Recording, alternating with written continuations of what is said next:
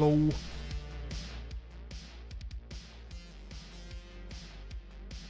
Here we are again.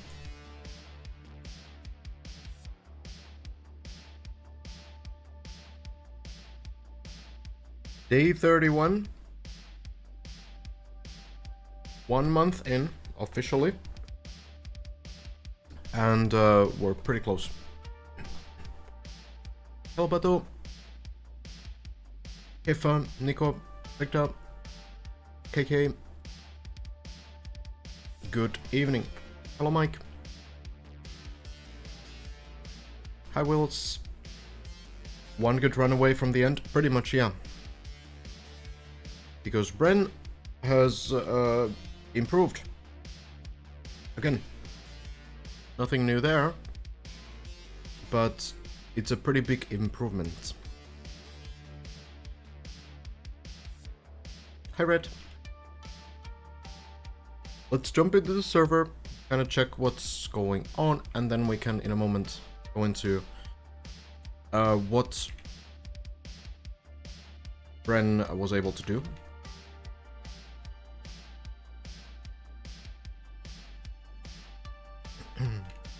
Somebody complimented you on stream today. It said he really respects your dedication to streaming so many hours per day. That you're a good caster. Appreciates that you help new people understand the game. Hey, well, I'll extend that to Sami as well. The dedication from Sami and the attitude towards this challenge has been very inspiring.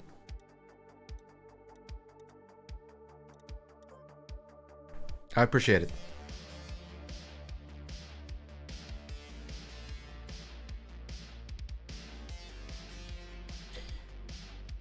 He did it twice during the session? Yeah.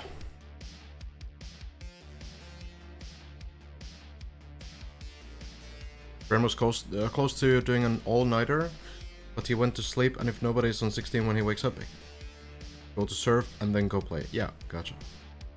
I mean, it makes sense, but it's a little, like... Okay, so... Is it risky? Because, like, here's the thing. When you're playing for, like, 15 hours in a row, your efficiency will be so much worse. You might be better off playing for 5 hours, then sleeping for 8 hours, and then playing for 5 more hours. And that's gonna... If that, you know, is the amount of time that you need to finish the map, then, you know...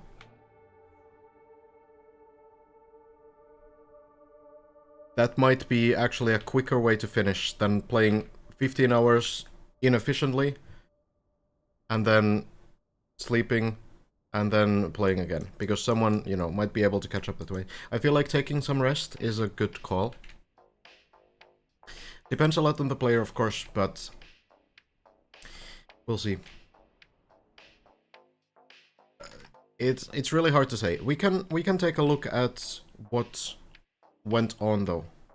So, what did go on? Well, Bren was able to... So this is VOD from Bren's stream earlier. Hello, Luca. Everybody else too. Welcome, welcome. Bren was able to get the wheel hang. And this time, do you notice anything strange? Anything unusual that we didn't see before? On the right side of the screen, maybe?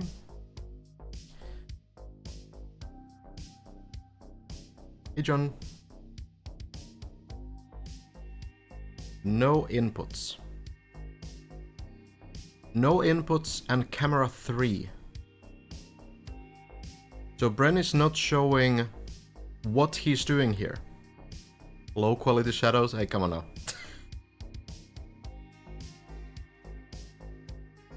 Playing to win. Yeah. So previously Bren did have the input overlay, and also using camera 3, so we can't judge from the wheel position what exactly he's pressing. We can tell a little bit, though. Like we can assume a little bit, yeah? For example, from the RPN on the speedometer, or not the speedometer, but the gear display, we can tell that it's not like a full release. And probably you can hear it from the game sound as well. But you can notice from the RPM that it seems to be acceleration, right? And then releasing right here. That's where the RPM starts dropping. So this could be like a left press, left and forward. So like, you know, forward until you hit the plastic. We can't even see it. This is Can we see it? I'm just curious. I'm just curious if there's any sign of the wheels at all. It would be hard to say anyway, because you need to get the timing right too.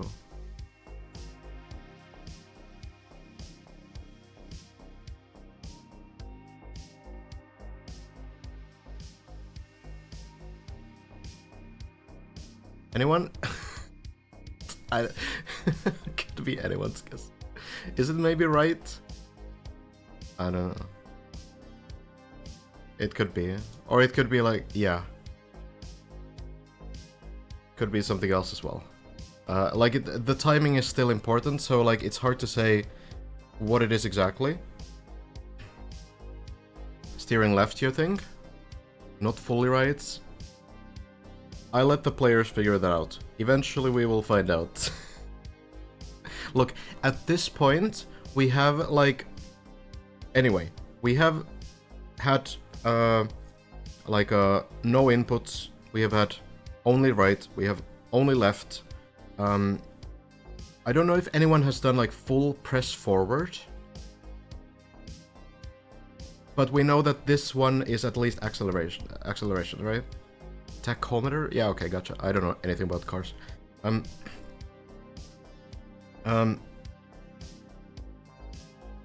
So I think it might just be press forward and then like turning to the right in the air to make sure you don't like go off the left side. I feel like it might just be press forward, honestly. Which is kind of funny because you would think like, well, why wouldn't you first try press forward? But it doesn't feel like the obvious idea here.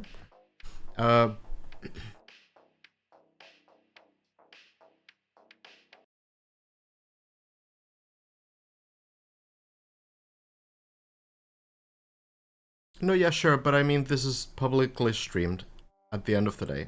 The players will definitely be watching this as well.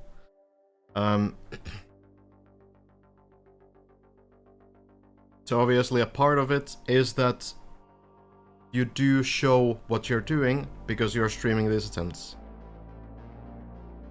What happened after, though, is that this jump, if we can get to the point where Brent tries this... Oh, it already happened. So, this jump seems really far. That seems really far. And Bren wasn't able to do it on this attempt, but was able to do it about 3 hours later.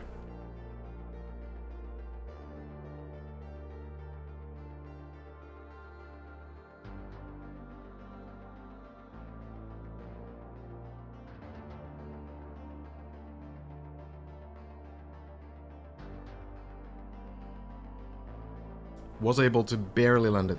This was actually the second attempt that Bren was able to land it, but this is the best attempt so far. For the reason that Bren... Oh, really bad at skipping 10 seconds. Was able to not only clear this section just very barely,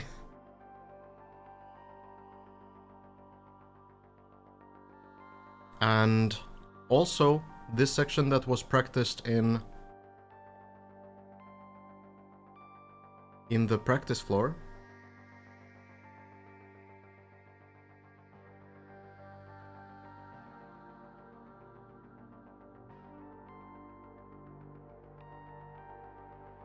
Landing into the ice, immediately turning out. This is the second time, yes, I did say that.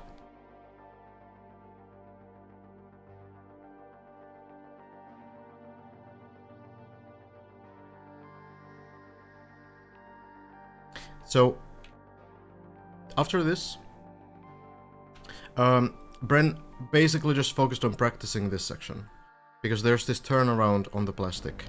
So you need to get the grip onto the dirt. First time Bren fell pretty much immediately, so wasn't able to do it, but on this run was able to get a lot of tries into this. So it's basically just non-stop practice on this dirt wall ride, just a very, like, trying to really understand the turnaround.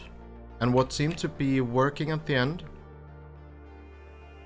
was getting it just with more back wheels, but it's a little bit of a tricky angle to get, because as you steer upwards, you start like steering the car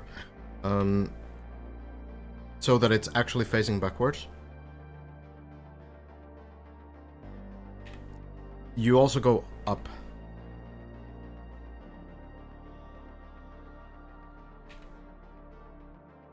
Yeah, the camera really doesn't help.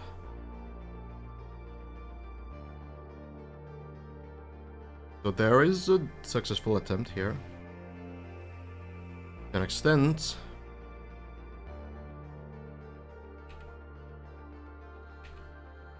There. That is the one. Well, it's successful in the sense that it gets the turnaround. And that gets the strat for the very final part of the map. But unfortunately, Ren does not make it back to the quarter pipe. At least understands what to do.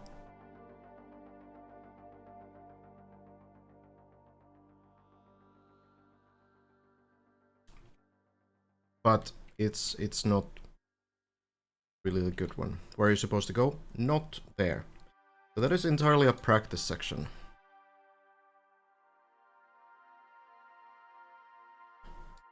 What you're actually supposed to do is turn around. So you go here, and then you jump over the plastic here. Then you have a dirt zoop with the icy wheels. Jump over here. Then you go around the flags, and now you're here. This is what you've been practicing for. So here, now you need to get on the very narrow part of dirt. Then go here. Then get the turnaround. Go all the way back. Stay on the higher parts. And flip over here.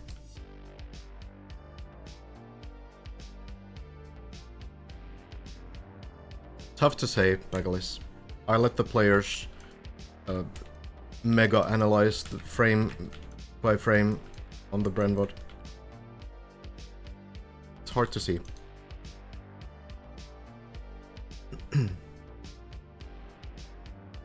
Like, you know, if you really wanted to, like, be absolutely sure that no one understands at all what you're doing, you could do it with audio off, with only the gear number displaying, and with cam 3 fully. That would probably be like a strat if there was like an incentive to really find, really like show 144p 10 FPS. Yes, it doesn't need to seem to be like a super priority anyway, and I do think that the players will know. I do think that all the players who have seen that run, they know what it is.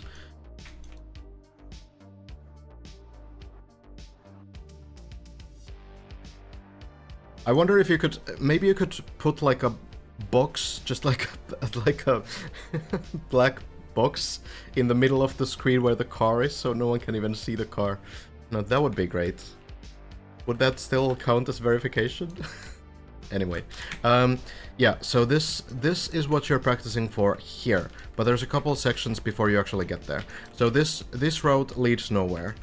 What you would want to do is figure out the strat here, and then go through these parts, which these parts don't seem to be like as punishing as the upcoming wall ride, but it's hard to say. They might be like very, very sort of brutal anyway. Like, who knows how you need to do this kind of a speed check, this kind of a jump. Can you be too slow? Well, for sure you can. Can you be too fast? Well, that we don't know, right? So it's really difficult to say how this is gonna work. Good news, this shouldn't cause any landing bugs, because it's only one block. So you shouldn't need to worry about any inconsistencies here. So getting through these two, and there's a wall here even, a small wall, but still. So you can retry this. You can kind of farm this. You take the speed, you zoop the same way as in the end of floor 15 or in the beginning of floor 10. And then you jump through here. This ramp looks wonky. I don't know how that's gonna work, but I think it's probably just a speed check. I think you just try to get good speed. I don't think it's gonna be a break tap.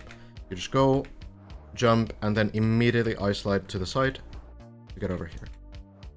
It's scary, especially because there's a tiny piece of plastic here that you might bounce onto and slide off, but you know.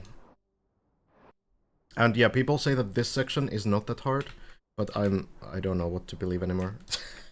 So the dirt wall ride, the turnaround, Bren has figured out the strat.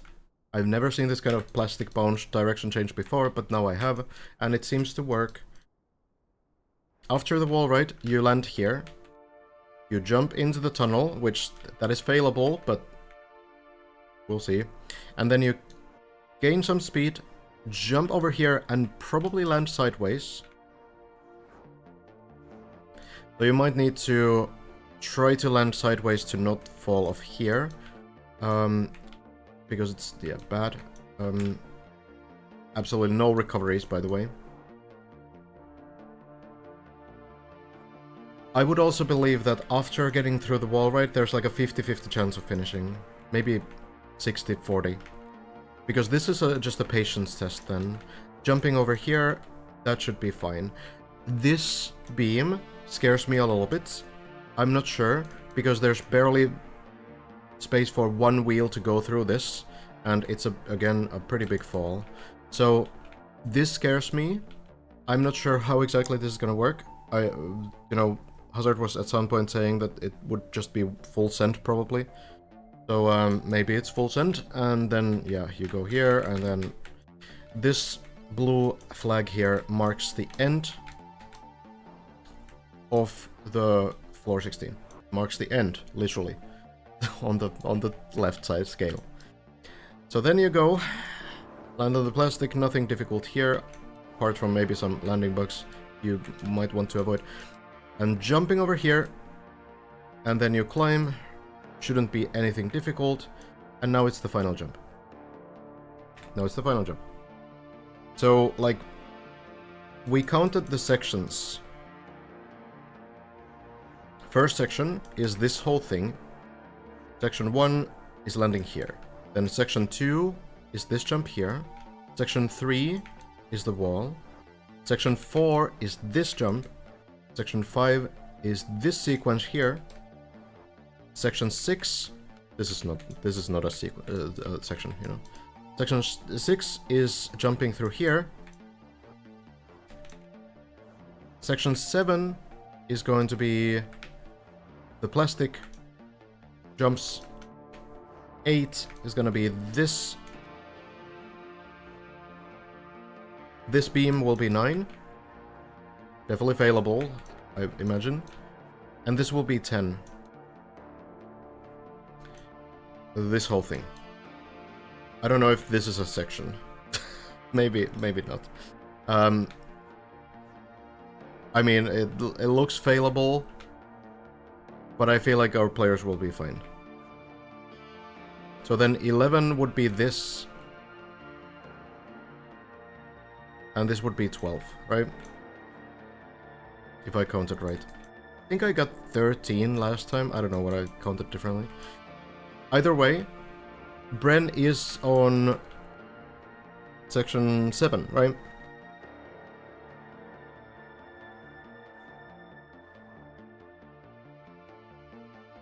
I'm basically counting like what needs to be chained. Like, if you can stop, that's the end of the section. That's what I'm kind of quantifying as a section. But But yeah, like, actually halfway through floor 16 right now. And a lot of the seemingly difficult things seem to be behind. Hey boy. Yeah, well, the status report is that Bren is getting close.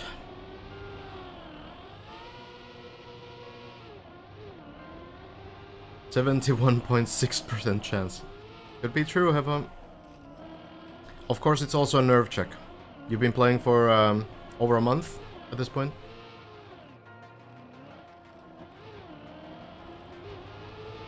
It's hard to stay composed when you know how much this means.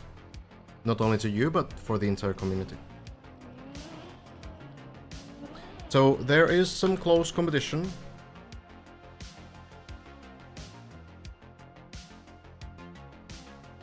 Which means that Hazard is still on the floor 15 ice slide. This whole sequence needs to be chained. And Elcon is on this beam. Floor 16 starts here.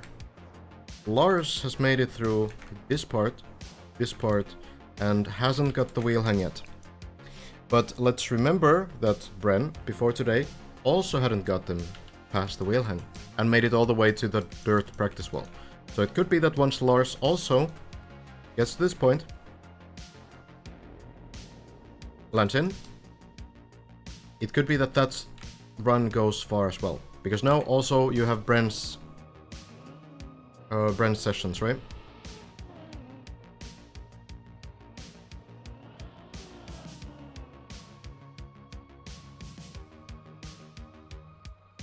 Couple next days will be huge.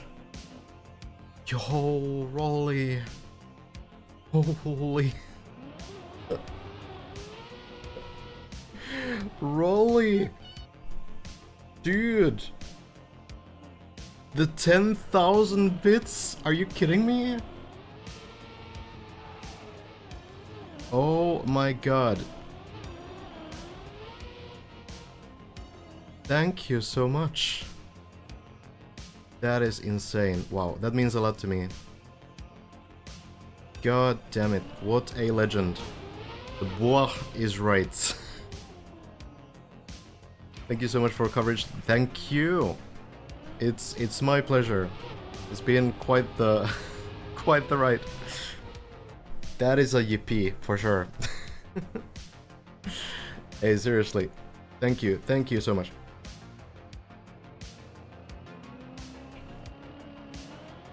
God damn. Kinda wish I had alerts on for that one, but I've had them off for the entire month now. I don't even remember what alerts I have anymore.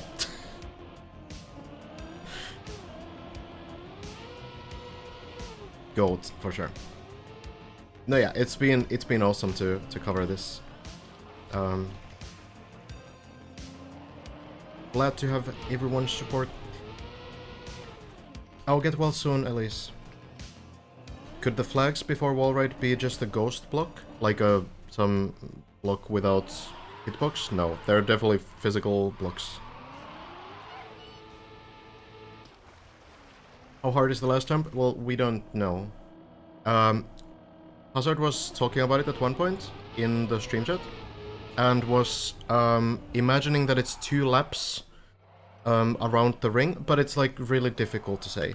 One thing that I can say is that it's fairly safe to accelerate around it.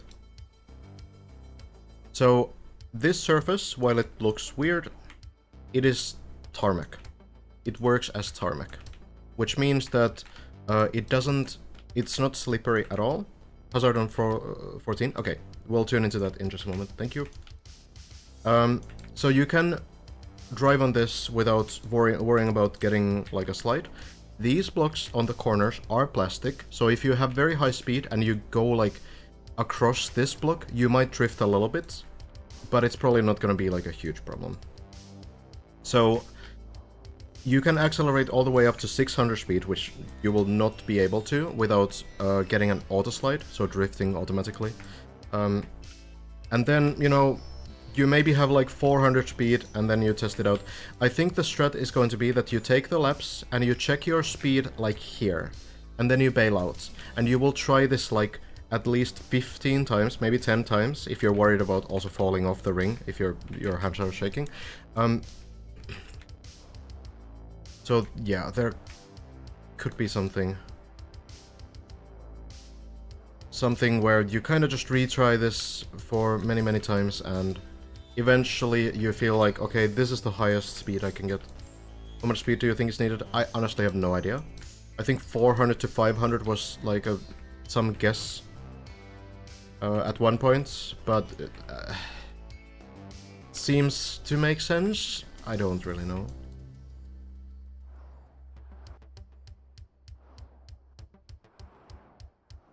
Well, it's gonna be, I think how it's gonna be is that you like do a lap full speed or almost full speed, and then you do another lap where you kind of release, and then you try to like get the final acceleration. You go a little bit on the center so that you get like a more inside line so you can full speed all the rest.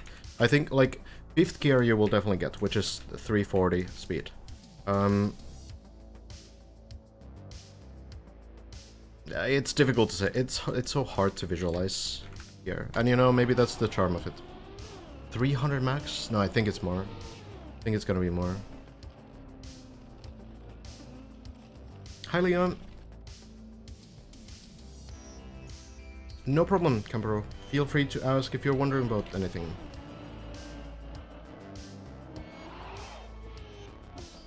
Okay, so again, checking on Hazard. I do have permission from these players to restream. And Hazard is doing pretty nicely. So let's check in on that one. Yeah, I think what we heard is that you need at least 66 speed. That's what the mappers have said.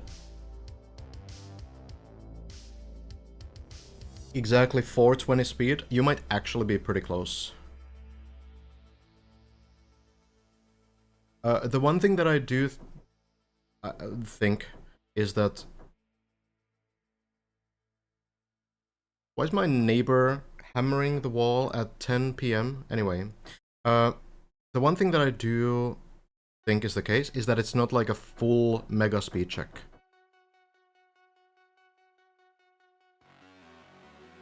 I don't think it's going to be like maxed out. That's not gonna be the case. Because it's the final jump, and here's the thing. You can have the easiest jump. You could have like the first jump off the map as the final jump, and it would still be difficult. Because you are about to faint when you get there. Seriously, you're barely there. And I know that feeling.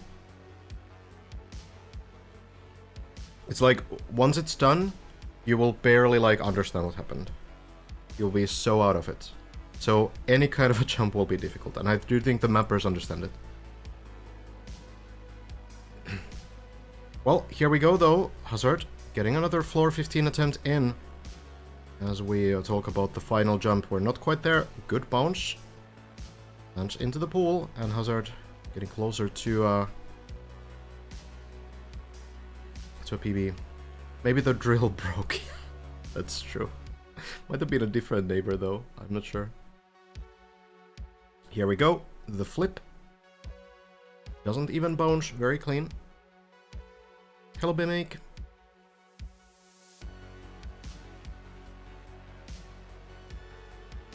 I am restreaming Hazard, but I have explicit permission from Hazard to do this.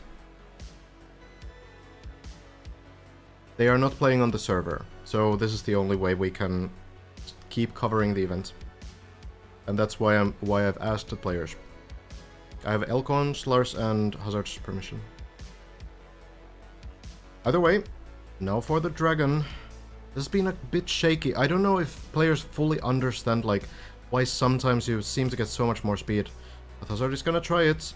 A little bit later air brake. Is it enough? Yes. I feel like waiting for the car to fall down a little bit after the first jump before stopping the rotation.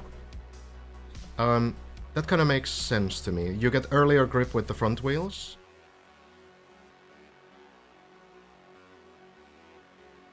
That gives you more acceleration. Sometimes it feels like you get insane speed even with like an instant air brake though. I don't really get it either. Well, now for the rings, and this is the scary part. Hazard is doing this with a bit of camera switching. I think, usually. Needs to take another lap here, I think. Careful, careful. Not pressing brake to avoid inverted steering. I want to steer to the wrong direction on these narrow sections. Halfway through now. On to number 4. Perfect landing. Hazard actually doing this with camera 3. Elcon, for example, does it with the normal camera. Oh, that's a bit far. But I think you can get the wheels back on track. It's a little bit scary, but there's a nice wall here, I suppose, to prevent you from falling. Hazard, one wheel left to get up and should be okay. There we go. Now adjust the speed.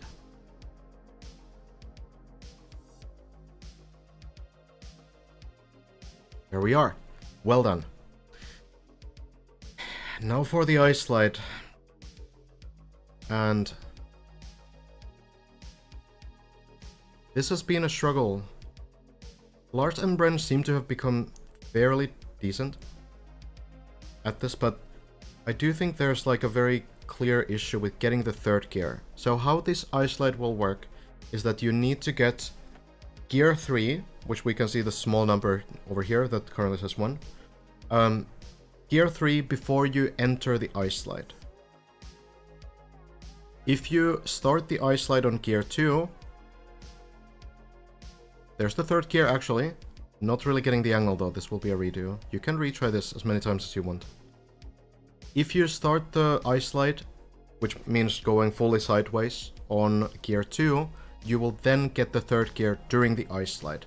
And this will essentially cancel the speed gain that you get from the ice slide, which means that you will not have enough speed at the end of it. I'm being a little bit reductive, but that's basically the reason. So you need to get the gear 3 before the car is fully sideways. You can start turning before you get the gear 3. You don't need to be fully like straight forward, but you have to get it before you're fully sideways.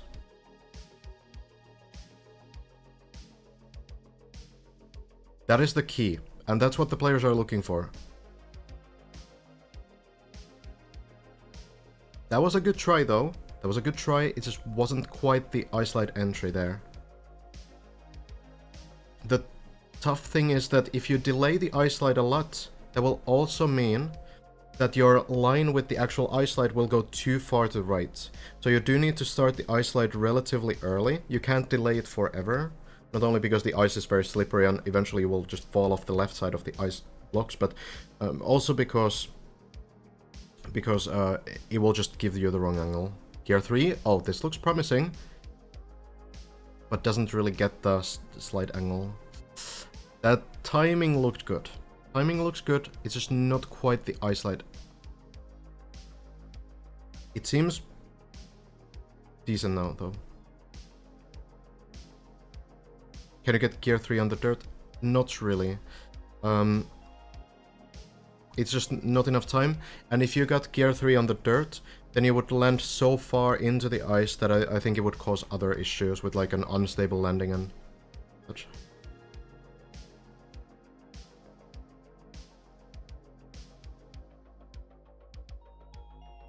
So it's essentially you get the 100 speed on the dirt, which gives you gear 2. And then you get like 140 speed in the landing, and you hope that your landing is good. You get the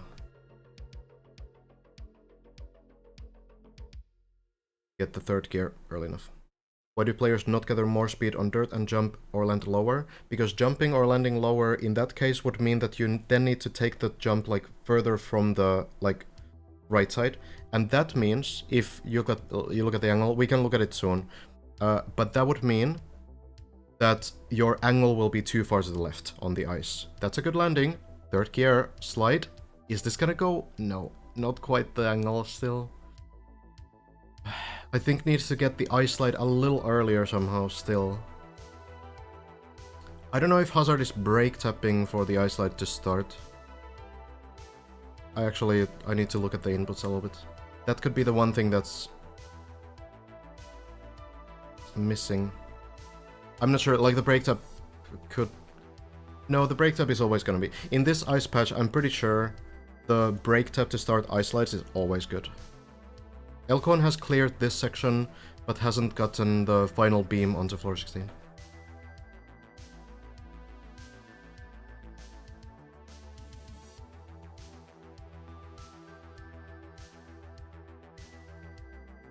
Landings are good. Getting the speed, but not enough. Not enough.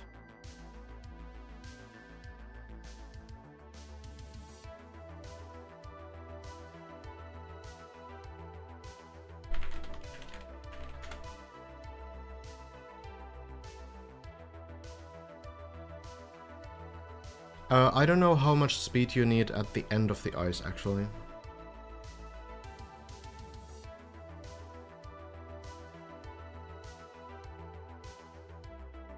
Hi Fips, thank you for the prime. Appreciate it. So... I feel like Elcon, for example, when Elcon literally one-shot this one, I think Elcon started earlier on the dirt. But I think what Hazard is trying to do is find a setup that gives a very early landing into the ice. Because as soon as you land on the ice, you're accelerating again. So if you land into the very, like, pixel perfect onto the slope, you're now driving in a downhill, which means that you're accelerating a lot. So that seems like a good idea to me as well. Like, all you need to make sure of is that you do take long enough line on the dirt, so you get the 100 speed, so that you get the gear 2. Because if you don't get the gear 2 even, then you will have to get 2 gear shifts on the ice, and that kind of stuff might cause some issues too. So 100 speed on dirt, and then clean landing, 160 speed on ice, then the ice slide. 100 speed, clean landing, didn't get the gear 3, that's a redo. So that line looked maybe a bit better, like going a little bit more to the left.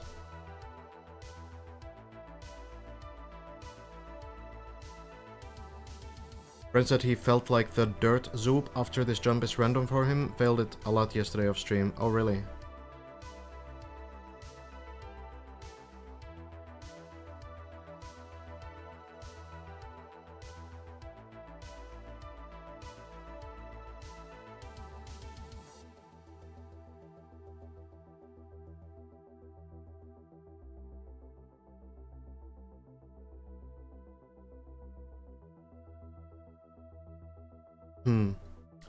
I do feel like a lot of players who are used to... Okay, let's see this one actually. Not the angle, not the angle. Got the third gear, got the ice light, but the angle is too far to the right. So, a lot of players who are used to these kinds of like dirt zoops with brake taps do say that they feel kind of random. I'm not really sure, like I don't know if there's anyone who's like an actual expert on like brake tap dirt zoops.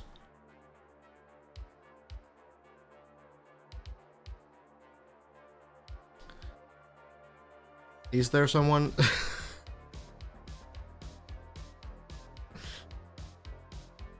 I don't really know what they're dependent of. Like, I think it's fair to assume, like, okay, there's probably something gear related, but I don't think it's entirely gear related even. And also, like, sliding sideways on the dirt with ice wheels like that, the gears are kind of random anyway. He's going to commit. Is it enough speed? It will be. And now the brake tap. Oh, doesn't straighten the car. Is this gonna land anywhere at all? Oh, on the grass. Oh, barely doesn't flip, and it's icy wheels as well. It might fall down here. Is there anything below? Well, we're gonna see. Pool on floor 14. That's not so bad. That's not so bad. That is Hazard's probably best attempt as well. Didn't see a break tap. Yeah, the speed definitely wasn't enough. Speed definitely wasn't there. So it might be that there just wasn't the break tap. You can do the run in solo as well, but you have to stream your final finished run in its entirety. So you can be on the server, you can be in solo, that doesn't really matter, but you do have to stream it fully.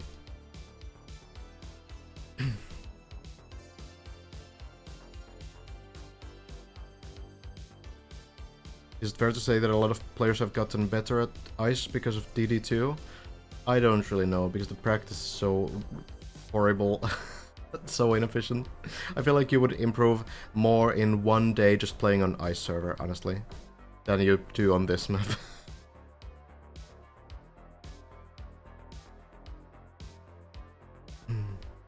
That's all good, Sean. Yeah, that's all good. Okay. Well, Hazard will get some ad rev.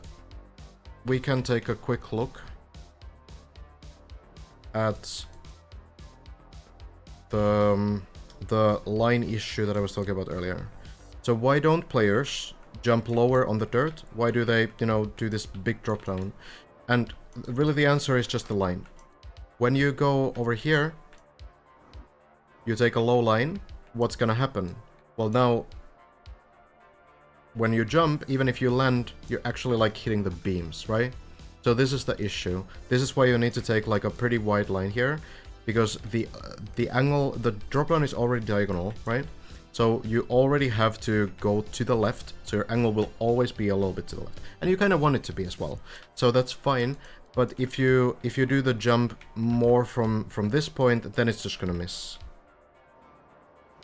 You will not be able to do that line. There's even these barriers to block you from doing that, probably.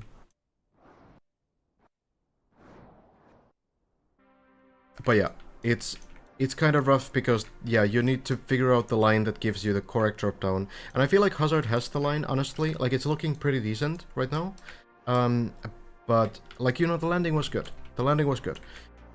But yeah, then the brake tap and, you know, straightening the car, that was missing still. It's weird to me that auto players use Cam 3 a lot. Are they using a monitor center point cursor or something? No. It's just... It just gives you, like, a better view of where you're going. Like, think about, like, an FPS game. In some sense, you would think, like, okay, well, I could, like, if I was an FPS character, I would probably be able to walk around this kind of a ring, no problem. But in, like, third person, it might already be a little bit more difficult, right? Because it's harder to visualize, like, how the character is behaving. And how exactly the line is looking and stuff like this. So, like, it's really just that these players are so used to doing this kind of stuff because they play these kind of sections all the time that requires this amount of precision, that they are used to that kind of, like, a solution to gain that extra bit of precision. That's really it. Also, it can be a nice way to make sure your car doesn't turn anywhere weird, right? So you don't want the camera to start turning backwards sometimes. So then it's nice that you can just go back like this and the camera stays still, right?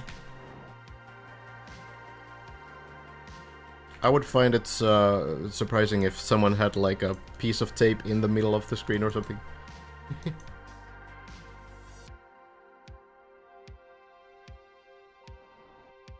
No, yeah, you can do it to hide the wheel position as well, I suppose. That's probably a pretty rare reason.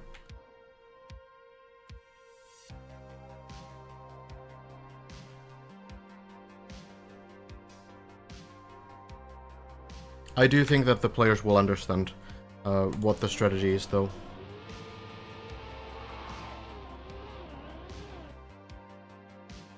Well, Hazard on the move again.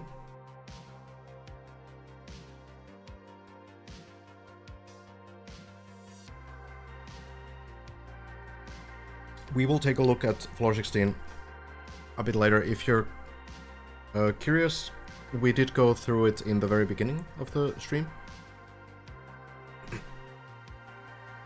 But we will do it many times today, I would imagine.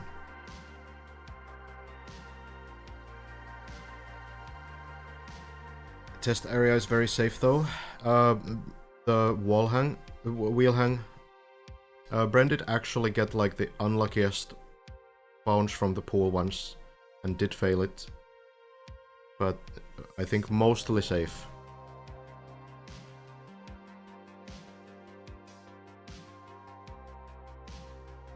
Oh, the backwards wall right turn? Well, it's safe if you do it well. I think that's what Bren is hiding in. No, I don't think so. Everyone knows how to do that. I feel like everyone understands how the dirt wall right works. Oh. Oh.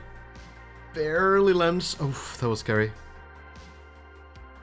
Like, I don't really think, especially like, because it's such a used trick on khaki maps. It's been on so many khaki maps. So you will get the inputs just by watching like khaki wall records if you need. Hazard. I'm getting back towards the end of floor 14. The finish is basically just like a flat sort of finish gate. It's a big finish gate. So you only need to reach the height of that. You jump up and try to reach the height. For the ceiling turbos, need to grip the ceiling for the turbos to activate, and it works perfectly.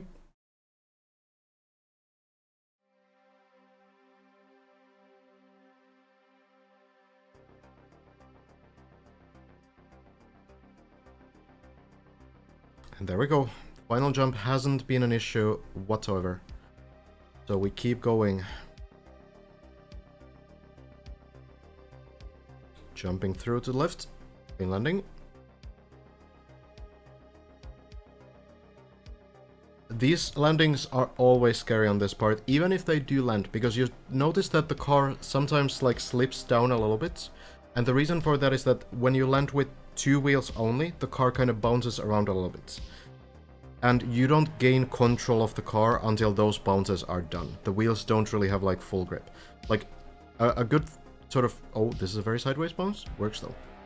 So, a good thing to remember about Trackmania in general is that the wheels need to grip something for you to be able to drive. So if the car is kind of bouncing from left to right wheels in a landing, then that will reduce your control a lot. Oh, this is not the line.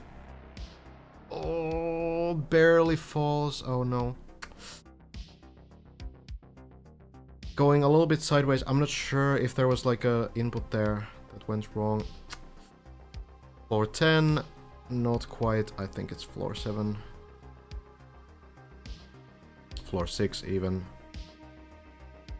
Ah, not even there.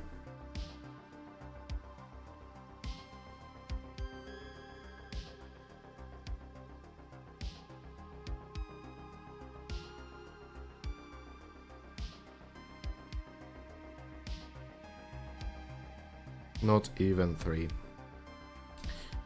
Oh, the 1600 meter fall.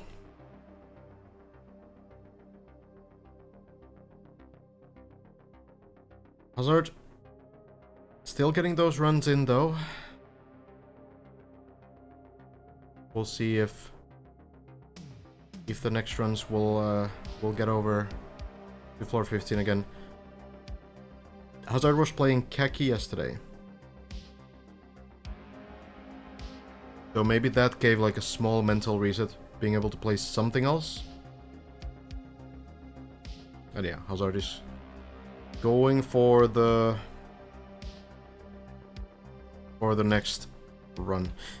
However, in a troublesome situation also. Kaki has a mental reset. Yeah, we'll do laugh about it, and it is kind of silly, but I do think it's actually just you just want to do anything but this map for a little bit. A little bit. For one day, literally anything.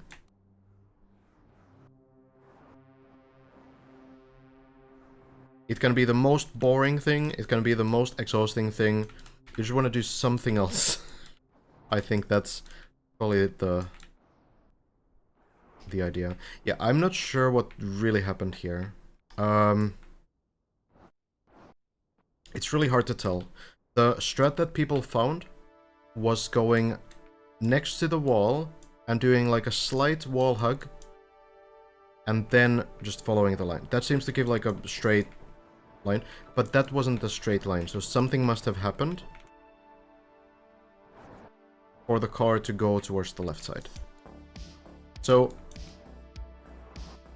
what our keyboard players are doing usually is they're using like a action key 1 to line up against the wall. It's a way for keyboard players like Elcon and Hazard to be able to limit the steering.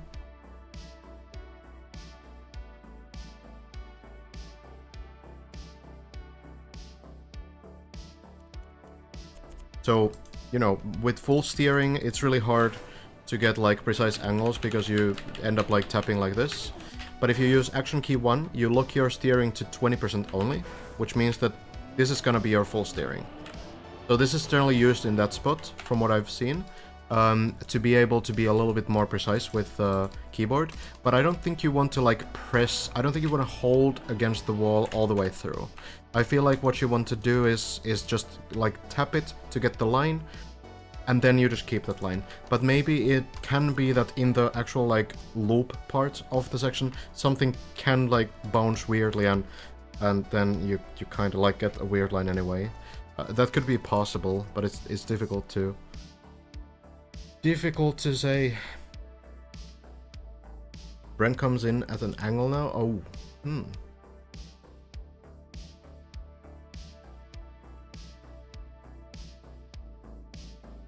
Hazard in chat, at this point I blame dogshit mapping.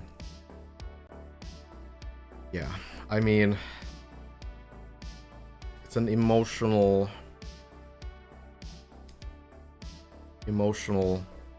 part of the grind, so it's understandable. They should give a prize for dead turtle and fall of the event. Well, we know who the second one is going to if someone ever fails the final jump. It's probably gonna be that one. These floors would be a lot less tilting if they didn't come after 30 plus minutes of driving. Yeah. Or like, you know, 2 hours of driving realistically, because you're not gonna get there every single run, right? When someone wins the prize money, are they releasing all the practice floors? I believe that after 3 people finish, there will be everything out at once. I don't think, like, after first finisher, I don't think anything will happen, except someone will win the competition. But I think they will release all the remaining practice floors and the checkpoint version as well once 3 people have finished and the event is officially over.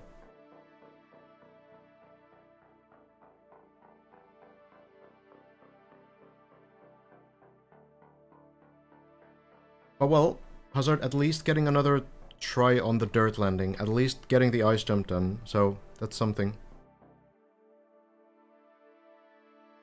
Yeah, I'm planning to do some like interview type thing with the mappers. It would be really cool.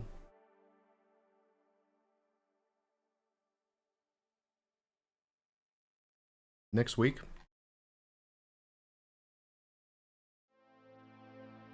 And players, maybe, if the players want to. Would be cool.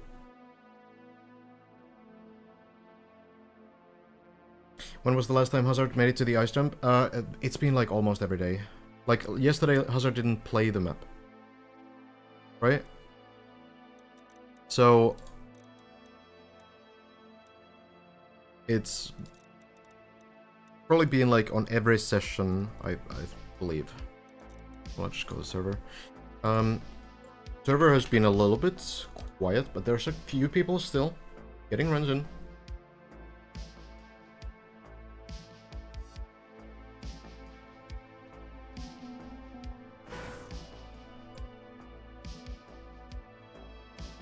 I do wonder, maybe Kubas will eventually start getting runners up to floor 15 as well.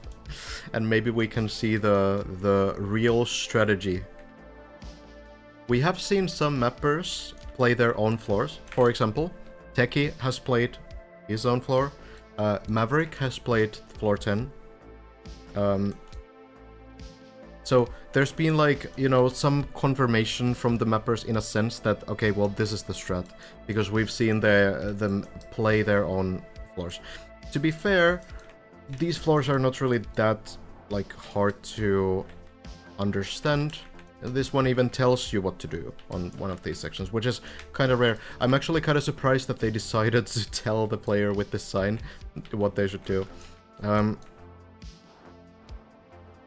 Yeah, Maverick has been, like, hunting this record as well. I'm really curious about floor 11 and floor 13. Oh, we can watch, sure. And a server hopping, hopefully it doesn't cause any issues. So... Techie's run is a little bit, you know... a little bit of a speed run, so who knows if Techie did these strategies. If Techie would do these strats on like a full run, you know? But we can kind of see that, you know, the players did figure out everything.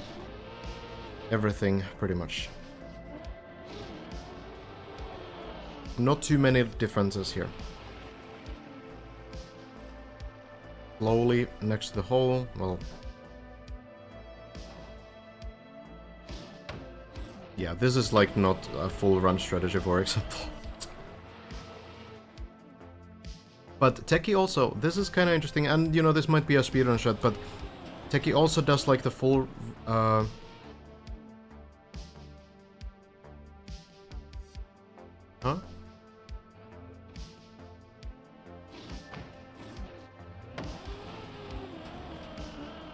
This is not correct. This is not full speed. We can hear that it's not full speed. Why does the input overlay say that it's full speed? Like, you can clearly hear the release.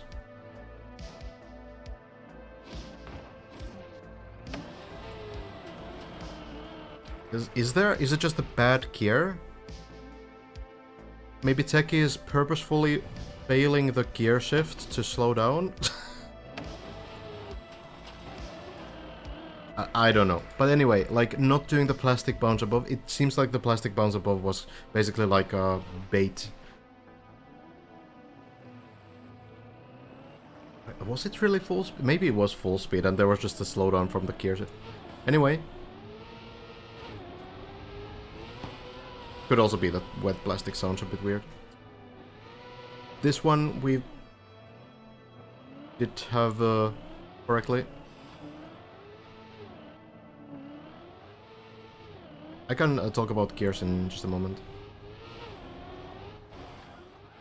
Okay. Also doing like a bit of a different setup for that, but maybe Techie was doing a slightly safer one before these speedruns. But yeah, like basically everything is the same. Here we don't see inputs at all, but it's going to be the backwards press. I don't know, the input overlay I guess kind of weird.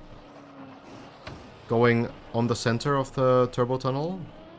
So not doing the ice slide strategy. This is maybe like the one thing that, you know, we can kind of know from this, is that it seems like Techie, I mean, you know, could be that both strats are intentional and could be that this is just faster, which it is faster, but not setting up the ice slide next to the turbos, kind of just going centered and turning around, which makes sense.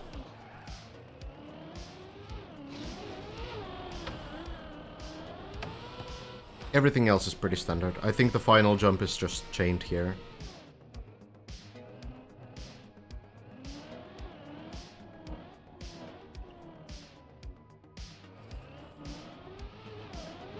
Jumping on the left side though, it is also possible to jump from the right side, which for example Granada does, but it seems like the left side is intentional. So you can actually manage to do this on the right side too, which is kind of interesting. So yeah, a car has backwards gear, and my understanding why you need to hold the backwards gear throughout this, even though the wheels aren't gripping, is because you kind of have like pseudo airtime, which would kind of mean that you accelerate faster when you're falling, when you're going like downhill, as you're pressing backwards. So if you're not pressing anything, you will fall a little bit slower than if you're accelerating, and because you're going backwards, your acceleration key is backwards. So you hold it all the way through, go all the way here with the same gear, because you have the backwards gear through the entire thing. Even when you're going forwards, you still have the backwards gear.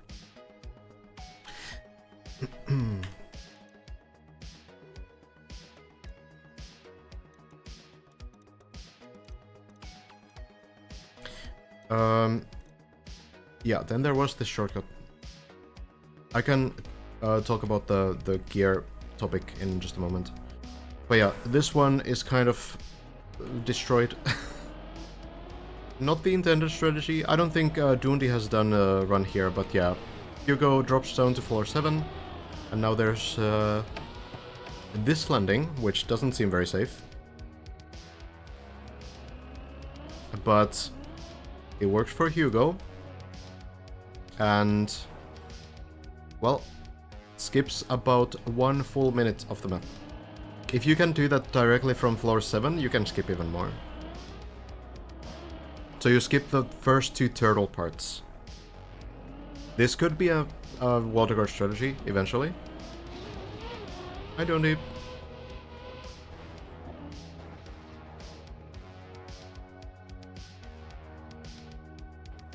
Is that the mapper? This Hugo? No. Dundee is the mapper.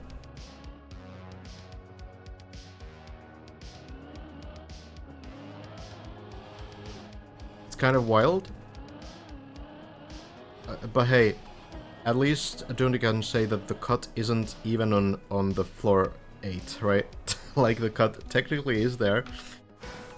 But what enables the cut is on the previous floor, so all good. So yeah, this actually like is a very scary beam as well, because you go all around this very middle part. Can I?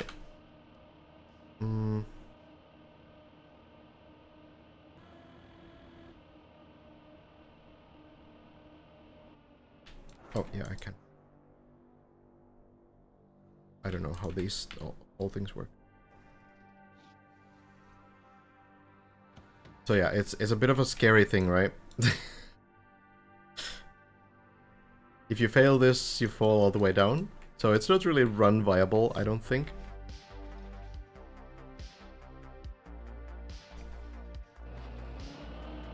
But yeah, so from floor 8, drop to floor 7, take this plastic bounce here again, and this time you full speed it. You do it with a lot of speed, land all the way on the beam. Yeah, it wouldn't work in the checkpoint version. Because you are missing the floor 8 checkpoint.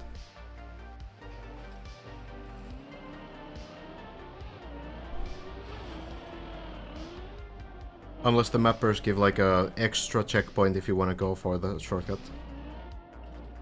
Could link 2 checkpoints, give a shortcut checkpoint. But it would be a bit weird. Have might be eventually doing this. Could be the case. Yeah, but then we do have also Maverick's run on his own floor. Floor 10. So we do have like, you know, in some sense we know what the mappers intended some of these floors to be. Which is cool. The checkpoint version is going to be only 1 checkpoint per floor, but I'm not sure if there's going to be like a many checkpoints version as well.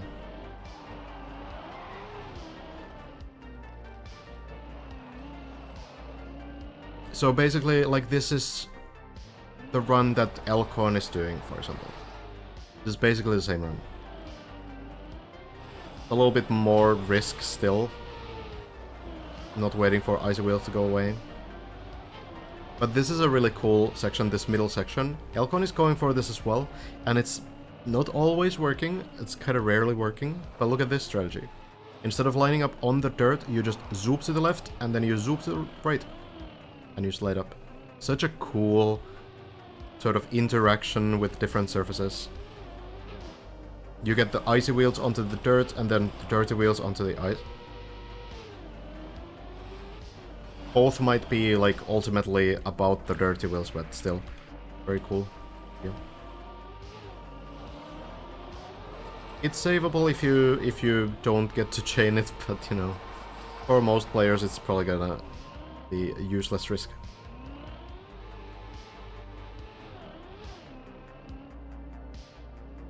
Here, still doing the full lap to get rid of the icy wheels. Maybe to get a better line as well. It's a clean run. Turn around.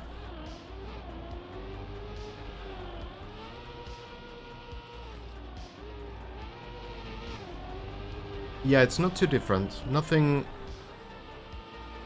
completely different. Just like a couple more like risks, basically. Saving a couple more seconds. Maverick sent the submission floor in a YouTube video of him driving it, and we all went, what? We were on voice call testing them. That is such a cool floor, though. I think it's a super clean design overall, and it's very memorable as well because it has this like this ice spin choke point, which is like I feel like it's just the right difficulty where you can get it very consistently, but you do need to like understand what you're doing. So it's like a very learnable section, and at this point all our like top players are doing it super well. But it is something where you need to understand what you're doing. Hey Pavlian. For Bren, there's 6 sections, separate sections remaining on floor 16, and then there's the final jump. But something like this. Depends on how you count it, I guess. So, okay, let me briefly talk about gears.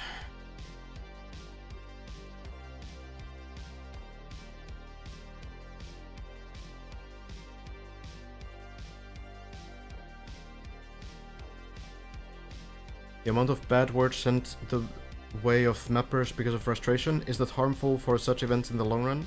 Maybe good mappers hesitate to participate? I don't think so. I feel like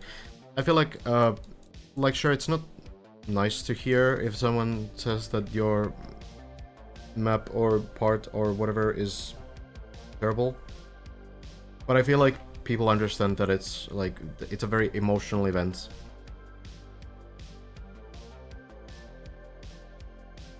And, you know, people say things when they fail a run, you know? They say it about my maps as well. But then they might also say, like, I've had people who have been, like, very frustrated trying to grind something, and have said, like, okay, this is not enjoyable at all. And then, you know, like, 1 year later, or, like, half a year later, they say that, okay, well, this is actually one of my favorite maps. So, I feel like people understand the sort of situational context.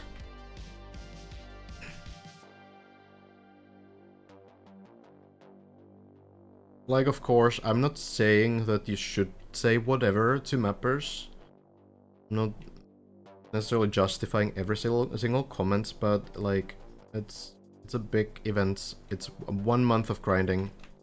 Understandable that people are emotional.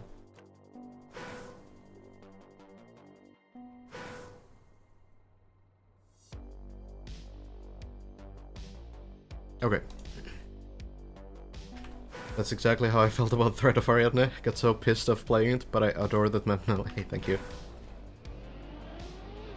No, you have the best floor, don't worry about it. Okay, gears.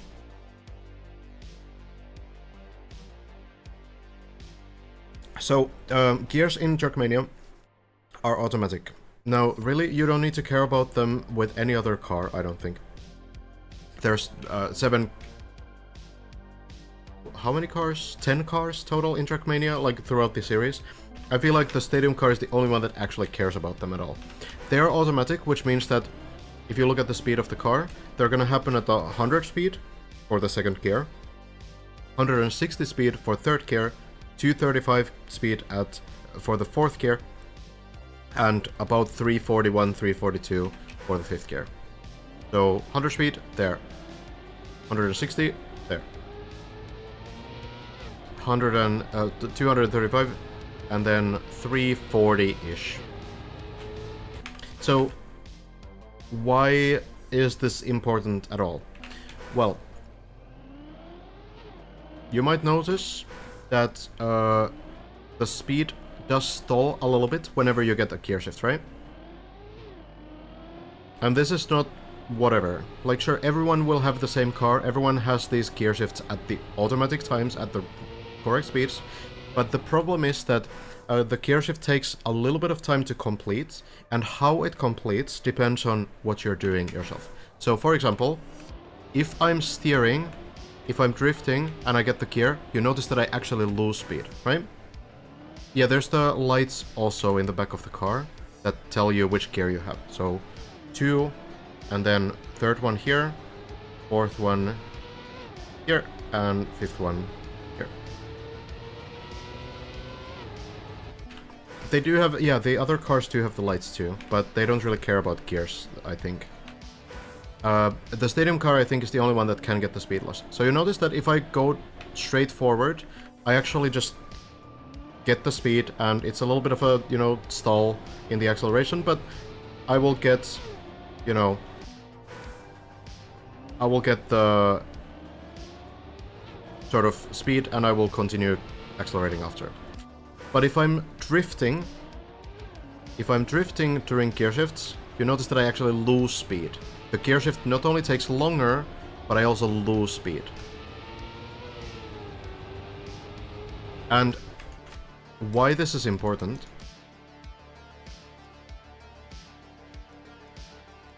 or how important it is, I think, you know, the speed loss is pretty understandable why it's important. But if I build this kind of a thing,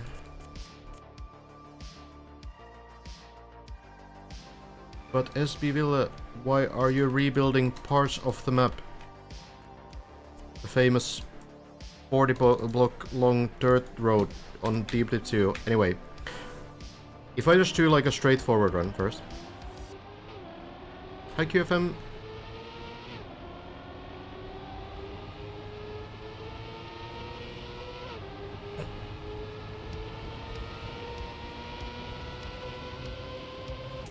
That's gonna take about 18 seconds.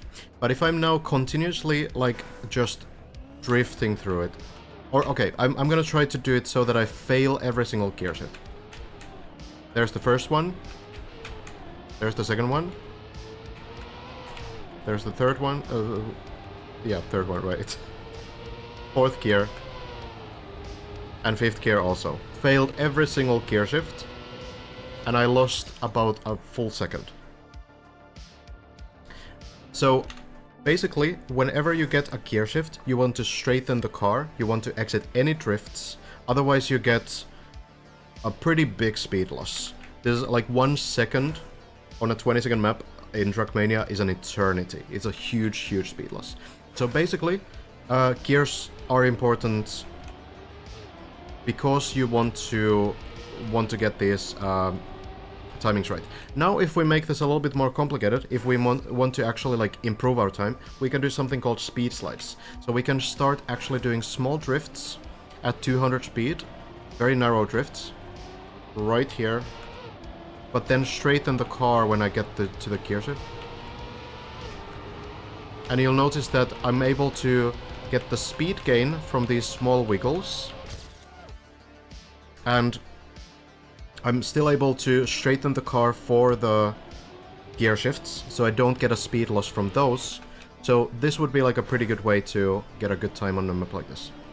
So now if I, for example, do the wiggles, but I don't care about the gears, this is going to be a disaster again. Because I'm sure gaining the speed from the wiggles, but I'm losing the speed from the gear shifts. So effectively, I'm not really gaining any speed. So this is why gears matter. And when we get to different surfaces, like ice, for example, gears will matter even more. Because on ice, gears work completely differently. Which means that if you get a gear shift or a gear down, gear up or gear down, during an ice slide, you will often slide away from the ice slide. It's really hard to actually...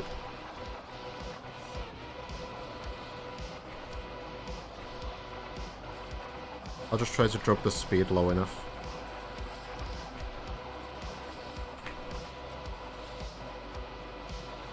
Eventually. That's not low enough. I'm like 115 speed. How do I still...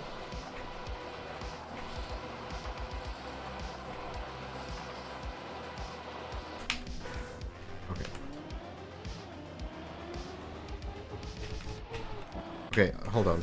How do I show this? How do I get like an intentional gear down or some kind of gear shift during an ice slide? Maybe? Okay. Yeah, there. Okay. Yeah, I'll just wait for the speed to be like 150. So what's happening here is I'm starting the slide with second gear, and when I get to 160 speed during the slide... Oh no, I got it too early. I'm going to slide out. So if you get this third gear during the ice slide... Dude, how can I not force it, honestly? This is crazy. I think I somehow ended up getting it, like, too early.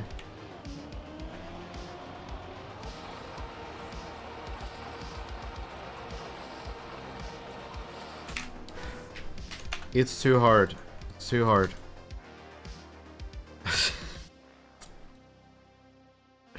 I don't know. Sure, like, it would be probably possible to... Okay, well, I showed it anyway. So, essentially what happens is that when you get the gear shift up or down, you will often, like, slide out from the slide. And whether you slide out or you kind of just, like, exit the ice slide depends on your angle.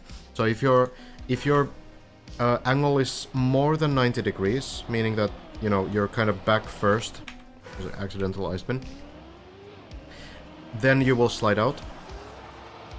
I don't even know what's happening.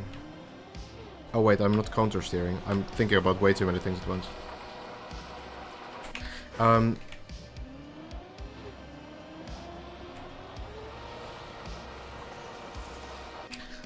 It's so difficult to force.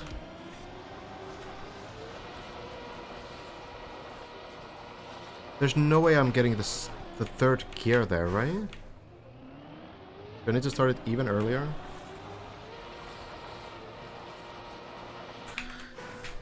I can't do it. I can't do it. But what happens is that the car slides like this, and then it kind of like just... When you get the gear shift, if you're angled more than 90 degrees, you will slide like backwards. And this will happen to you when you start playing ice maps. This will happen to you. You don't need me to demo it necessarily. If you're less than 90 degrees angle, then the ice slide will just end, basically. So on ice, it can be very punishing to get this kind of gear shift during an ice slide. But on other surfaces, it generally matters as well. Let's try this. Not too early.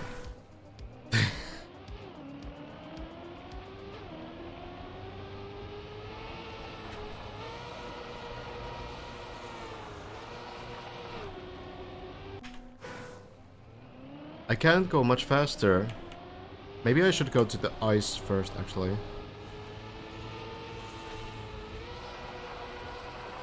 There we go. Okay, that was a slide out. Alright, there we go. I think it's better if I go to the ice first. Get those icy wheels. So that was a slide out, because I got from third gear to fourth gear during the slide. So, yeah, that can happen. Pretty punishing. But yeah, on slippery surfaces and ice, it matters quite a bit. It can also matter in jumps. So, for example, if I have this kind of a jump,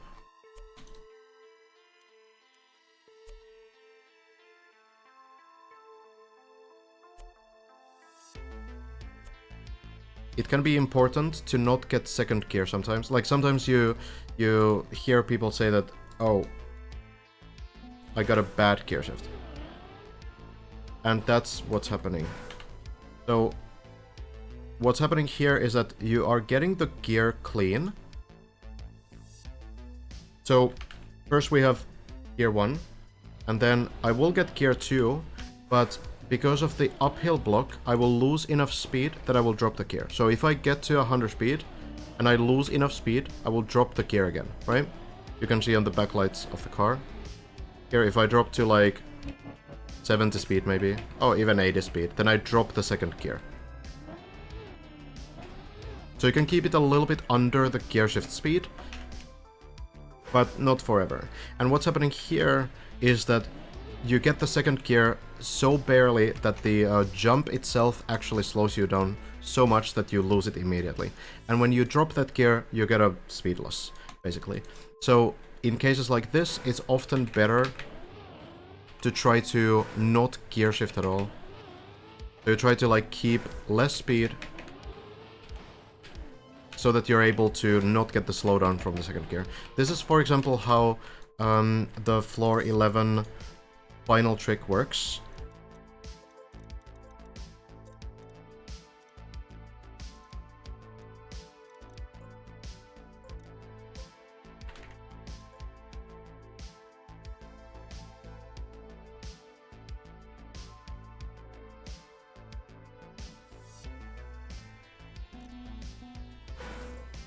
So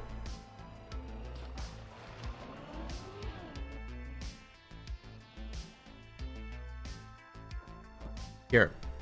So the reason why on this section you don't want to accelerate too much is because you end up getting 160 speed, and that gives us the third gear. So if you get third gear, now you're landing in uphill, you're losing a lot of speed, and you get a gear down. So you drop to the second gear, and that ends up costing even more speed. So the goal here for the players is to go as close to the third gear as possible, which means like 155 speed.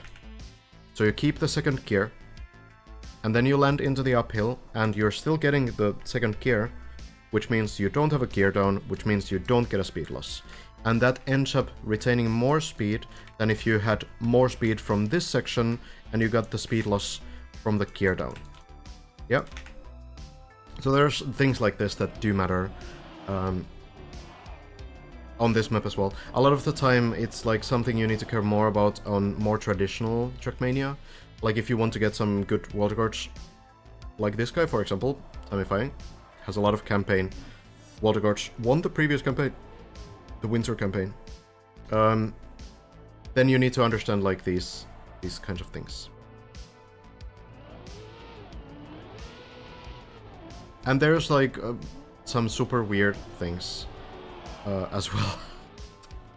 Some things that I don't understand, some things that the players here don't understand. Like, you know, the gear 3 on the ice part on floor 15 is still kind of a mystery. Like, how is this actually supposed to be taken for like a safe gear shift, you know?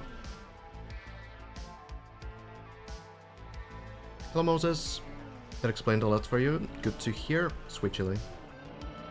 That's the goal.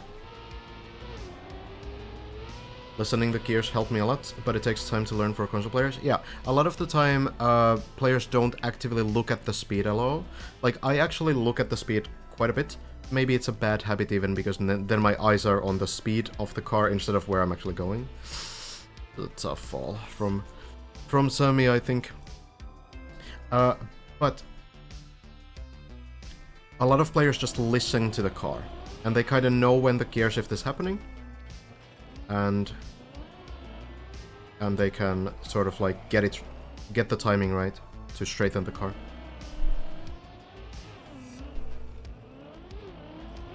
Andy, thanks so much for the prime.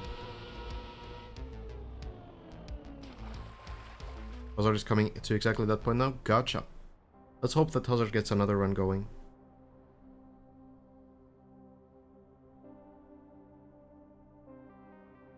Hello, Dotrian. Oh, floor 10. Oh, yeah, to oh, you mean the floor 11 part then?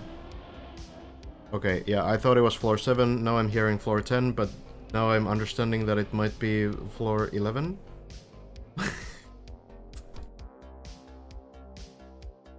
Let's just take a look. Let's just... It is floor 11. Now 12. Okay. Alright. So again, we do have restream permission. I very much thank Hazard for this.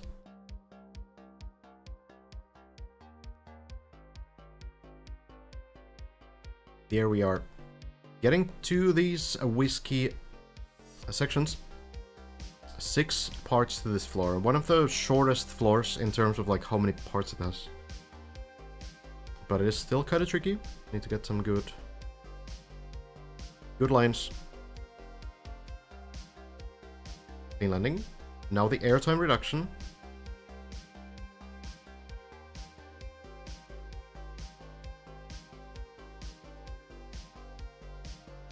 Worked great. There we go. Onwards to floor 13.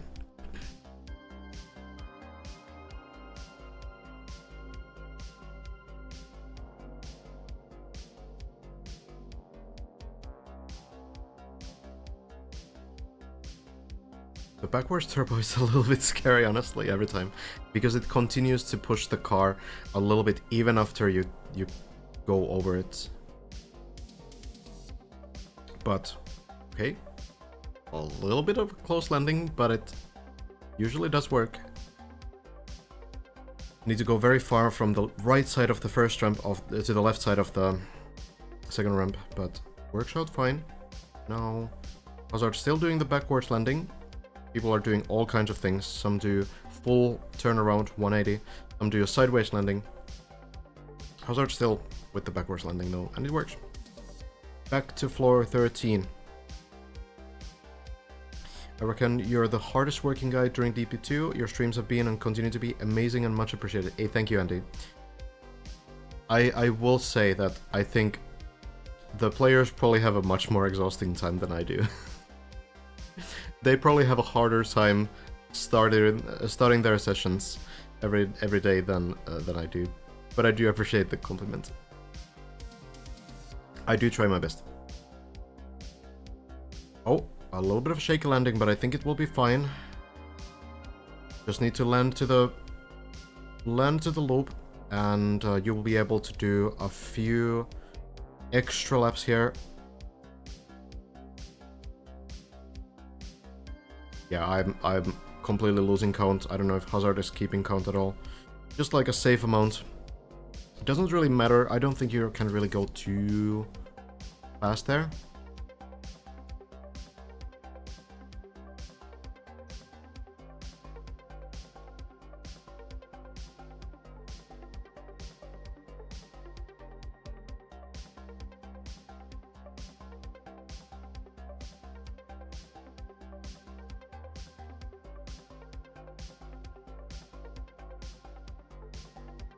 There we are. And now into the shortcut. So, still using the old shortcut, not the new one that Elcon has been using. Dropping down. Air brake late. Landing with front wheels first makes it so that the car is less likely to flip upside down or bounce in unpredictable ways. We've seen some other strats as well, like Elcon has been doing some big drop downs by purposefully landing upside down for the car to then bounce back up, but I feel like pretty much everyone is using the same strategy here. Though Elcon isn't doing this drop down, so I guess we'll never know how he would be doing it. Elcon is doing a different shortcut here that skips these parts here. Skips the plastic bounce. That's coming up soon. Can't speak at all. Well, the line works, and Hazard will line up for the bounce.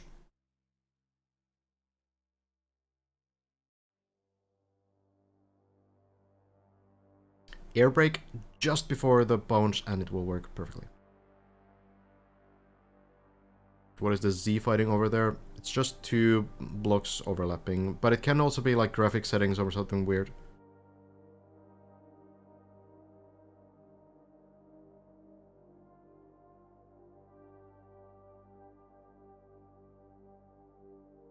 bounces work, and we're in the pool. I feel like floor 13 is starting to look like one of these early floors, and in some sense I feel that maybe it's becoming kind of like an early floor.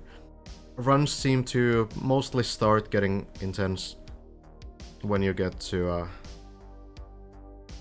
floor 14 at this point.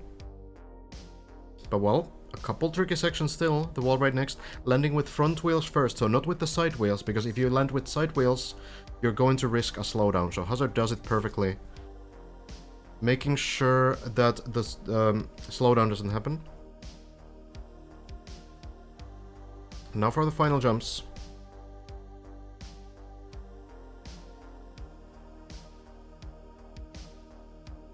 Slowing down a little bit to get a clean landing down into the quarter pipe. Skipping the hidden pool there.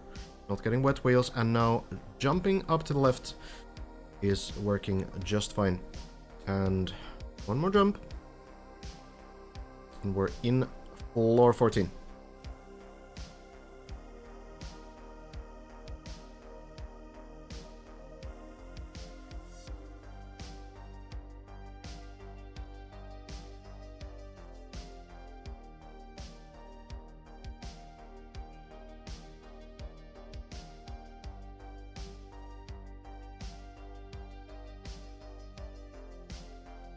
Hazard still lining up this very carefully. We've seen Elcon fail this pretty recently, for example, by not really lining it up, and maybe Hazard has seen it.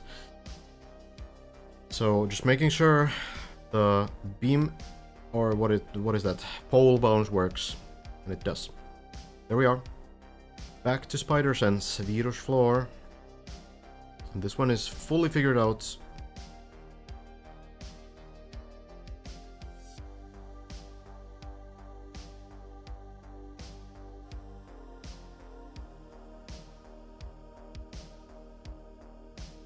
Bouncing through. Here we go. And now for the turbo walls. Again, the car needs to be touching these walls for the turbo to activate, but it is working nicely.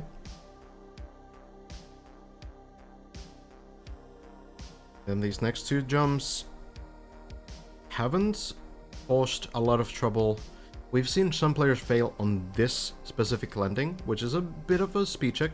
You do need to be very careful with this line. But Hazard, no issue. Goes directly? Okay, not lining up for the backflip anymore. But hey, it does work. The turbo will keep pushing the car against the wall, so it's not really like dependent on whatever speed you have before it, I don't think. You basically slow down when the turbo first pushes you into the wall. See the beam landing. Beautiful. So yeah, you kind of slow down immediately, like you crash into the wall, right? But then the turbo keeps pushing you, so the only way the car can go is up to the wall, and then it does the backflip. So it doesn't seem like the entry speed is really necessary at all. That is true.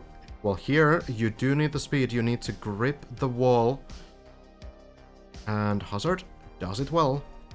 Again, turbos only do anything when the wheels are touching the wall.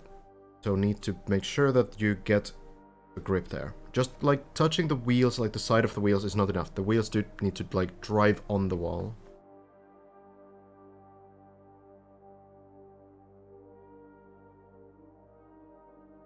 Now just a straight line up here.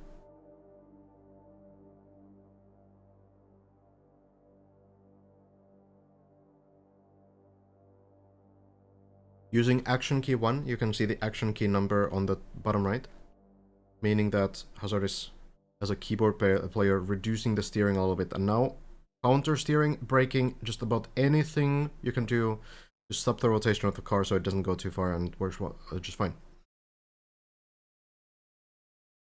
Oftentimes, it would be fine to just hold a direction, like left or right, to stop this kind of like a backflip rotation of the car. The problem is that you don't really know which one it is. You don't know if it's left or right, so you just spam both to be sure that it works.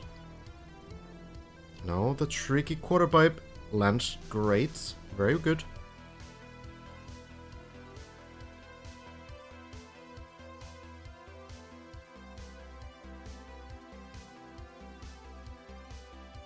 Tricky jump, this one.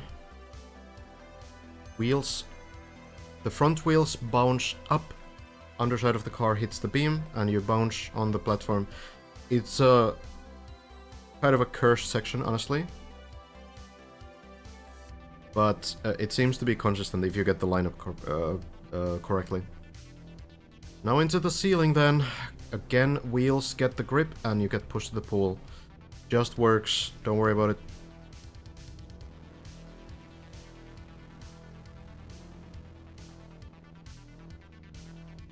Then the final jump hasn't been problematic for the players. It actually looks like it's so far, but you get more than enough speed for it. Bren has the wall guard still. Has improved it earlier today. Hazard not really enjoying that landing, but you can redo this as many times as possible. As many times as you want, I mean. Doesn't cost anything. Fairly simple. Only thing you need to watch out for is the snow over on the side, because you can get icy wheels even on the beam because the snow is overlapping the beam there. But Hazard knows this and goes again, looking for the clean landing, and there it is. Then the quarter pipe. That should work. Very good.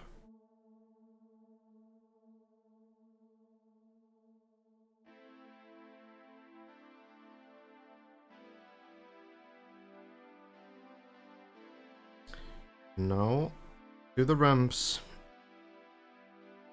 Looks to be clean, and then flipping upside down. Small left-right tap there just before the drop down, and it works great.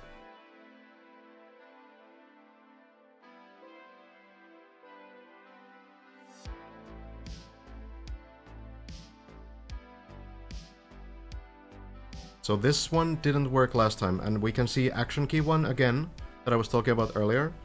So 20% steering, just trying to get slightly towards the wall there to get the clean sort of straight line that doesn't go side to side when it hits the upside down part. Very carefully lining up. The turbos will boost you pretty quickly once you go in. Looks good this time. It's gonna bounce, but I think it will land as well. Yeah. No issue. The bounces seem to be fine. Sometimes they happen, but they don't seem to be like run killers. Hit onto the wall and lands it nicely. Being very consistent on this as well. Now the beam landing. Works as well. Goes a little bit to the right on purpose when landing, because if you are on this turbo, going slightly to the right on it from this direction does slow you down. Then into the dragon. Pretty quick air brake, and it does work. Close again.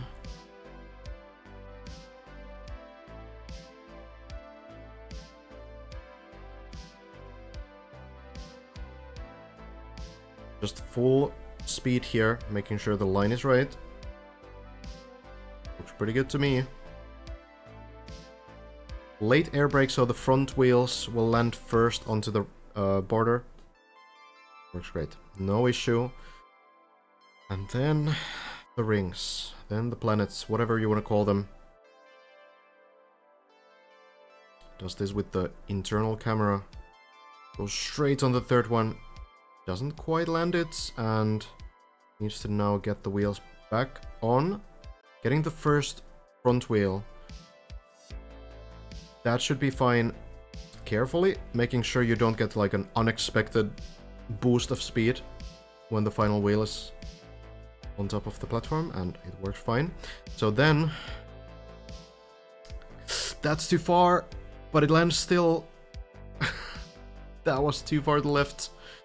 For sure, but it does work and lands pretty nicely at the end of the day. And now goes in. Okay.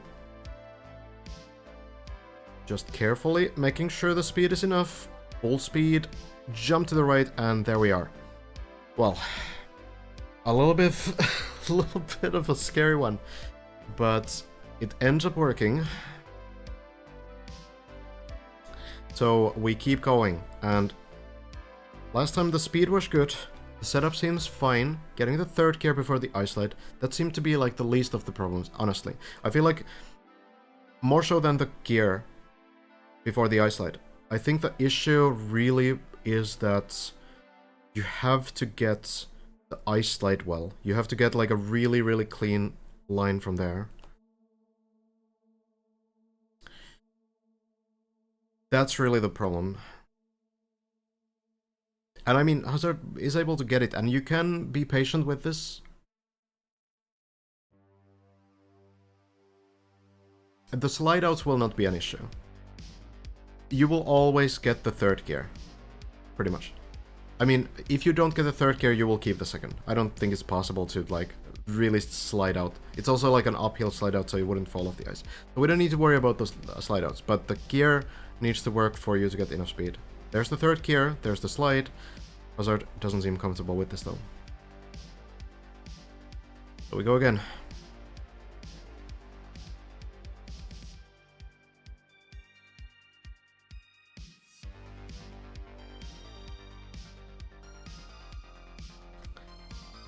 Luckily, there's this save here. I need to sub to Hazard.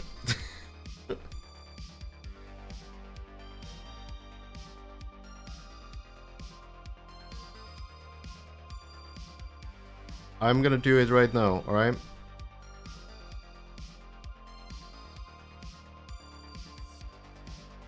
Okay, actually, the ad was a short one. Let's just check in on this. I will check it later. Will take too long. All right, I'll do it after this run. It's all good.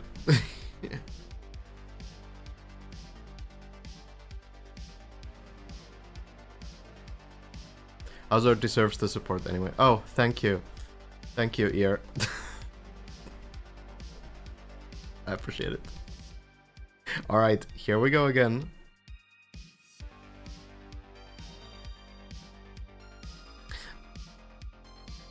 So again, what we talked about gears is also important here. You can get the second gear on this part. This one, not really gear dependent. I think the first gear might be still a little bit enough speed. But I think that on the first two jumps, you need to keep the first gear for the slowdown reason that I was talking about before. So as long as you're careful, as long as you know where to take the speed from, it should be fine. You should be fast enough for sure. The players know this as well.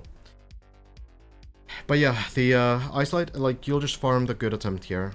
You'll just make sure that you get the speed enough.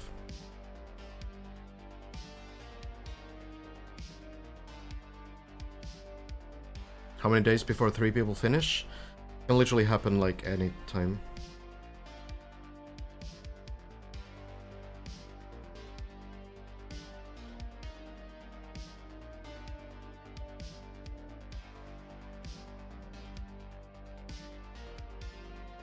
If no one gets it tonight, Baron might get it in the morning. Third gear, slide. This looks like the best attempt so far, but I think the line's still a little bit too far to right to be comfortable with it. So you just farm this. I think what we heard before is that in the beginning this section didn't even have a safe way.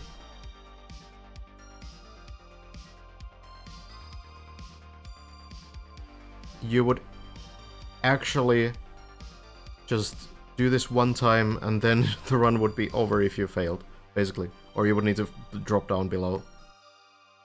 But I'm glad that they did put this section here, because this seems to be a pretty big section. Not so easy.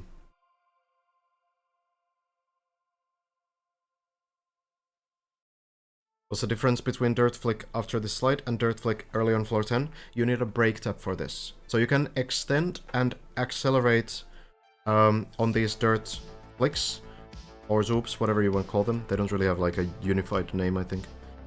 By doing brake taps, but the brake taps might cause you to slide out of the like. So you can tap the brake, accelerate, extend the line, but it is it is tough.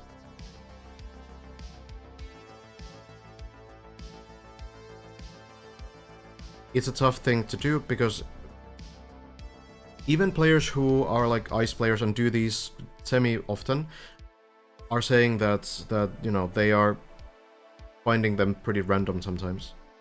I'm not even really sure what makes them random. Is it gear related? Probably. But like, I don't even know if the car knows what gear it's on during that kind of a dirt zoop. So I don't really know. Like, some things are just weird in this game. So yeah, it might be a little luck dependent, but it feels pretty consistent if you get the timing right. So if you do it like a little bit before the ending, it seems to be fine. Here's the slide. Is that enough speed? Hazard will commit. It looks good. We'll land, and now the brake tap. Zoop, brake tap. I don't think it's quite the right line though. And that is definitely not going to be saved. Might hit the outside stadium. Well, not quite. It's still gonna land within the map base, but so what was missing there was the left press at the end of the dirt to be able to reset the angle.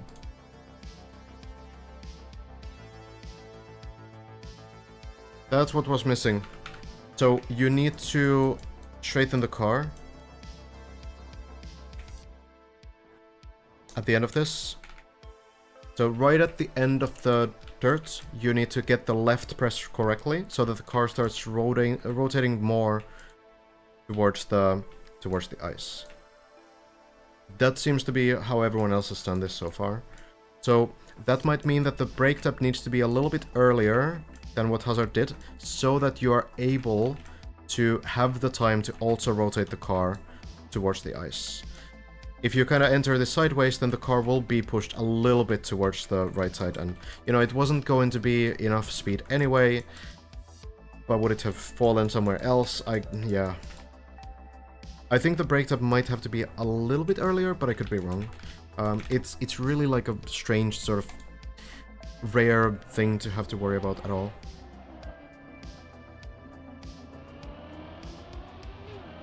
We can take a quick look at floor 16 now again. Thank you, Young Apollo, for the Prime sub. Much appreciated.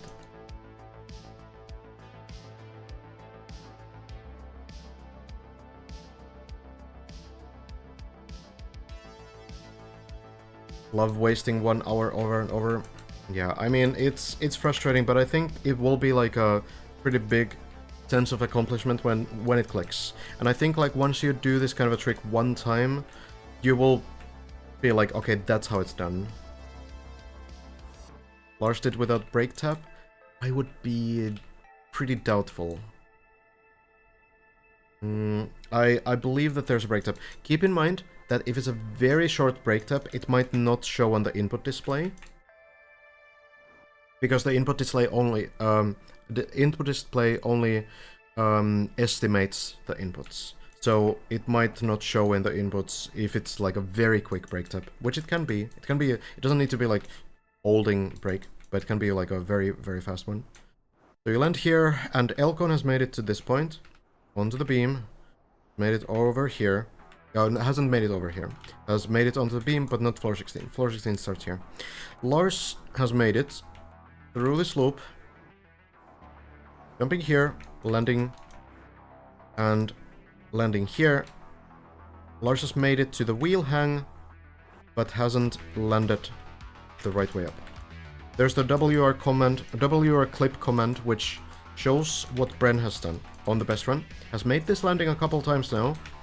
Has made it to this point a couple times. And also these jumps very barely landing onto this tunnel. And then also making it twice through this section. So jumping above the first beam, under the second one. Then immediate isolate to save the line. Not go too far. And what Bren has been doing here is actually not even attempt the next section. Probably would have wanted to try it, but hasn't done it. Because the actual route doesn't go to the left. The actual route, you go down and you jump through the plastic over here. Then you go with the ice, dirt, zoop again, this time without break tap, I'm pretty sure. Jumping over here. And then you dodge the flags here. And this dirt wall ride is what Bren was practicing for. So Bren was trying to get this technique down. This is purely meant for practice. So this is not like a section, it's just for practice for this part. And that's what Bren was spending that run, those 2 runs doing. So trying to figure out how to do this plastic bounce, and also kind of figured out, it seems like you do need to rotate and hit the back wheels onto the plastic. You need to be a little bit careful because you can stay on like an upwards, like 45-degree angle as you go onto the dirt, and you can kind of stay still. But the moment you start rotating upwards, the car will also go upwards, very sort of suddenly. So it's going to kind of like zoop up.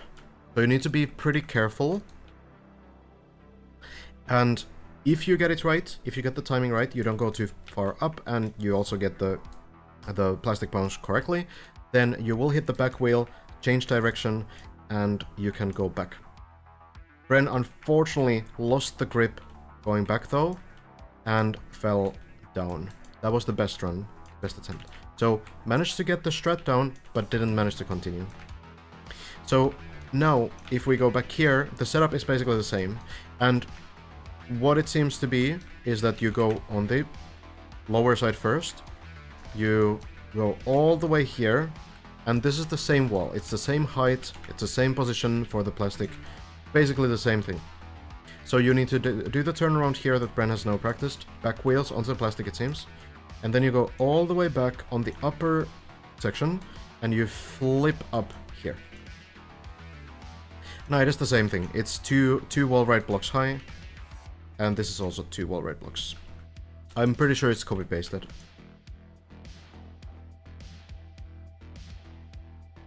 Most likely.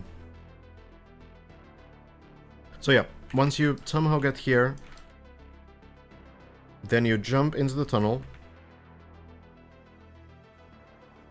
and then you land here, jump over here, make sure you don't go too far, and then go around here. This is just a patience test, and the final obstacle on floor 16 is getting up here.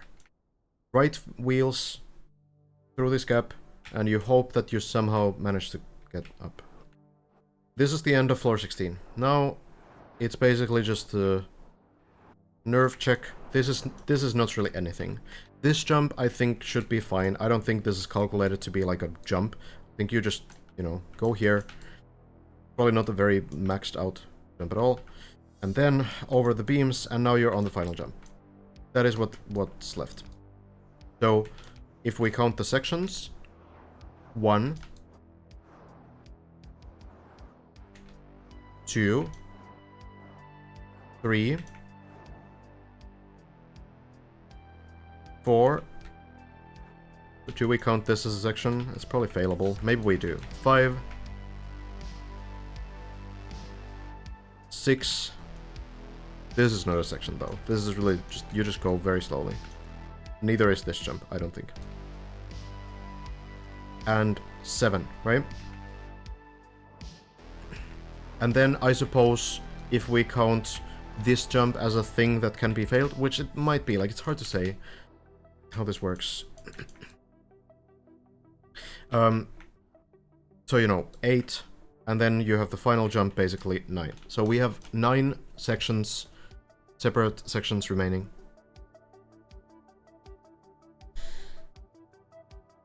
On the map. It's pretty close, and you know, it could be that someone else figures them out today. Lars has been pretty confident, for example. Let me... turtled in here. Oh. Plastic bounces.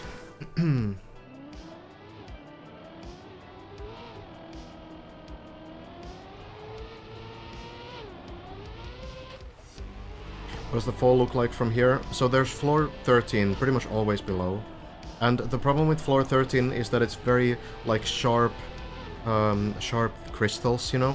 So if you hit any of the crystals there with, like, this kind of a long jump, you're likely to fall down, hit something, bounce around, and then the run is over. So really, like, we can consider floor 16 to not have any saves at all. It's going to be extremely rare that you're able to fall even, like, 3 floors below. It's going to be very rare. I know you can't show us on stream, but just yes, no. Does this dirt wall ride plastic bones appear on other maps? Or is it made up for DD2? I've never seen it before, personally. I've never seen a direction change like that. The dirt wall ride itself, like, it appears even on this map, right?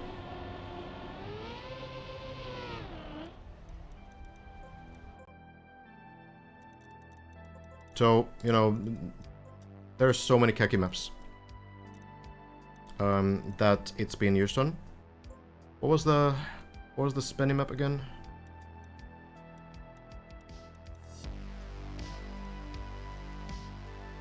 This one. So here's like an example of like a map that uses this technique in like a very different way. But I've never seen this. I've never seen this turnaround being used. Like, this is kind of what... This is really difficult, by the way. Getting the grip on these kinds of drop downs, this is really hard. And then, you know, the rest of the map is not much easier either. We have some magnets and plastic bounces, whatever. But, like... I feel like the dirt wall ride itself is pretty figured out, but I personally have never seen the turnaround. Maybe someone has used it before.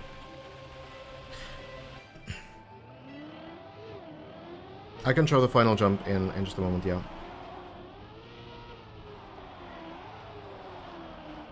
Do you climb 2 on this map? I did finish Shallow Dip yesterday, if that counts. But no, I haven't tried the full map yet. I will try it after the whole thing. Yeah, even TMGL had the dirt wall, right? That's true, actually. So Bren has actually done it on the highest competitive level. Dude, don't they have the... Where do I find them? TMGL... TMGL... We're looking for... Spring... Stage 1, 2023. TMGL 2023? Is it here? No, this is stage 2, no? We need stage 1. Oh, it should be this. Freestyle, yeah. So Bren has played this on the highest competitive level, this map. And this map has something interesting in the ending. So no one is like unaware of how this technique works. Just the turnaround, I think, is new to everyone. So if we unlock the timeline, we go forward. This is like, you know, pretty traditional competitive stuff, but there were these identities at the end of all of these competitive maps. And on freestyle, this map, it looks like this. So you kind of need to do the same kind of grip and like jump out of this. So I feel like Bren probably understands this kind of an idea pretty nicely.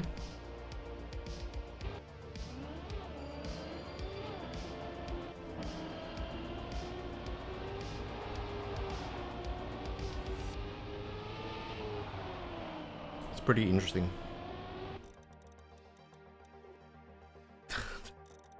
There's a lot of khaki maps still that use this as well. There was the KR3 map as well. Probably multiple ones.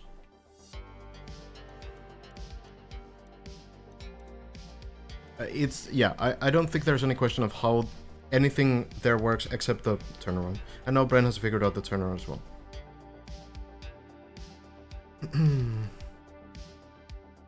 Don't even get 80 medals on TOTD? Eventually you will. What are identities? Okay, so really quick, like, they are sometimes like some pretty wild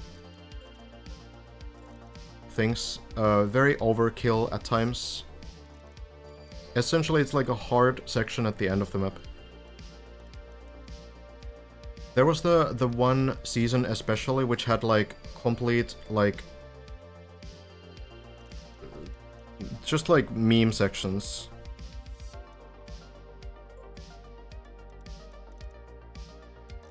I don't know, TMGL 2021? What was the... There was the one map with like the reactor zoop ending, when they still had the multi-laps. But I don't remember which one it was. Tree jump? Oh. I think this map was like immediately removed after it was added because players didn't like it at all. This should be this seems like a reactor flying identity, so this will kind of give you an idea of the hoverboard thing is what I was thinking. But like these were multi-lap maps, so you would always need to do this 6 times, and the identities were like pretty wonky.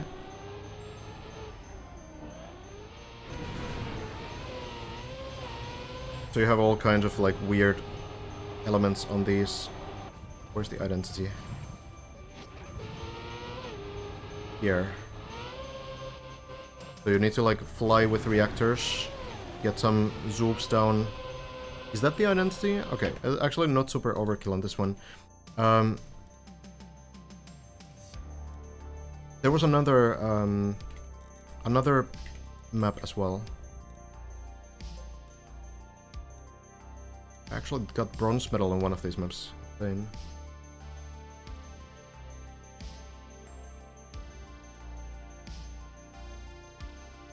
Oh, Launchpad. Launchpad is what I was thinking about. Kind of, you know... Airwalk is also crazy, yeah. Weird tricks on, like, otherwise normal competitive maps, sort of. They're supposed to keep the, like, the suspense on the map so that, you know, there's, like, a big section that sort of gives the personality to the map, but it was always so overkill. So here on this map, you have like ice slides and plastic and all kinds of things, and this is the identity on this one. You have to like fly through the checkpoints and then get like the speed boost here through the multi-lap. Like these things are likely as difficult as the hardest things on Deep Dip 2 to do consistently. Yeah, it's pretty weird, Orkla.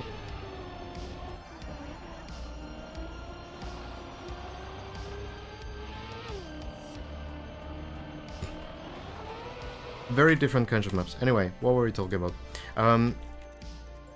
Yeah, the actual dirt will not be a problem at all, I don't think. These players know how to do it. The turnaround, that's the issue. And it's still like, it's so narrow that it's failable just for that reason.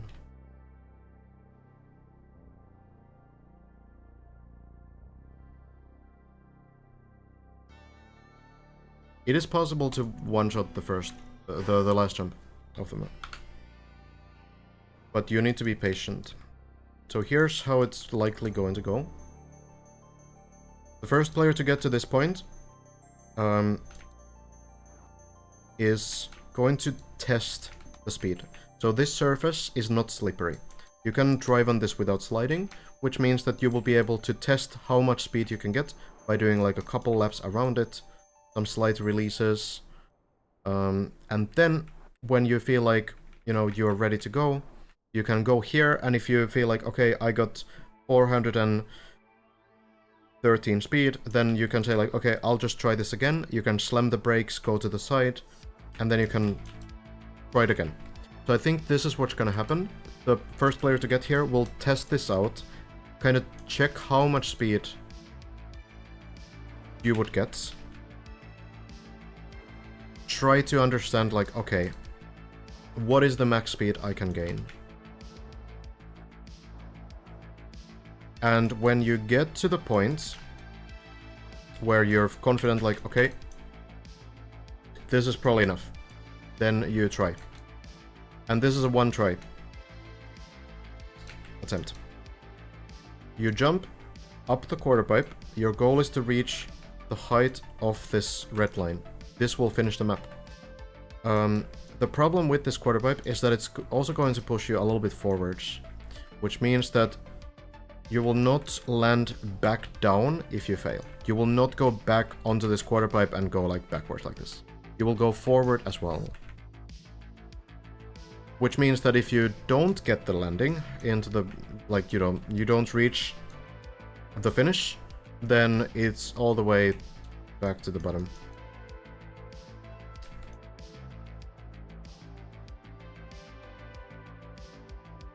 Yeah, we did just walk through the entire floor 16 like 15 minutes ago, if you want to check.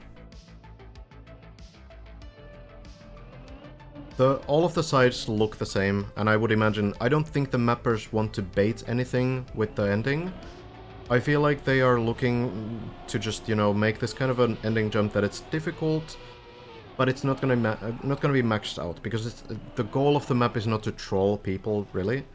Like, it's a byproduct of these wonky falls where you barely miss every single landing below you. But I think, like, everything so far has been, like, pretty fair from, like, a design perspective. So the final jump will be the same as well. It's not gonna be the hardest ever jump, but it's gonna be a hard enough jump that you need to really make sure that you have the best possible line. I think it's more likely that someone fails the setup in some way where they clip the border and fall down, rather than they actually fail the final jump. I feel like it's like 90% of the fails would happen if they like fall down from the actual acceleration part, not from the jump itself. That looks to be much riskier to me. Any cuts discovered? There's one where you go from floor 7 to the middle point of floor 8, but it is not run viable just yet. Maybe we'll see it eventually in Watergorge. Can you look at floor 13 and honestly say that Plexity didn't try to troll the players? Well, it's not really trolling, because the floor is still fair. It doesn't try to, like, it doesn't really try to surprise the players. Like, okay, maybe the pool, the hidden pool, that's a bit of a troll, maybe. At the very end. But, like, everything else feels like, okay, you can kind of understand, like, what it is.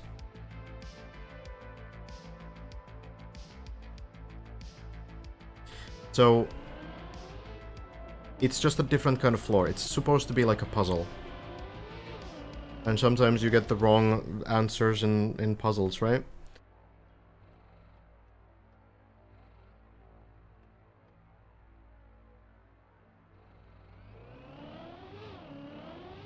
Yeah, there is a secret strat on floor 16 also.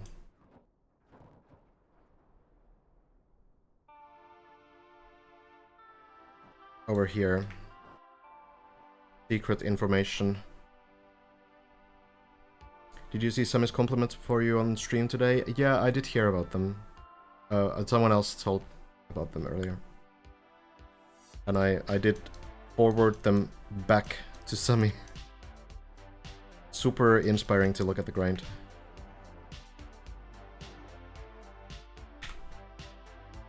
What is with these guys, really? What? Are the mappers okay? How many XTDs are on Deep Dip 2?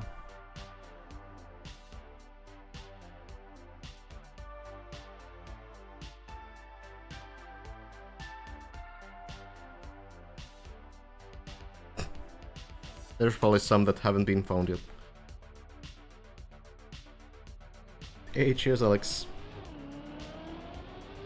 Good to see you.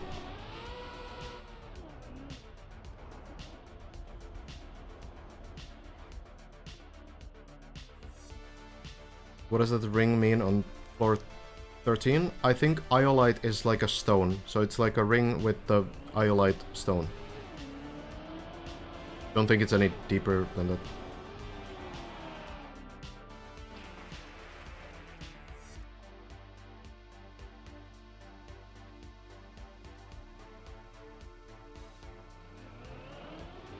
after this month, normal Trackmania will feel unchallenging? No. The thing is that there's enough challenges. If you just want to make the game hard for yourself, you can. Thing is that people do these kinds of like grinds all the time. They just rarely become as big as this one.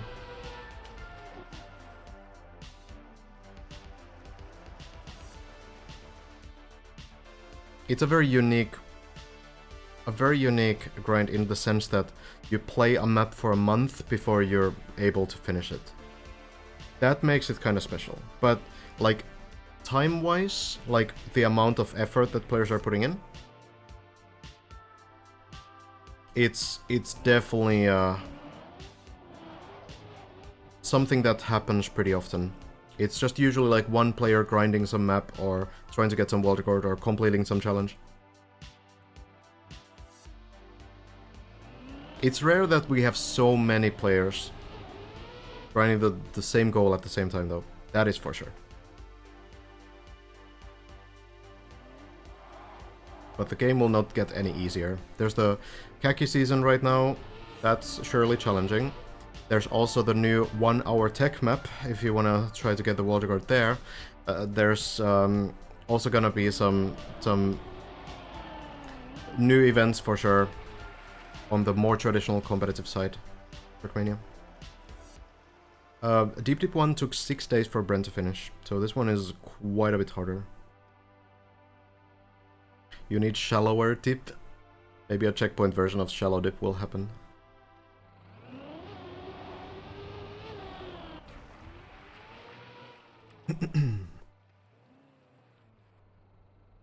This seems more varied than grinding a 30-second map for a world record for 200 hours.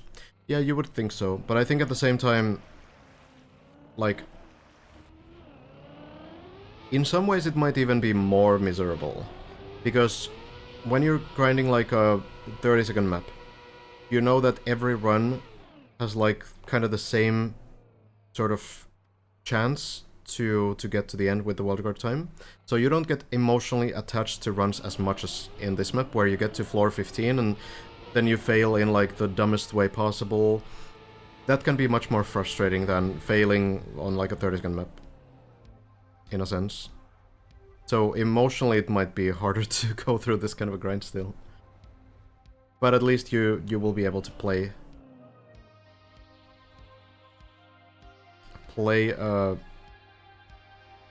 a little bit of different stuff, not only the same 30 seconds over and over.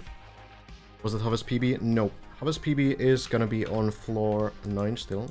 Actually, no, floor 10. Yeah, I think Harvest did get to floor 10 yesterday. To the beginning parts. Sami has also made it. Not only to floor 10, but 11 as well. They're actually doing really nicely.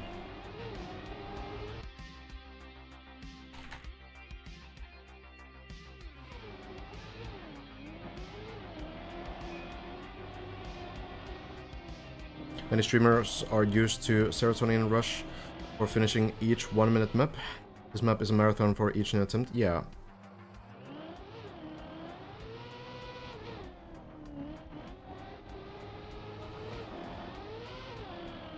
It's kind of rough.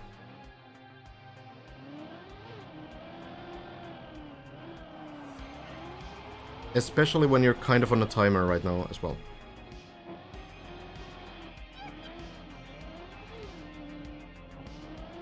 Oh, you can discuss other streamers, Ned. Especially if you do it in that kind of a way. It's more like, you know, don't start conspiracy theories. That's kind of the thing. Or trash talk streamers. You can talk about them.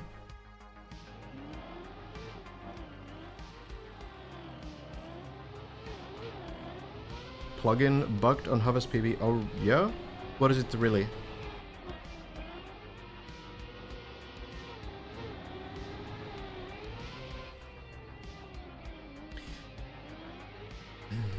Which floor would you say is the most unique?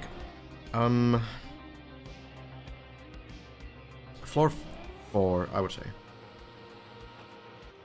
I feel like the idea of building this kind of like a full tilted floor is super cool.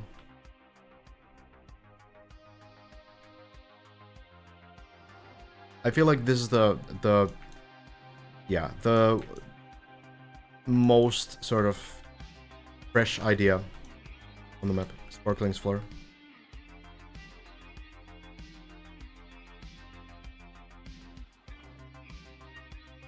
But it is cool, like, you have all kinds of different ideas, right? You have the wet wheel, ice wheel, plastic on floor 3. Floor 8, I think, is also, honestly, pretty unique. It's cool that that kind of skill set is included as well. Turtle stuff. And then, floor 10 as well has a really nice design to it. Floor 11 also, very sort of cool, even as punishing as it is.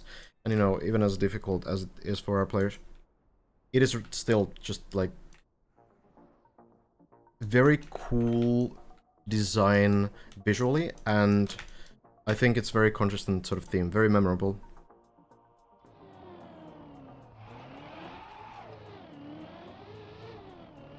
This is the first time I realized that the whole floor is tilted. That's what makes it so hard. If it was flat, it would be so much easier, just because you don't perceive it wrong. It's really hard to, like, to tell your brain that there is this small decline. That's what kind of creates the challenge there.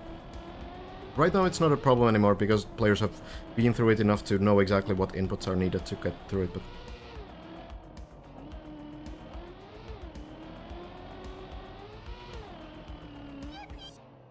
Oh yeah, it might be the case, F.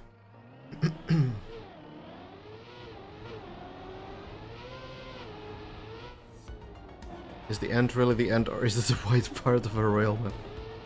Hey, maybe it is. Ooh, Semi. Maybe there's 4 more towers. Falling down, but getting some runs going. It's cool that we still have a few people playing consistently on the server. Chivaxi also probably joined the grind not too long ago. Getting some PBs through floor 2, I believe.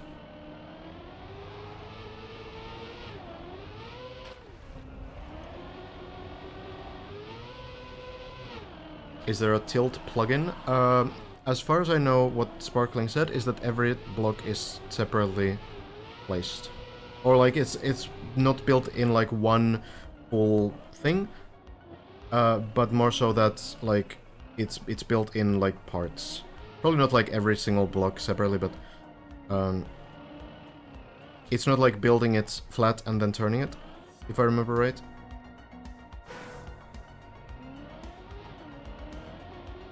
Yeah, it is tilted also in Shallow Dip. Like, Shallow Dip is basically the same. Floor 4 is in Shallow Dip. It's just like everything is just nerfed.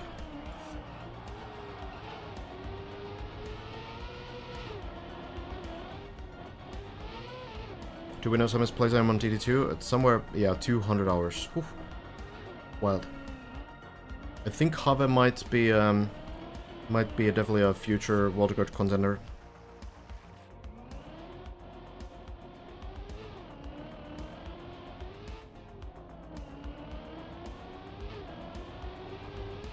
Has the Deep 1 Wildcard. So might be getting there.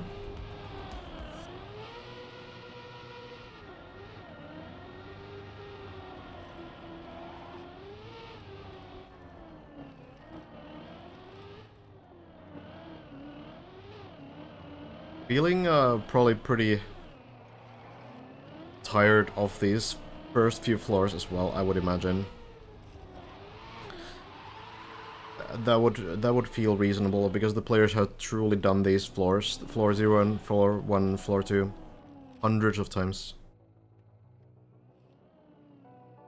But well, got to do them. Can't go to the higher floors without them. No, yeah, these two are grinding a lot.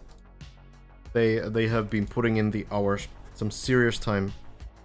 Kubas as well, honestly, I'm playing a lot, but Kubas is one of the mappers. Built floor 15. Not eligible for the prize pool because Kubas probably knows every single trick on this map. Probably knows exactly how much speed you need for the final jump. But will not spoil that to our players.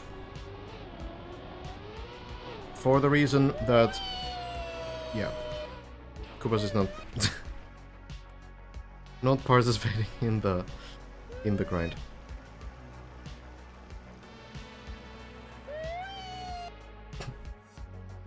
Extra laps. I like how the water changes the pitch of the horn.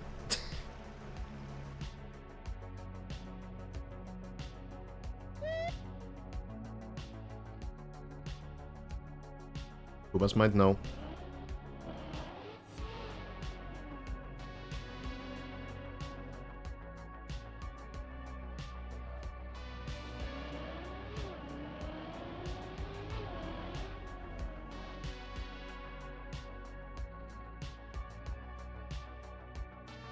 Floor 2 is pretty punishing, yeah. Already. A lot of the more like casual players do end their grind on floor 2. When will we get an ice version of TD2? I feel like I saw, I think, a post from Burlypug about planning to build like a full ice tower in the style of Deep Dip 2. I don't think it's gonna be like a replicate. I think it's gonna be an entirely its own thing.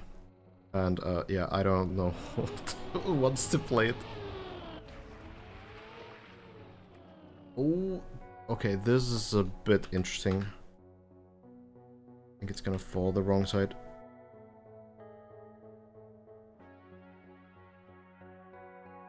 No, that is rare.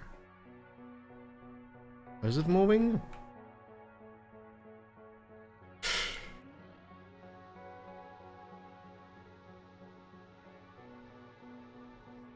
I don't know, maybe. Well, oh well. Kubas will get back here immediately anyway. Yo, MX Streams, thank you so much for the 5 gifted. Very much appreciated. Thank you, thank you. Hazard on 10. Okay, we can jump into Hazard when it's like floor 13, I think.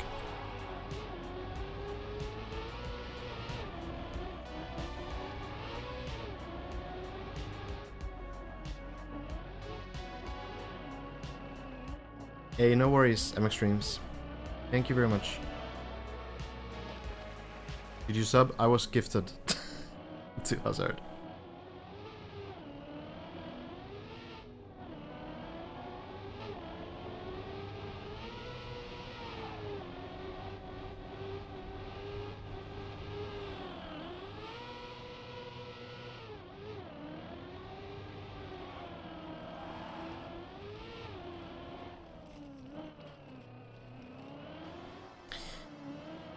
We will follow Hazard though. We do have the permission to keep tabs on Hazard's progress. Well,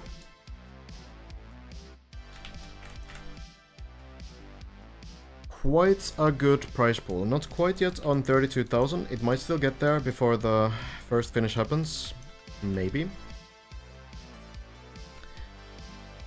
But yeah, 50% of the prize pool to the winner. So that's about $16,000.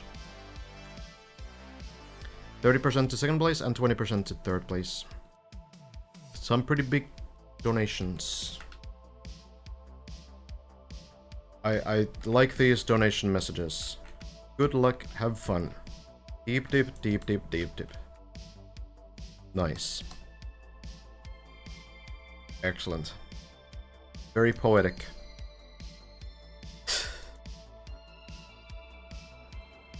And here are the mappers, if you haven't seen the list before.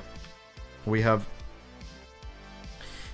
Spec and Sparkling building floor 0, Mudgy floor 1, Lentillion floor 2, Max Stress 3, then we have Sparkling again building floor 4, Jaka 5, Classic 6, Techie 7, 28, Rioter 9, Maverick 10, Sidelord 11, Whiskey 12, Plexity 13, Vero 14, Kubas 15, Jumper 16, and Sparkling, the main organizer of the event, building that final,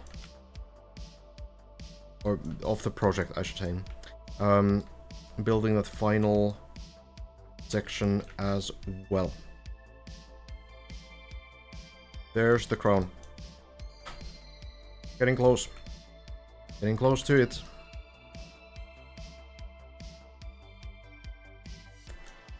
Like this path here, the tunnel here, so close. Right above where Bren was last seen. We'll see if someone can maybe reach it today still. Could be that Bren will just go for it. Right out.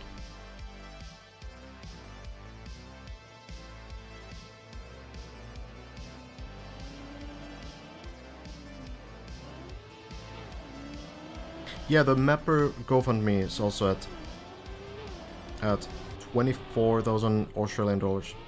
Great.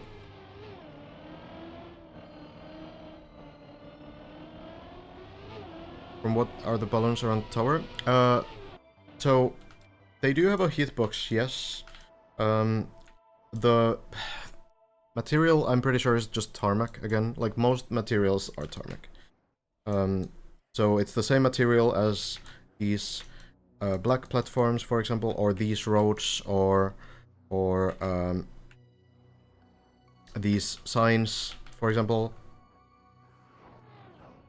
Same thing. So you will not like bounce very far.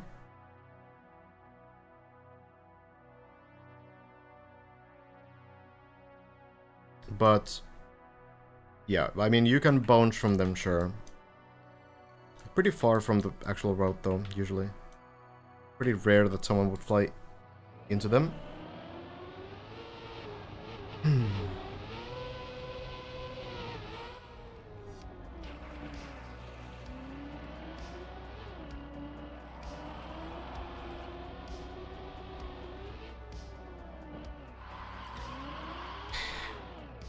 Don't think you can use them as like a shortcut or anything. Don't think you can jump from balloon to balloon for Walter Kart, no.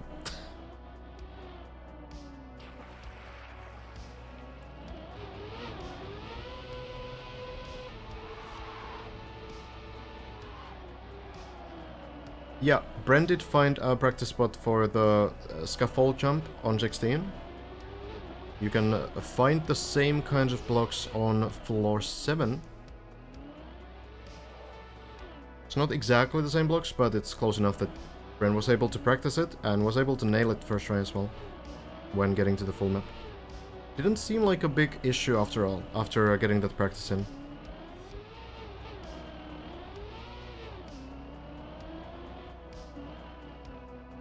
It would take 66 hours to reach floor 16 by balloon. Sure, yes, exactly 66 hours. Maybe that's how it was validated.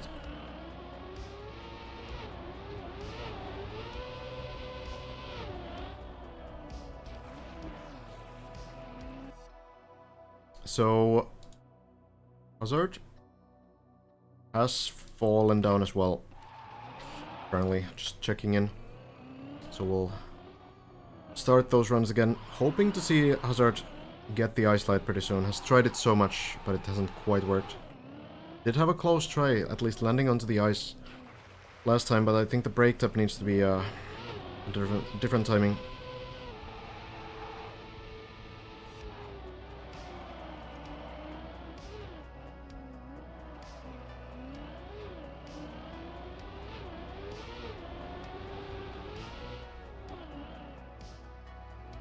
Kind of interesting situation. I do think that someone like Lars is going to feel the pressure, might go for a very long session tonight. Wouldn't really be surprised if that was the case. Oh, good save from Have.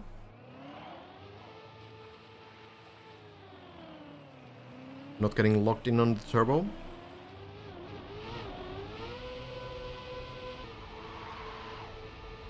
See if Havoc can also get those floor 10 attempts going. It's always been like a very big floor to reach. I feel like floor 9 is just, you know, you just check the strats and everything.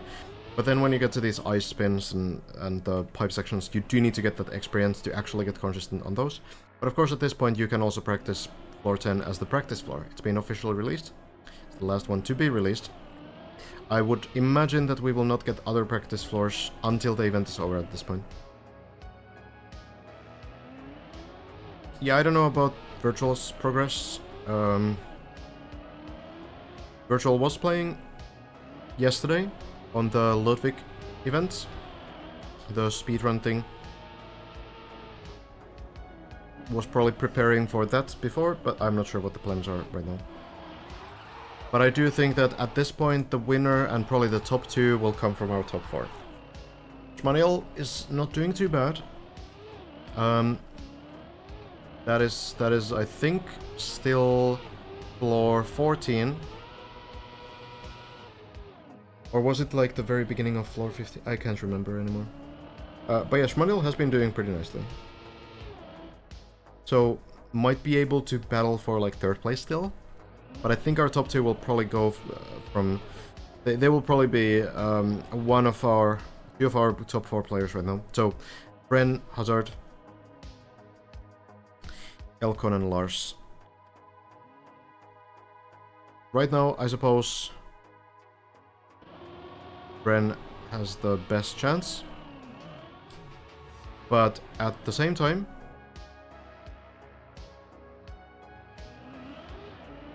we have to remember that before today, Lars and Bren were tied on the same section on floor 16. So it's possible that if Lars is able to also get past the wheel hang on floor 16, that Lars will get to, I guess, similar section. What happened to Skandir? I believe Skandir was focusing on studies.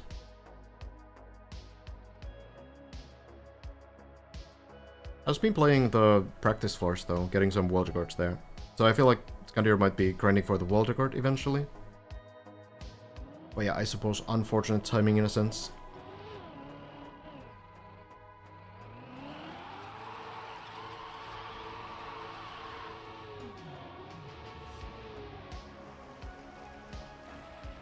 I think 3rd place will take another 2 weeks or something. I don't think so.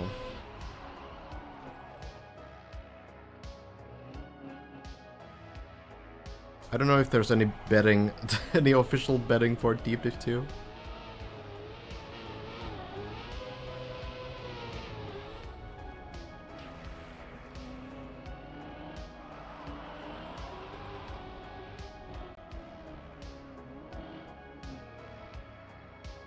It's also such a long grind that, you know, some things will come up, like getting sick or, you know, having some family thing that you need to go to or whatever. So I feel like at this point it's not really about like how many days you've missed and how many hours you have in the map, because at this point we have all these 4 players very close to each other, and it's less about experience, it's more about just like getting that super quick understanding of how floor 16 works, get through them once. You don't need to get consistent, you barely need to understand what's happening on those sections. You just need to understand them enough to do them one time, get a god run, finish the map, GG. That's really what you need to do. Like if we're talking about like floor 11, like that's kind of like, okay, you get through it once, that's just the start, right? Because then you need to actually get consistent. You need to figure out like how to actually do it every single time, because the map is still like 5 floors long after it. But floor 16, you're not thinking about consistency at all. You're just thinking about, okay, what's the strat? I'm gonna do it, I'll clutch it. It doesn't matter if I'm 1 pixel away from falling down. As long as I land it, I can finish the map.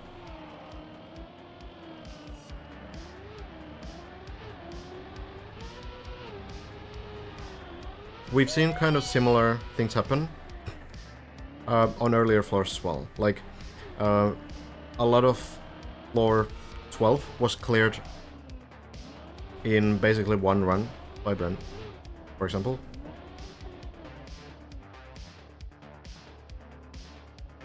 A lot of floor 13 was cleared in one go by Lars, for example. A lot of floor 15 was cleared on first try by Hazard. Elcon has also kind of done it much earlier, where Elcon was able to figure out floor 8 all by himself. So like any one of those 4 players can definitely do it. I think they have figured out how to be a trailblazer, though, you know, Bren and Hazard have done the most sort of pathfinding on this map.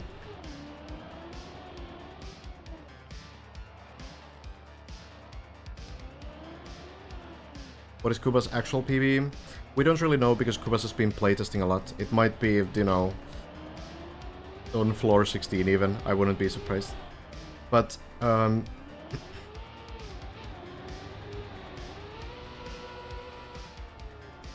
the server, I think it's like floor 11 or 12. But as a mapper, Kubas will never go too far on the map anyway. I don't think Kubas would show any strats on like floor 13. I think he'll be ready to finish the map once the event is over, though. Oh no. Dicey situations. I played Shallow Dip for the first time yesterday, and it really does show like some of the things that can go wrong, and they can be really silly sometimes, getting stuck in the weirdest places. Awesome content, by the way. Thank you, Paraglized. Would you prefer to win? I don't have any preference. I'm neutral, but I am cheering for the players to finish the map, instead of the map finishing the players.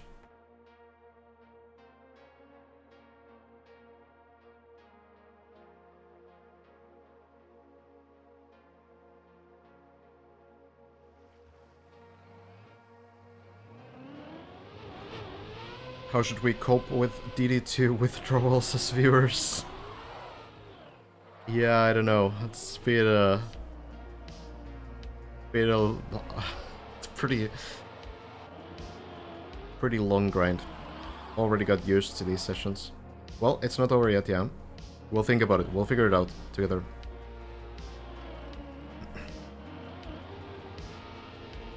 Is there a way to get in contact with somebody who wants to decorate a map?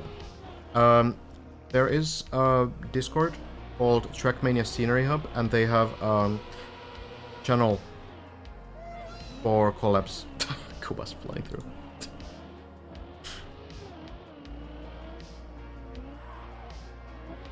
I will say that it's hard to get like a good collab going though. TMA as well, yeah. Trackmania Scenery Hub and then Trackmania Mappers Assembly.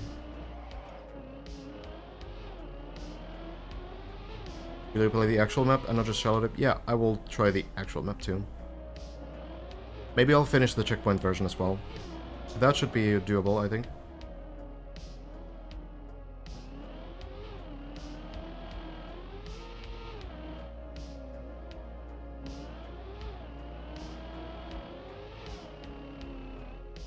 I already did finish the Shallow Dip map yesterday.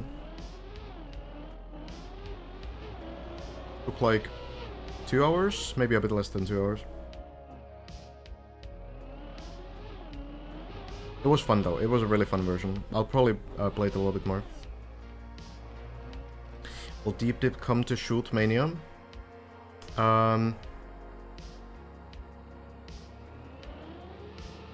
There are some like similar maps in Shootmania. Not to this difficulty though. We'll see. It would be a lot of work to build a map that maybe 3 players will ever finish. Or try. It's a small game. Was falling down there. Unfortunate. I would have finished a lot faster, like within an hour, if I didn't fail the last jump, that's true. It's good, Apple. What about yours?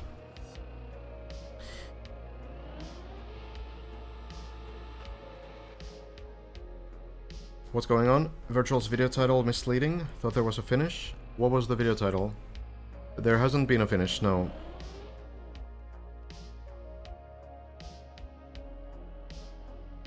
So yeah, I don't know what Virtual's video is or whatever. But currently the situation is that Bren is about halfway through the final floor. There's less than 10 sections in the entire map remaining for Bren. Lars is still on the wheel hang, but hasn't had a session, this evening session yet.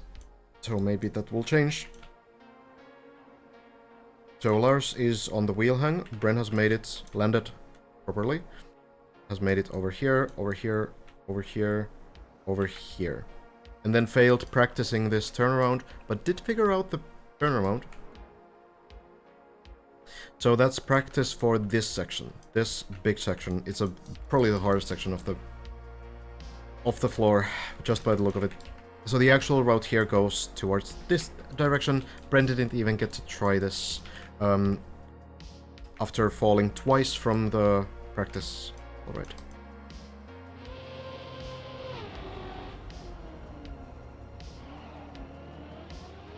Climb Deep Dip 2 in a speedrunning event?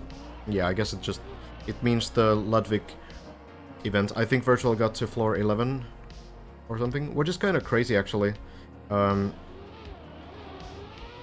like a live run like this.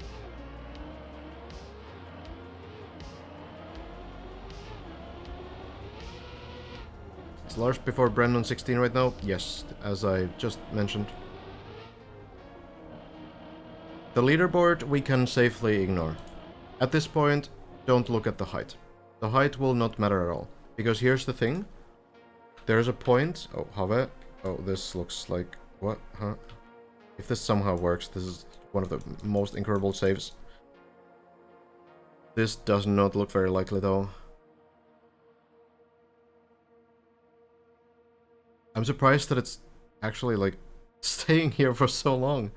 Oh no, there we go. It was a good battle. Good battle. Yeah, so the highest point of floor 16 for a very long time is this very first section. So this first loop, this. You go here, and this is a very high section. It's higher than the practice dirt wall right over there. And also, if you fail this one, then you might fly like here, right? So now you're higher than almost any other part on the floor, apart from maybe the very ending parts over here. So yeah, we can safely completely ignore the height leaderboard. The leaderboard basically doesn't matter anymore. We only keep track of progress of the players. Could it be a cut? I don't think so. Surely they tested this, yeah. Surely you can't get enough speed to jump all the way to this.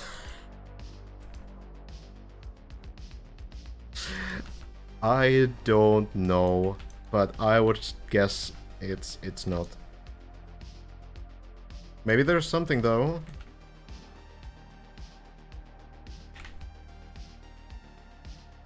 Thanks for explaining, no problem. That's why I'm here.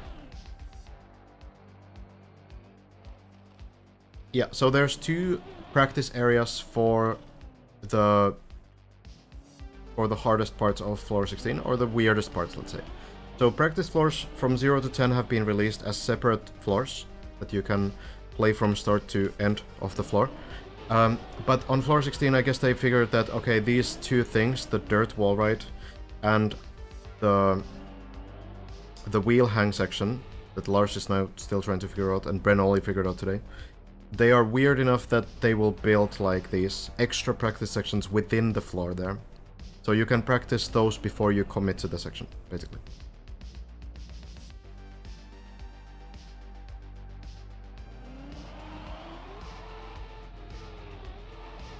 That is not the second gear. Here we see the slide out. If you get that gear shift during the ice slide. I've been on a dancing mode today. Seems so. Seems so. Putting in some good hours. I feel like Have will be definitely finishing this map. Especially after the practice floors, everything else, it's gonna happen. 100%. But the events will probably belong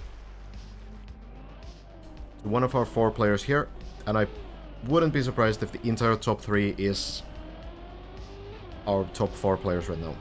They just have so much more experience on floor 15 right now than anyone else. And even though the strats, knowing the strats will help, it's still not really going to be enough, I think. Simo's snipe. Simo might be a little bit more into Kaki right now and maybe, you know, kind of going back into this map after the Kaki season calms down. Don't think Simo is looking to get on the podium anymore.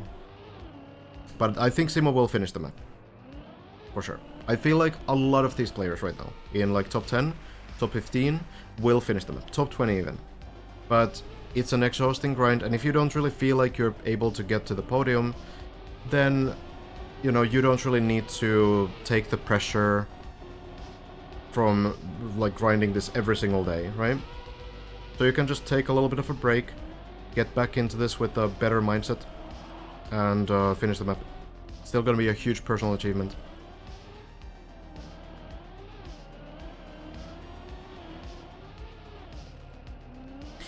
Shmaniel snipe might happen though. That's possible. And I think Virtual could still battle for podium as well. Scrappy as well. I think they are close enough.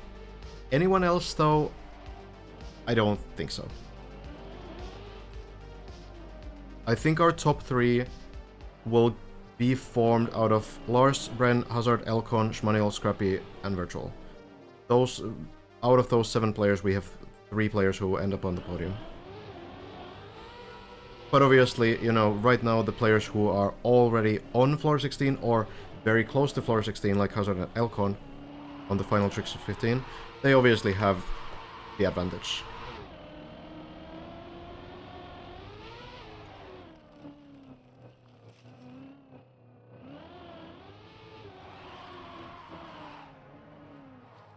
Already feel sorry for the 4th finisher? Yeah. Yeah. Someone needs to be there, unfortunately.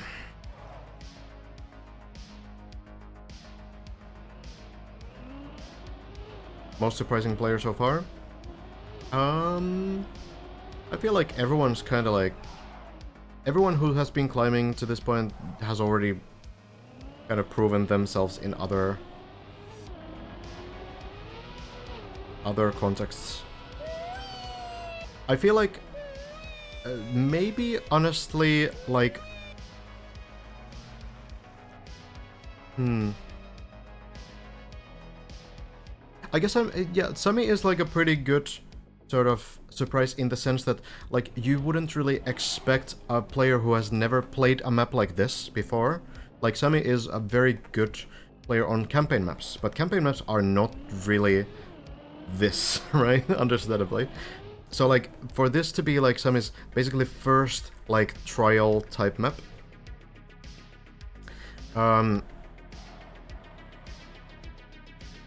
that's kind of like surprising that he's able to push the grind this far. Like 200 hours and still keeping like a good attitude. Still climbing. Getting runs in. Not currently, but you know. Still. That is, yeah, it's really admirable. Surprised Elcon took this seriously. I've seen Elcon take events like this very seriously. Like Magi Mondays, I think Elcon takes very seriously too, which is why Elcon wins those. And also like Time Hunters. What I heard about Elcon when we had the Time Hunters competition for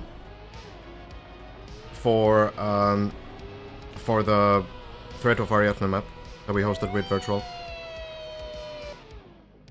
What I heard later was that Elcon basically just like went radio silent when the event was like was announced, and the prize pool was, you know, it was something like 7,000, 8,000 I think total prize pool, which was pretty good at the time as well. So Elcon went radio silent, just grinded the map like crazy, prepared for the event, and it was a live event. Elcon was able to win it by far as well, like was the most dominant player easily. So I feel like Elcon is really good at like hyper focusing on this kind of a grind as well, though this grind obviously is longer than what the Threat of Ariadne grind probably was. Brand said he didn't expect Lars to do this good. I would have, like, yeah, Lars I think I would have put to like top 5, but right now Lars contending the win as well, which, yeah, Lars winning this probably wouldn't have been like my first choice either. Like, of course, extremely good player. Poor Kubas. Hey, Lens though.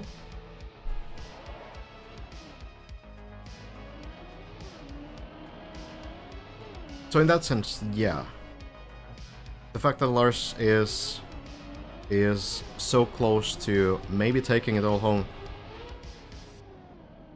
maybe that wouldn't have been my bet in the very beginning.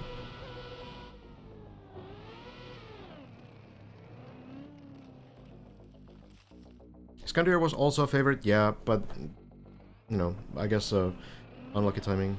Why is Kubas personal best -1? Because Kubas is one of the mappers, and Kubas was at the one point like in top 10 of the leaderboard. So it was better to remove Kubas from the leaderboard by like hard coding the -1 PB for now, so that there's no like questions about whether Kubas is trying to compete or not, because he can't.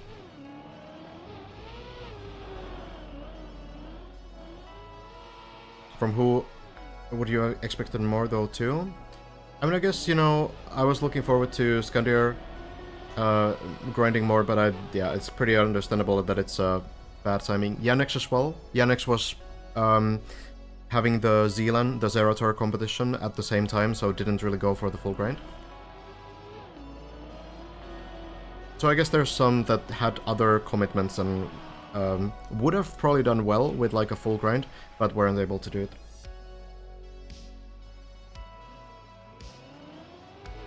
How do you feel right now about eventually completing DD2? I'm probably gonna go for the checkpoint version. I think this full map will probably be too hard unless I really grind the practice floors.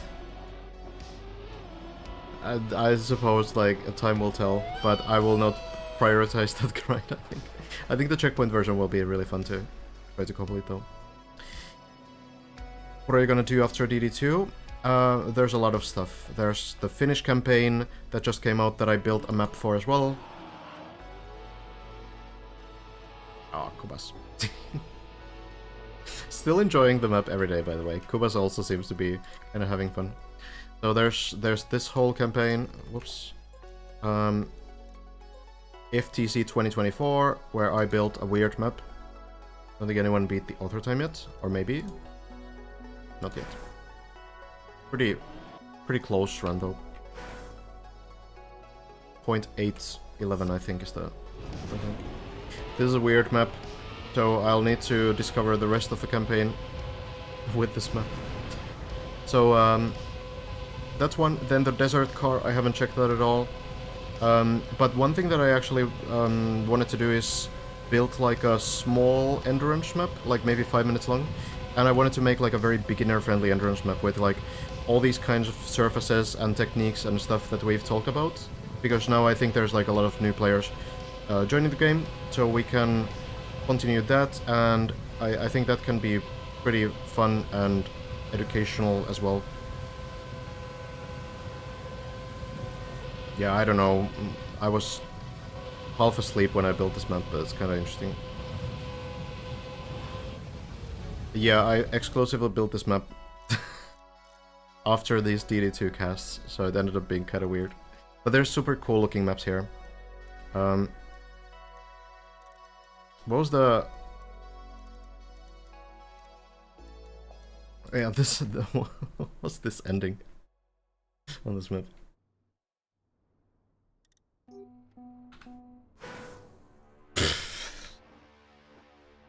Okay, language, alright. Language. Where's the finish line on this one? Here. The most finished map I've ever seen. Great though. Yo, Kiwi. What's up?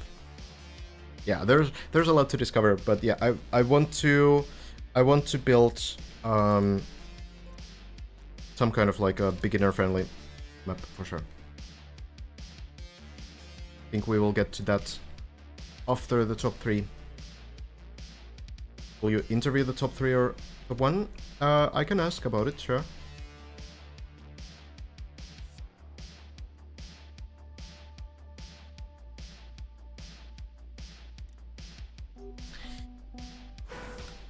But yeah. Power still left to be claimed. We could maybe check out the shallow dip if you haven't seen it yet. Not much going on. I did finish this yesterday. If there's any new events.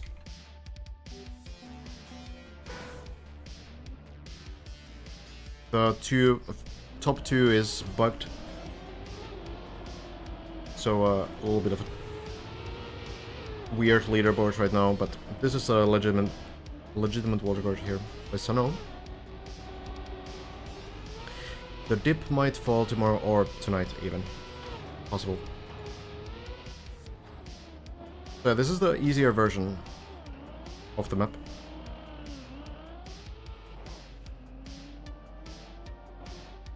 It's still kind of tricky, but it is only 6 floors from 0 to 5 to the end of 5, and everything has been made a little bit easier, basically. You don't need to do any upside down driving or anything. It's much more forgiving jumps and landings. More shortcut.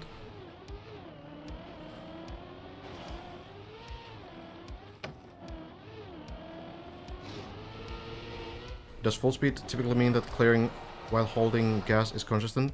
Full speed has to mean, yes, that you don't have any artificial slowdowns. So basically meaning that you don't have not only releases or drifts, apart from speed slides, which are kind of like very essential to the style, but you also don't have things like penalty surfaces that slow you down. You don't have any like parts where you kind of force the player to slow down, apart from using like loops and wall rides, which can slow you down, and that can be okay. And uphills are of course fine. Jumps. But yeah, generally like you don't have any artificial slowdowns. That the only purpose of which would be to slow down the player.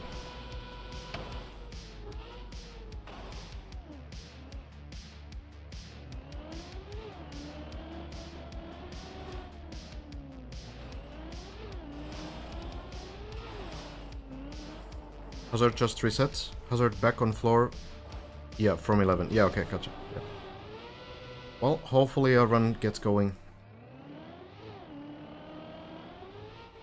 Yeah, just following the dip, Kiwi. It's been great. It's been very exciting. We'll take an early night and wake up early to check if Brent PB'd. I don't really know. Like, I suppose there will be some other people also earlier in the day. So if you know, if Brent finishes, then I think Brent just finishes. I might just miss that. But I can't restream it anyway, so it's a... I don't really know what I would do. It would be a little bit wonky either way. And you know, someone like Lars is doing very late sessions also. So I don't really know if I should shift my schedule. I feel like maybe I just keep the same sort of schedule right now. And we'll see how it goes.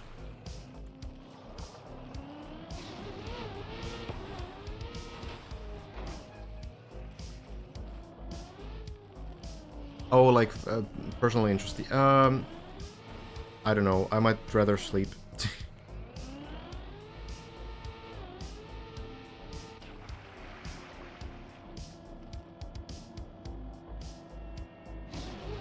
Can you please go through the checkpoint version or floor version of DD2 and explain which speedrun techniques or shortcuts have been found so far? Well, currently, like, Elcon is kind of already speedrunning through the map, for example. I feel like a lot of the players are kind of doing the speedrun strategies. Like, you can sort of see them here to an extent as well, even though this is a different version.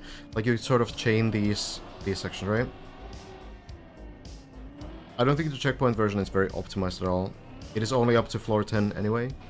But yeah, the practice floors have been, like, fairly optimized, and it's really just, like, not pausing. That's really the main speedrun technique, that you don't pause, you keep going, you land somewhere, then you just continue driving. That's generally going to be, like, the strategy.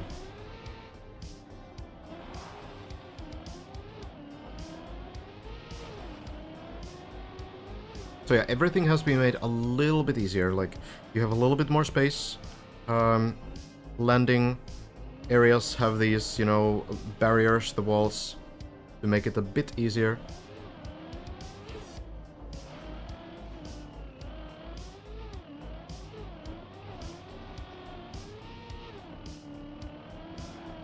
This wall right, for example, this quarter pipe jump, for example, has a little bit more space. The bobsleigh doesn't have a hole anymore, so you know, there's a lot of...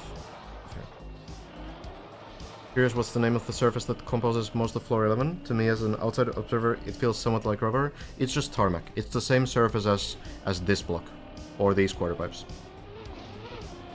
Visually different. Oh yeah, here's the big shortcut. You can jump directly to floor 5 on this shallow dip version. It's cool. Cool shortcut. You get those extra turbos there for a bit more speed. It's kind of cool that it has some small shortcuts. This floor in particular has a couple big shortcuts. Or, well, not big maybe, but saving multiple seconds.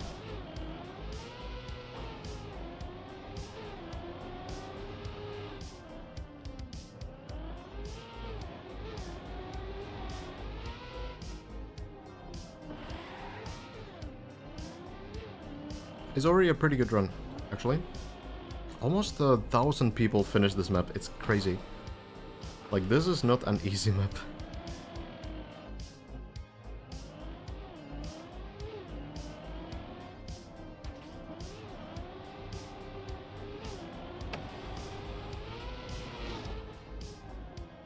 To all these landings. Here, small shortcut. You can jump directly on this turbo platform. Top 2 are bugged. I can show the first one, but it is really just a bug.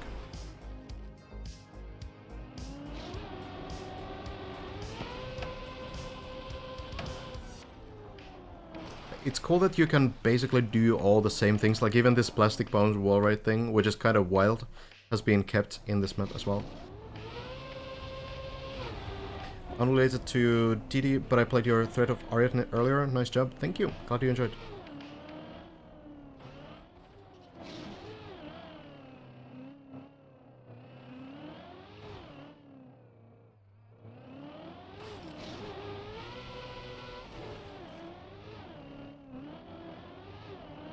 Final jump is the same ending jump as Deep Dip 1, so it's kind of different. But yeah, like the top one, not really much to see here. It looks like this.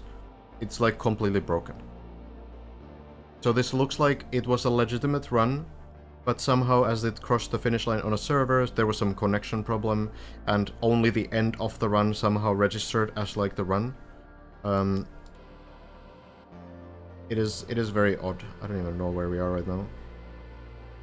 But yeah, basically we only see the car like go through the finish ring. The other top 2 is the same, basically. It's just frozen here. Seems like a connection bug due to lag on the server. But yeah, kind of crazy having so many players on that map. Then there's the floor 0 to 10 checkpoint version. Virtual has the record on this.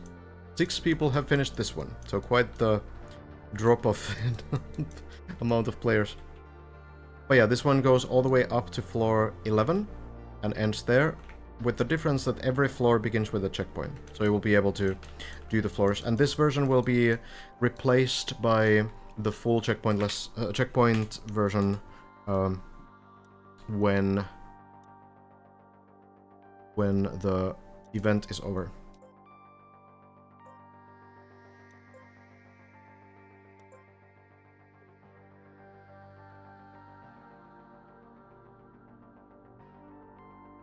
Not sure if you'd be happy with that or not, your run being scuffed and not counting, or being first on the leaderboard. I feel like it's just bad, because your run will be removed, and everyone will think that you're a cheater, even though it's a game bug.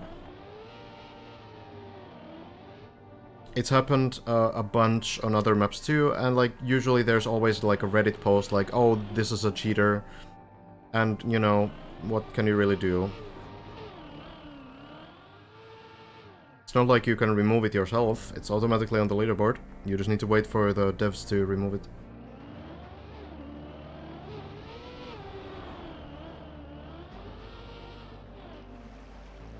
So yeah, it is a thing that happens occasionally.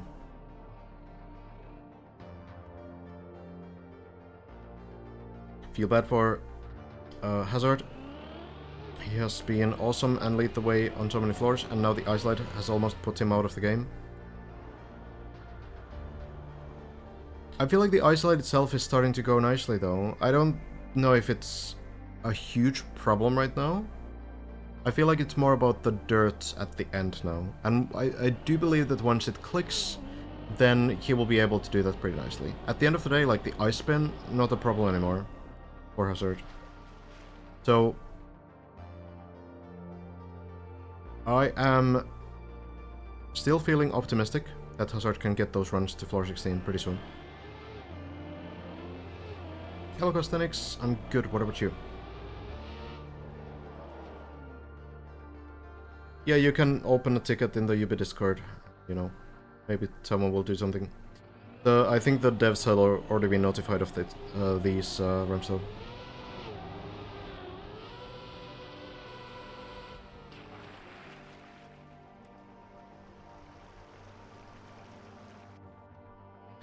It is kind of interesting to see that, like, a lot of the players from Deep Deep have actually gone to Kaki, which is not what I expected. I expected, like, some players to go there, but it feels like a lot of them have gone there.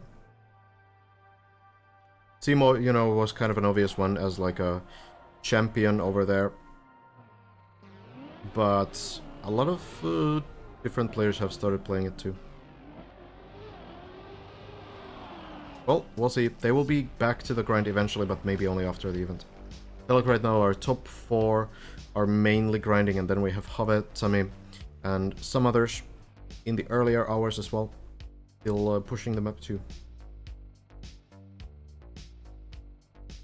Any updates this weekend? Bren, earlier today, has made it to the practice dirt wall ride, about halfway through floor 16. So yeah, finish can happen any day now.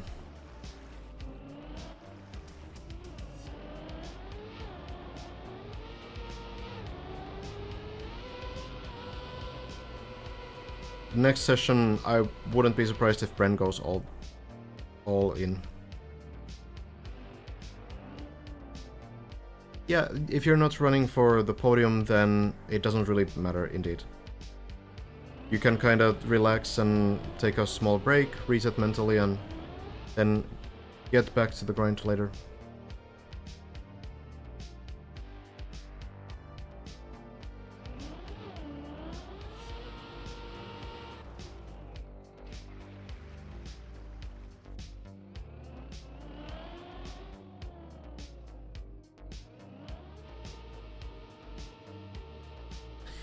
A lot of progress, yeah.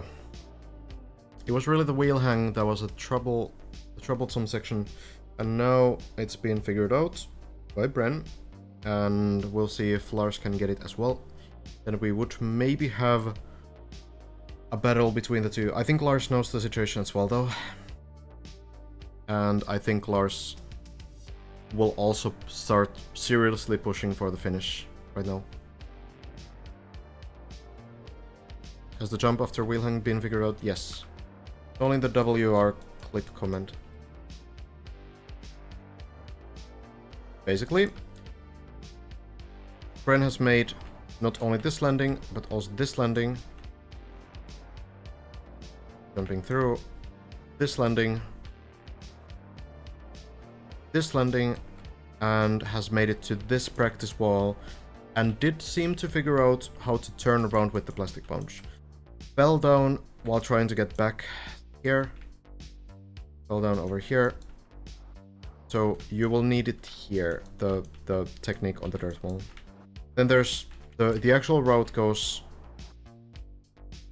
to the plastic jumps, dirt, zoop again, ice around the flags here, and then the dirt wall, which is way harder than the one you practice on, but you have the same plastic bounce, so turning around, keeping that 45-degree upwards angle will stay, will keep that grip on the wall so that you can kind of keep climbing and not drop down. And then you flip through here over to this platform. You need to do this lap around.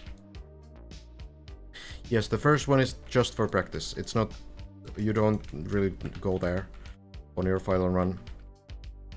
Jump through, landing, probably land sideways here to not go too far, and then just a patience test. Jump here, and now onto the beam, and you hope that you get up this tunnel through the gap. And now it's really not much. You just go into the tunnel. This jump should be fine. This climb should all be fine. And then it's the final jump. Go around in a ring, get some speed. Once you feel confident, go forward, jump. Hopefully reach this line. This is the finish line. The entire thing, entire crown is the finish line. And if you don't hit it, then you unfortunately fall all the way down. So it's one shot, one attempt on that, on the jump.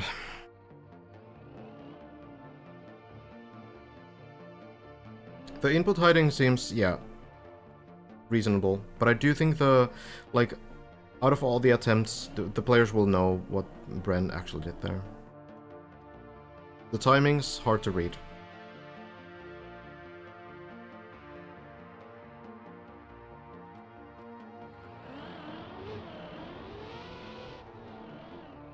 Oh, placed into the pool. That's something. Am I climbing as well?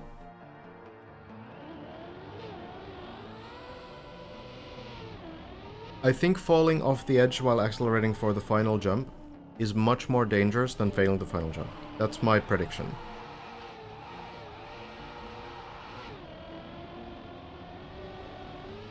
Any favorite? No. I am neutral.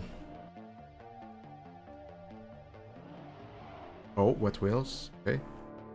Good crash. Yeah, Bren has turned off the input display on stream. Presumably to make it harder to copy, yes.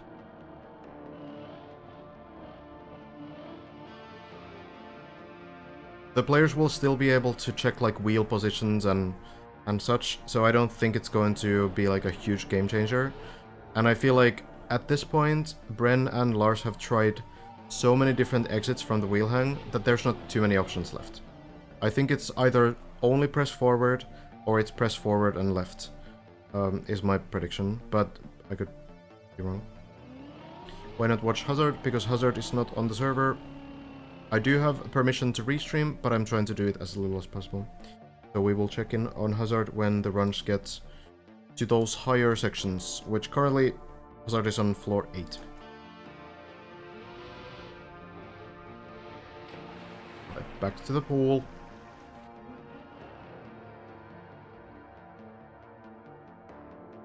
Yeah, went Chem 3 on the wheel hang. But like, there was still like the gear display that shows the RPM. And you know, I don't really think that Bren is like fully going in on like 100% fighting strats.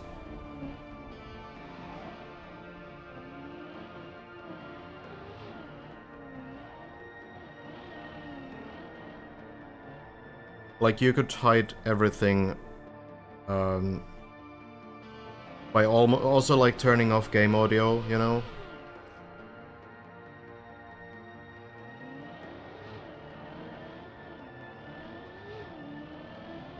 Might honestly just be doing it to troll chat, that's also possible.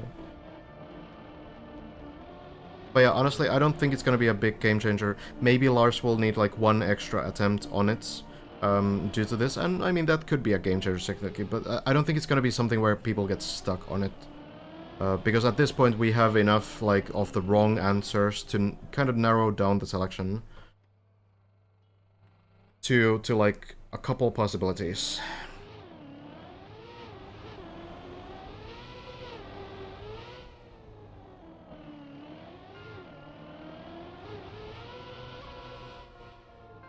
Control chat with a sub-colon last jump. The true strat is that you wait like 1 week on the final jump, so that you get more prime subs, because now we're past 30 days, right? So this is the player strat, yeah. If they delay the first finish by like 1 more week, they get a second round of primes, yeah. And that might be the strat.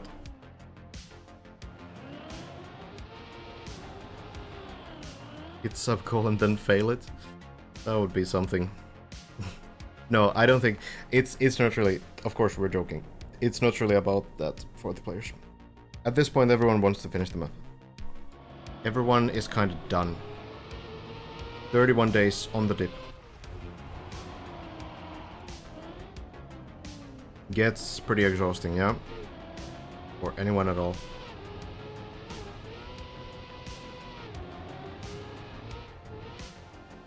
I'm not bored at all.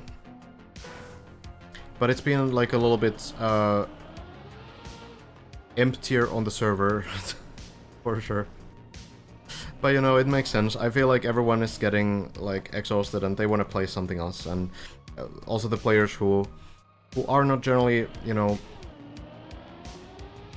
going to battle for the win right now, they're playing Keki and they're playing other maps, maybe the 1 hour long tech map that just came out.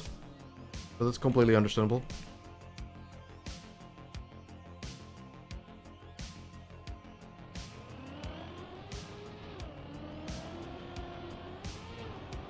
I'm good, Hood. What about you?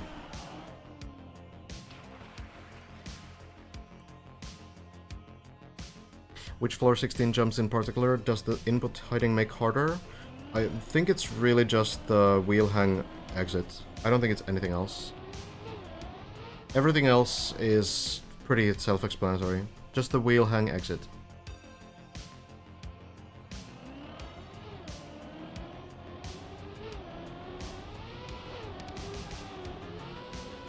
You don't have other things that you want to crack on with? I mean, sure, I have a long list, but that kind of means that I'll be... I'll be occupied for a long time after this anyway, so it doesn't really matter too much.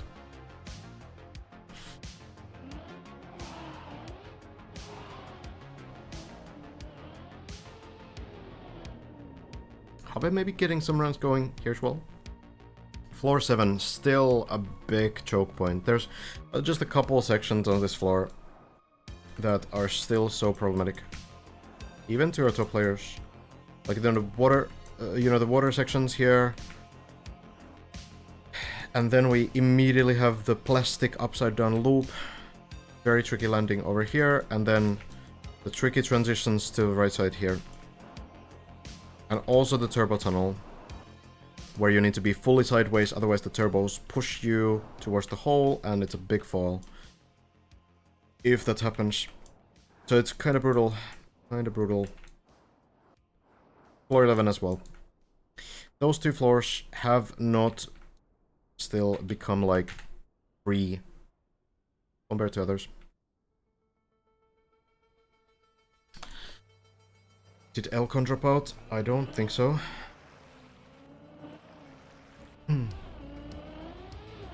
What do you think of that the other casters have stopped now since the server has died down? Maybe to do with them not really providing much added value? Yeah.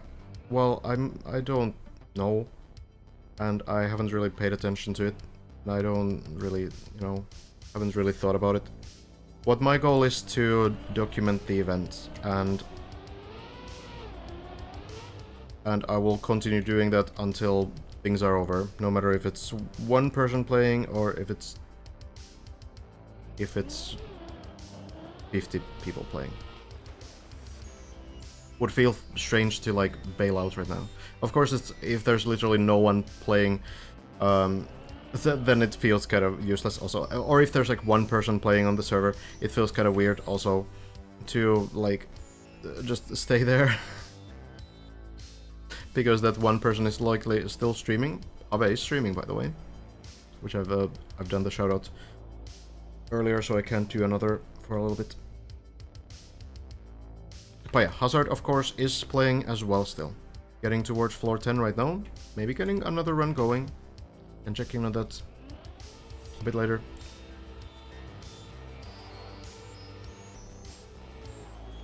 Did you continue mapping this month?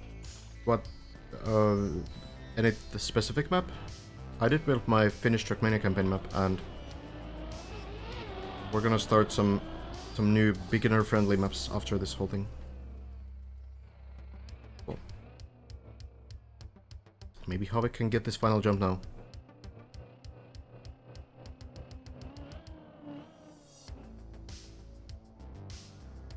Lars should go online in a few minutes. That would be nice.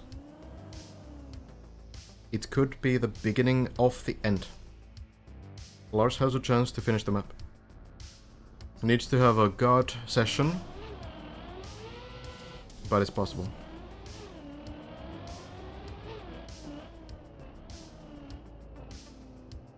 However, into the turtle parts, if you haven't seen this before, you need to swing the car from side to side to keep the wheels touching the ground. And the reason why you need to go upside down to begin with is because you have this platform here, and this is just about too high to drive onto normally, so you will flip the car onto it just like that, and then climb it. Cool idea.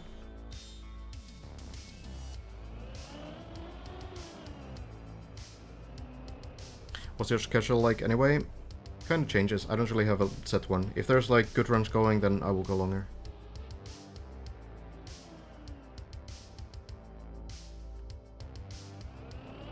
Thank you, Palone. Though I wasn't involved with the map. Not part of the organizing team.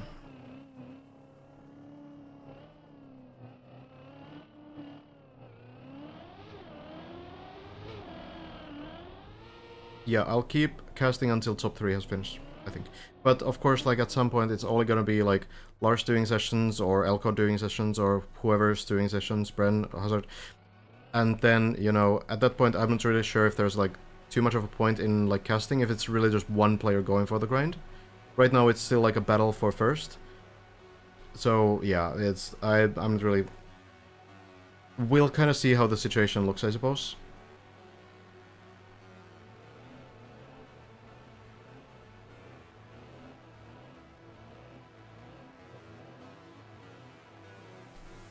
Who does the official campaign maps? There's a group of community mappers that Nadio contacts and gets to build those.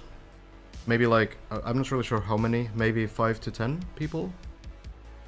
Usually very well-known mappers though. Which floor is the most satisfying for you to watch? 12 is really satisfying, that's true. Might be that one.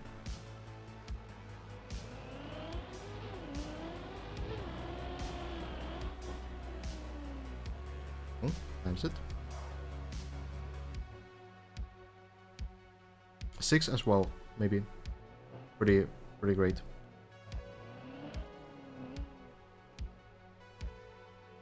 Yeah, I did also notice that Lars' like the early morning sessions are usually a little bit more efficient But we'll see. We'll see. Are you aware of any map where you need to turtle backwards? There's probably some, but I don't really know the turtle scene too much.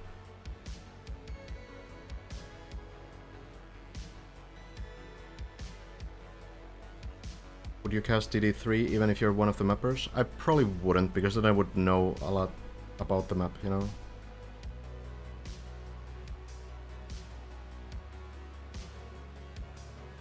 We will see. Again, I say thank you so much for the high quality coverage. No problem, really. Unfortunately, I will miss the next 3 days due to travel, but have a nice final. Ow. Unlucky timing. Hope you have a nice trip, though. Maybe...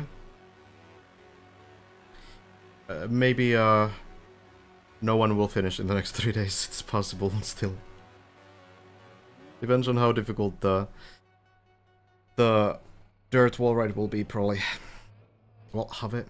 Not quite getting the flip, but looking very good on the turtle. Has probably been practicing this practice floor a lot as well. I mean, getting some runs going to two very dedicated players on the server.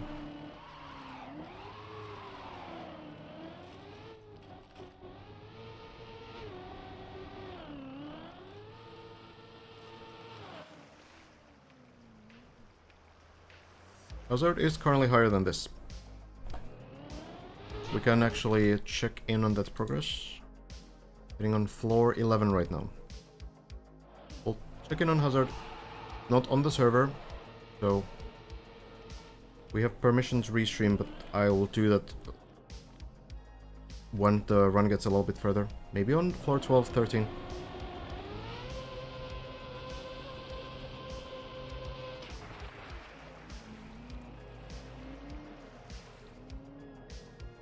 What do you think your odds are for getting to the top first? What, mine? 0%.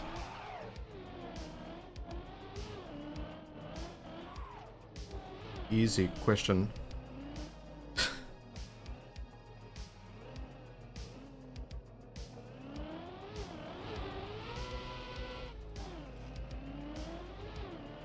No, yeah, I do think Sami will be probably in the top 10 finishing this map. Putting in a lot of time and effort into learning everything really nicely. And the next few practice floors will help as well. I think the one thing that we've seen Sami do is go for those practice floors and really grind them down, and then looking really consistent on them on this full map. I think after the events, it's going to speed up a lot for Sami when all the practice floors are out. There will probably be more than 10 finishers, I would imagine.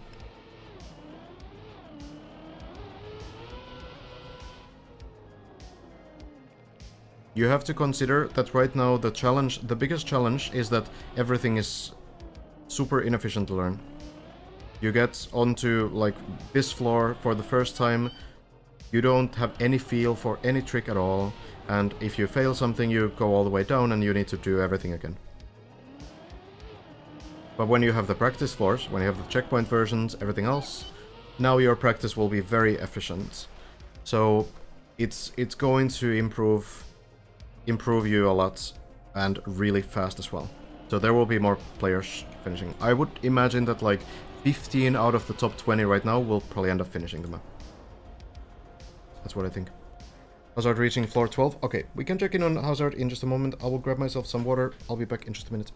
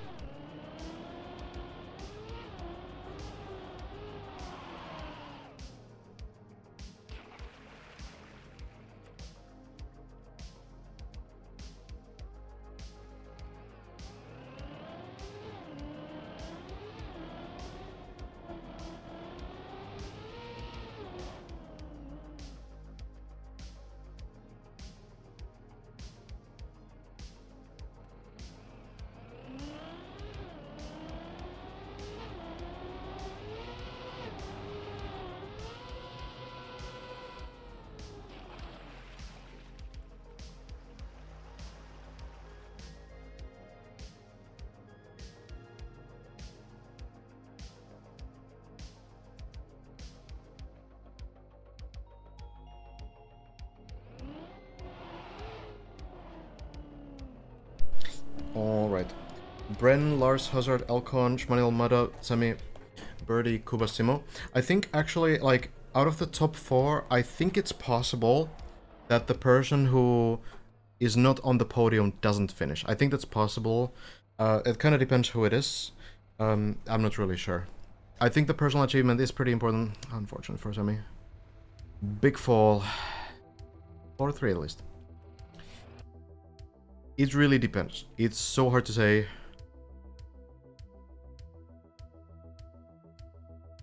But maybe like taking at least a break, you know?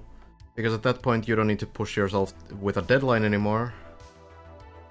Virtual will finish the map no matter what. I think Lars will also finish the map no matter what at this point. And then there are players like Shmaniol, Sami, Have, Mada, who seem to have like a really good attitude still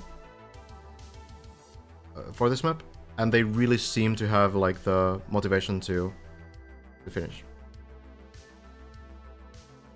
Not in the competition. Like, they don't seem motivated by the competition, that's what I mean. Simo, I think, is the same as well.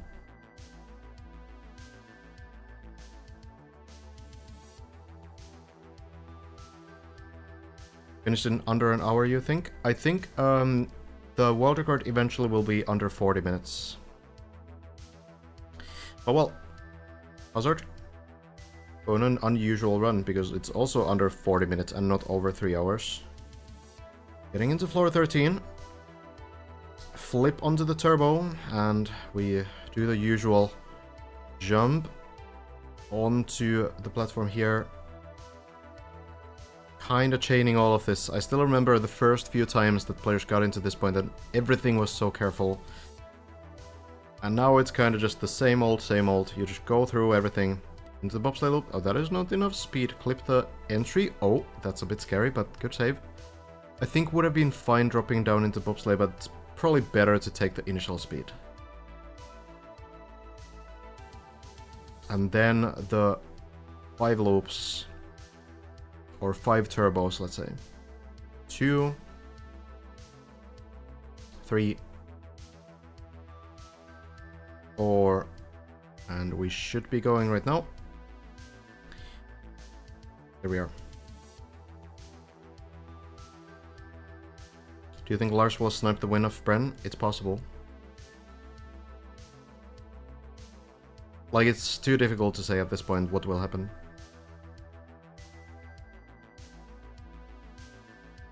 One of Bren's runs today died to the bobsleigh engine? Oh. I suppose it's maybe more dangerous than it looks.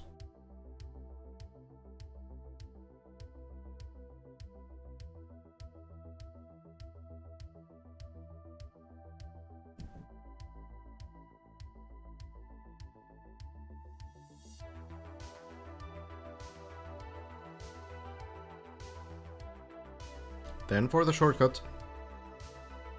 Always wondered why Trackmania players don't use speedometer in the middle of the screen, like for instance in Defrag or any other type of game like that, where having the correct speed is important, especially for those gear 2 jumps where you have to avoid gear 3. Mainly the reason is that a lot of players just don't care about the speed too much. They are listening to the car. So you can hear the revs of the car, the RPM of the engine, and when it gets high enough you know that you're close to a gear shift. And when you're very experienced, like these guys are, having like thousands of hours of experience, tens of thousands of hours experience, you kind of just learn to like listen to the right pitch of the engine. So, you know, you want to keep your eyes on the track. You don't really want to look at anything else more than necessary. And yeah, sometimes you do have like very precise things where you need to have exactly like 137 speed or something, or some specific trick. But it's pretty rare. Oh, lands. Not going upside down.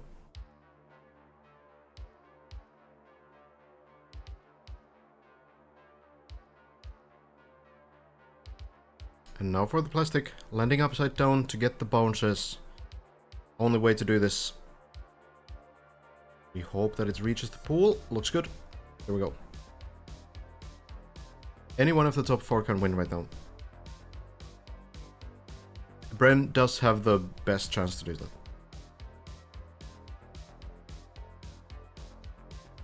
Hazard has gotten to the ice slide on floor 15 today. So now into the wall right again, front wheels first onto the wall. If you go with the side of the car first, you can get a slowdown, so turning the car a little bit more to the right on purpose. And then landing with the back wheels like this to avoid landing upside down.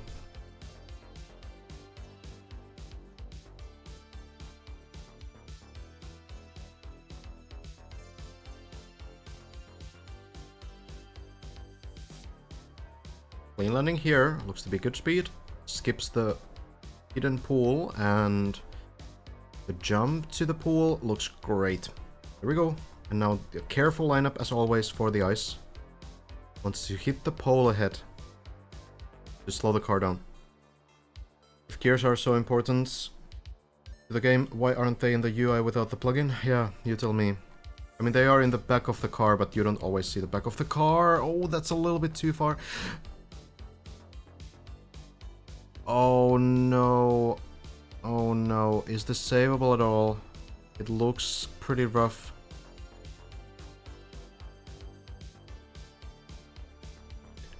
It's pretty average floor 13 spot to land to.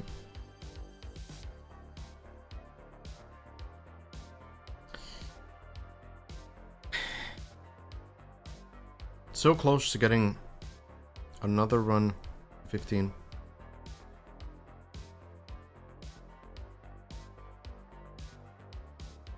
Not sure if there's anything you can do in this situation.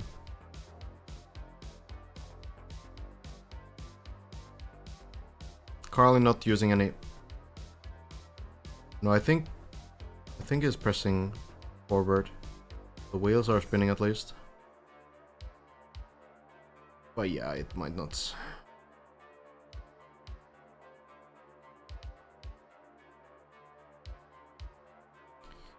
Might not work.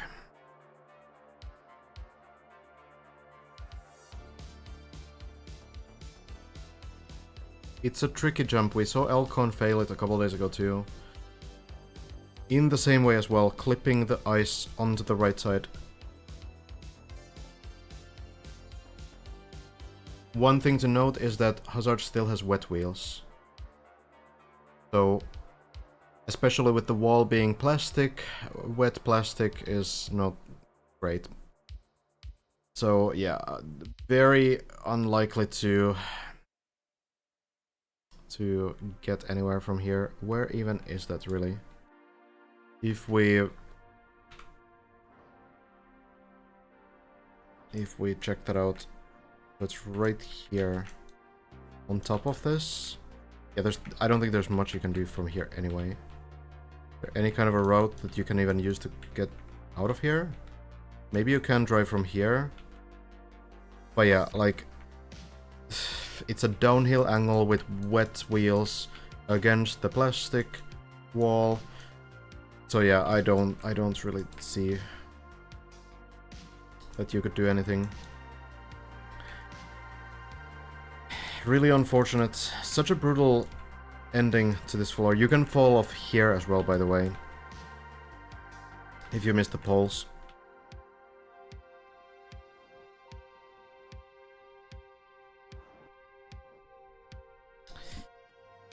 Very tough. Very tough. Do you think Virtual is still grinding without streaming and playing on the online server? Well, Virtual is not playing on the server. Those are done for the day. Yeah, understandable. We wouldn't really know, like, if there is someone... if there is someone who's playing without the plugin, and off the server, and off everywhere, like, it's hard to... really know. No. We wouldn't have any idea, right?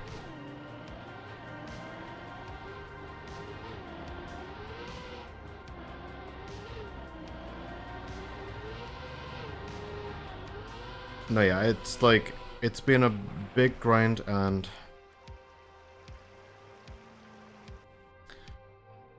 it's hard to keep it up. Every single day.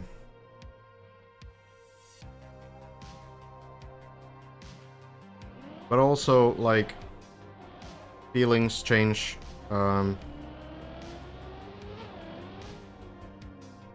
Overnight, right? So yeah, I can understand frustration in that kind of situation. It doesn't mean that Hazard is not gonna play again tomorrow and have a different mindset, kind of more motivation as well. It happens on these kinds of grinds. It's a very typical thing in speedrunning, where sometimes some speedrunners like end up uninstalling the game like every week because they are just so tired of doing it. But then they install it back and go back to the grind.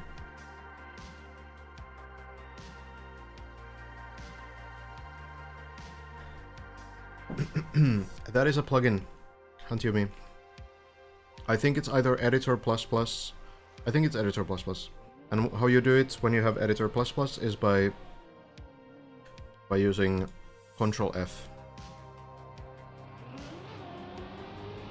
This plugin.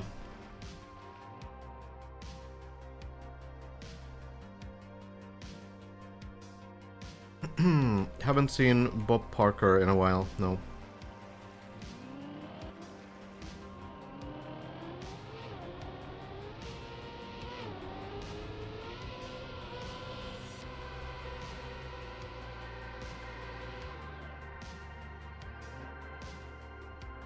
Does it feel it should have been a little bit shorter grind? I mean, I don't know. It depends who you're asking, and it also like depends.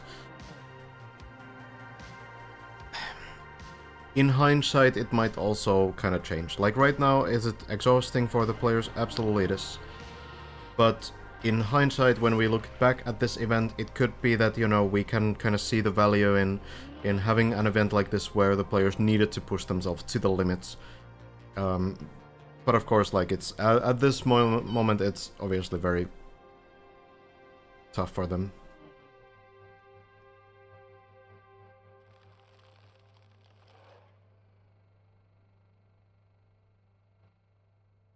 Brent PayPal to Bob Parker. Okay. Good one.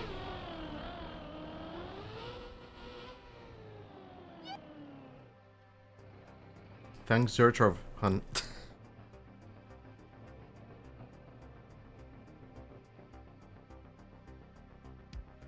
I mean, close to floor 8 again.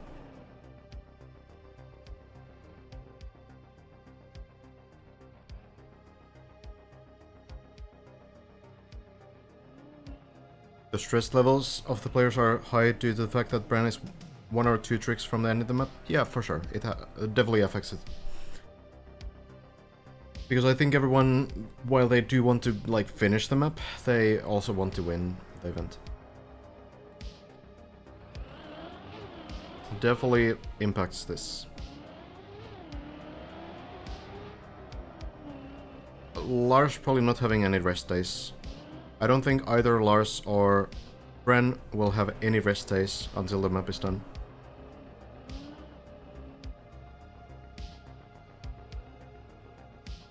Do you think Bren having about 25 hours more on the map than Hazard makes a difference now? I don't really think so. Both, I think, have gotten enough attempts to the higher floors to get consistent on them. Pick up some practice and stuff. I don't think it's really about playtime as much right now as it's just about having efficient sessions.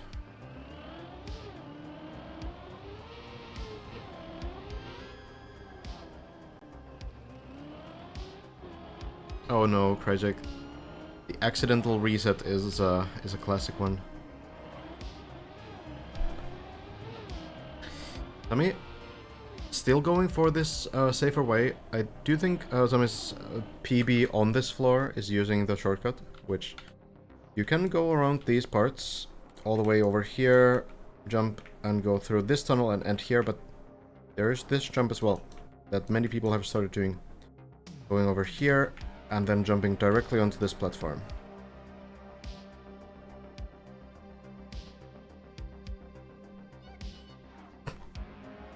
So, a little bit of a time save, but you know, not really that necessary. And it doesn't really skip anything difficult, so might not want to risk too much. Hi, Shadow.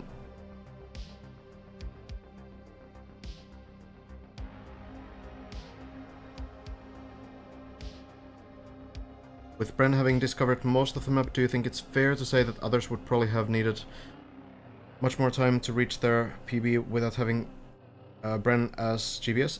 For sure, yeah. But at the same time, I do think we need to remember that, you know, Hazard was able to do a lot of science on certain parts of the map, like floor 15 and floor 13 plastic bones, and Lars was also able to discover sections on floor 13. And especially earlier on in the map, a lot of others were figuring out the strat, so Bren has done a lot. And especially now on floor 16, obviously, a lot. But yeah, it's been like a community effort for sure. Yeah, Hazard cleared floor 9, for example. Figured out the struts there. Elcon also found out a lot of like alternative struts though. So figured out the low jump line on floor 9, for example. Over here, Hazard was doing this jump line, Bren was doing this jump line. Elcon didn't like it, so Elcon figured, okay, I'm just gonna start from here. I'm gonna do a low jump, and it worked perfectly. And now most people are doing that as well. Hazard is not, but yeah, Elcon also cleared 2/3 of floor 8s on his own in one run.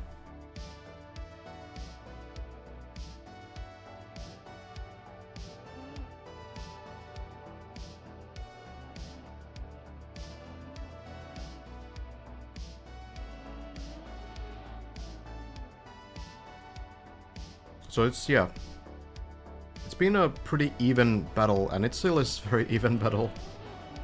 PBs are pretty close.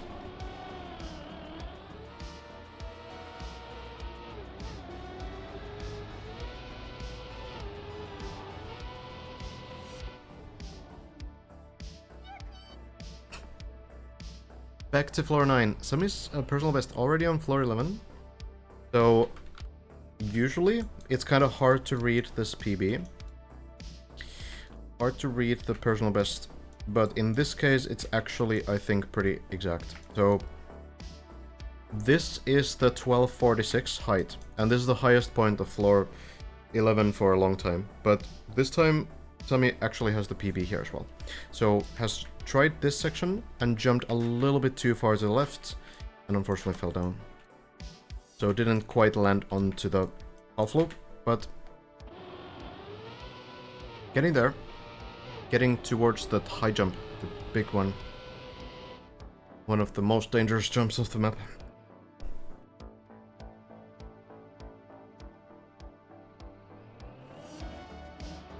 Elcon cleared the way for the ice slide on 15. Yeah, proved the break tap to be possible, yeah. There were some attempts on it before, but Elcon basically just one-shot it, yeah. True.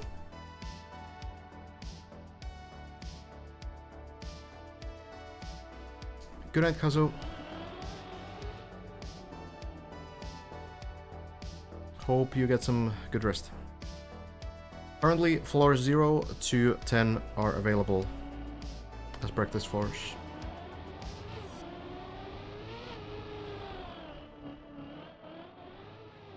Elcon is still on the beam at the end of floor 15. Hasn't, well, from what we know anyway. I don't really know. We haven't really seen Elcon in a while. During the weekend. So who knows what's going on.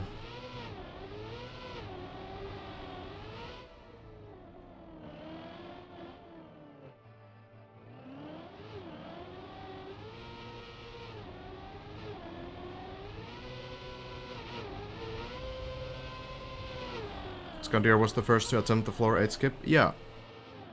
It's true. It was an intentional shortcut.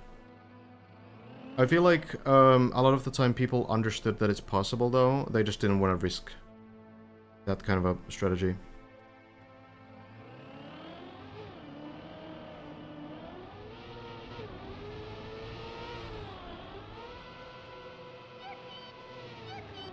Like, the thing about floor 8 shortcut is that it is really just not worth the risk if you're not, like, super confident on that entire floor. You're not skipping anything difficult with that shortcut. With the quarter pipe jump. It's very different from, like, floor 13 shortcuts where you are actually skipping something much harder than what you're actually doing. In Elcon's case, I guess it's arguable, because Elcon shortcut is a little bit, maybe the the riskiest part of the floor, honestly. The end to Finn on the scale is basically just the final jump. Sparkling's floor, it's mostly just the final jump. Oh, Sammy slows down a bit too much. Too big of a release, but does land onto the platform below, so that's not so bad. We'll be able to, I think, go to probably here to the early parts. Oh, dropping down over here. I guess that works. And then over to the beam from here and back there. That seems to work. The floor 8 shortcuts, there's a new one as well, but it's when you get through the beam landing. Where is it? Here. You get onto the beam, land on the bobsleigh here. You can go around and do the quarter pipe jump up on this platform directly, where the second turtle part starts.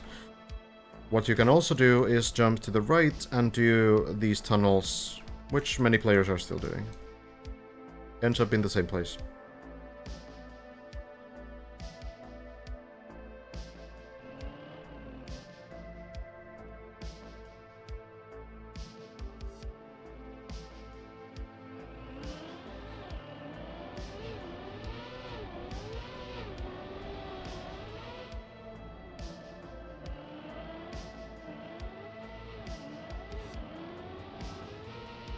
Started playing DD2 today. I'm struggling hard on floor 0. Yeah, it's tougher than it looks, for sure. There we are. Back to these final 2 quarter pipe sections.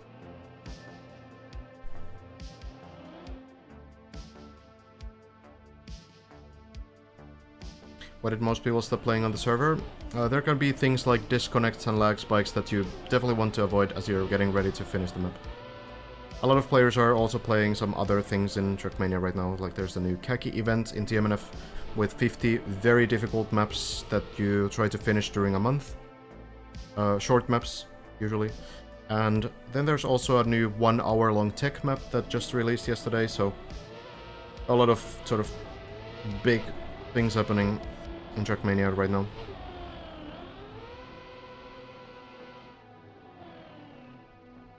Good landing, and now for floor 10. Let's see.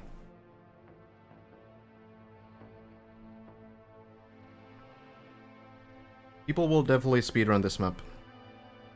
Especially after the practice floors are out and you can get more efficient practice in.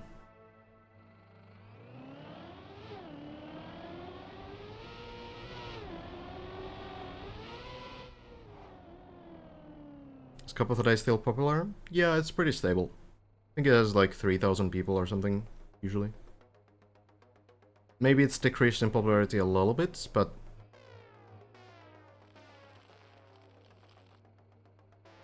Well, 1 hour map, I think, for the world record, at least, result.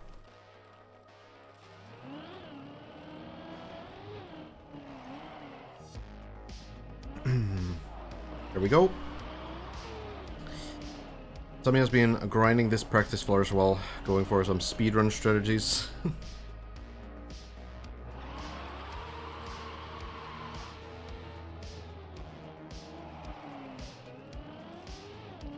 So, Bren has made it earlier today, not only through the wheel hang, but through the next couple sections. There's the WR clip.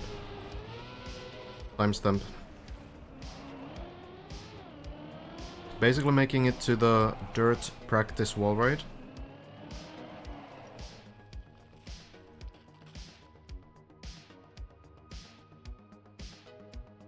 Have not played that one yet. That's all.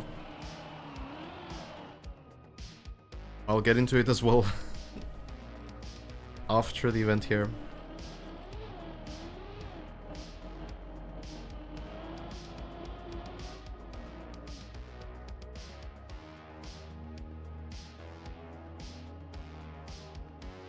The main race right now is between Lars and Bren, we could say. Like, those are the two likely players to get to the finish.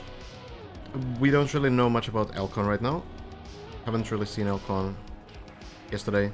But yeah, Bren is looking to be like the most consistent player right now.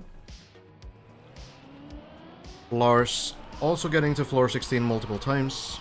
And now if Lars can figure out the wheel hang tonight, maybe Lars will be also able to one-shot a lot of those sections that Bren was able to do earlier today. Oh, Sammy a little bit low, but manages to slide. This is the wet iso wheel plastic, so a little bit tricky surface. Will you stream our runs from DP2? Yes, we will. Hello, Tomator.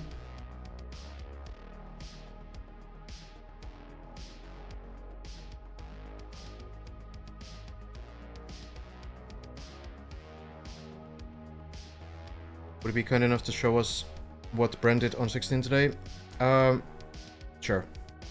We'll check with Sammy doing this final part of floor 10, and then I can quickly show like where Bren has gotten to. There's also the VOD timestamp in the comment though.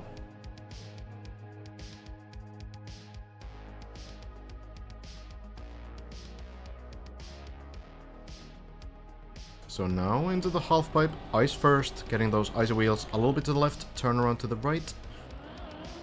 Looks clean, doesn't fall off, and now to the plastic. Oh, this risks landing bug. I don't think it was there, a couple wiggles as well, should be enough speed, and there we are. Back to floor 11. Well done.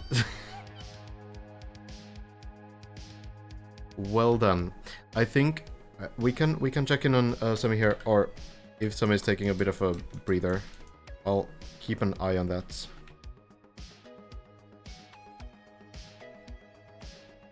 Has been getting to these points before. Okay, real quick. So here's floor 16. It starts from here. You flip to the loop, go around, jump through, and here. Then you go over here, and now there's a wheel hang. There's a practice section here, and on the left side, there's the actual thing. Bren had a few attempts on this, landed upside down many times. Lars also has landed upside down on this, but Bren was today able to land it properly. A couple times. Was able also, failed this next jump once, but was able to get through it as well. Twice, from what I remember. And then, jumping through here, barely landing into this tunnel, and then this section wasn't a problem for Bren. Was able to accelerate, jump above the first beam, under the second beam, and then save the line on the ice. Over the beam, and now here's a practice section. And this is where Bren's run ended. The actual route goes to this point, so you jump over the plastic onto this. But a couple tricks later, there's this big dirt wall ride. This is maybe the hardest trick on the map. Maybe at least the floor. So you have this plastic bounce at the end. What you need to do is basically get the grip on the wall, which means that you have like a little bit of an upwards angle on the dirt. And this is the same trick as we've had on floor 4, for example. So you can kind of carefully steer a little bit uphill, and you can stick to a dirt wall ride like this. Dirt is a special surface in that sense. But the actual thing you want to practice is the plastic bounce over here. So you bounce from the plastic, and then you need to turn around to the other direction. So this is purely for practice. You don't go anywhere from here. And Bren, unfortunately, while practicing this, did fall down twice. So didn't get to try this plastic jump section. But what you need to do when you actually get to this point, a couple tricks later, you need to go to this very narrow parts, go all the way around, and the plastic bounce has now been figured out by Bren. Did get it a couple times.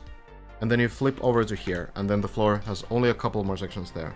So Bren, unfortunately, falling down from the practice area there, but did get successful turnarounds, hit the plastic with the back wheel, and was able to get the grid back. So at least now understands what to do on that kind of a very rare turnaround. I've never seen that kind of a turnaround before myself. Oh, a little bit to the right. Lands though, but this goes back to floor 10.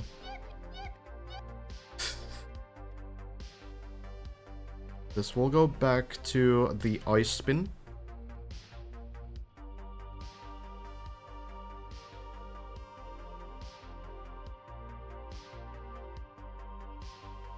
Have knows this as well.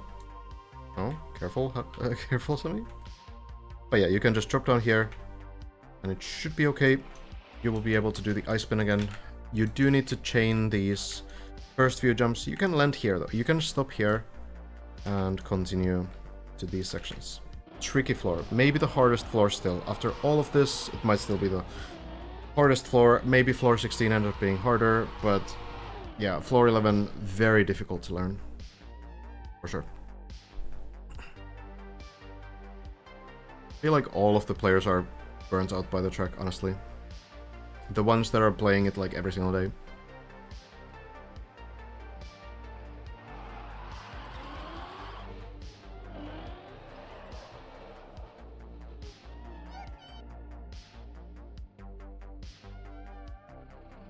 Did someone say that Hazard... Yeah, Hazard floor 13 offline? Really? So still playing, just off stream? Was that so?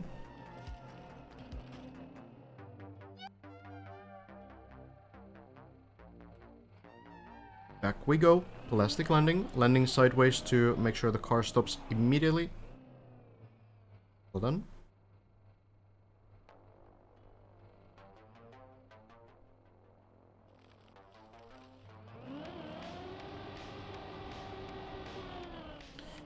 And the half pipes, here we go. Sammy has been practicing a lot, I think, on floor 10, so no issue getting through these parts. Even the yippee mid half pipe. Nicely done.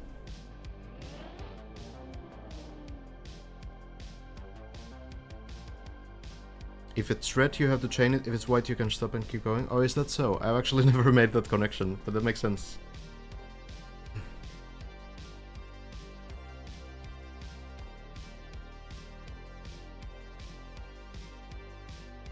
Have the creators start releasing practice floors? There's 0 to 10 available right now, so nothing really that changes the course of the competition. Oh, just in-game Dead Turtle. Okay, yeah, fair enough, yeah. Yeah, it's still in the same position. Yeah, that makes sense. Makes sense.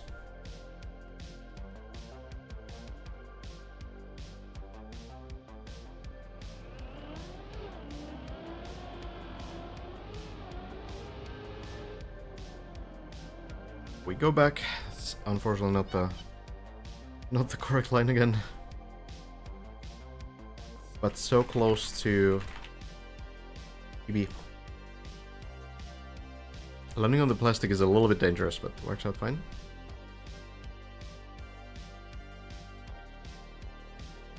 Maybe they are looking at some specific player's progress to decide the practice floors. No, I actually don't think any more practice floors will be released during the competition. I think this is probably gonna be the Lars alive, where, well, I hope so. But I guess starting stream.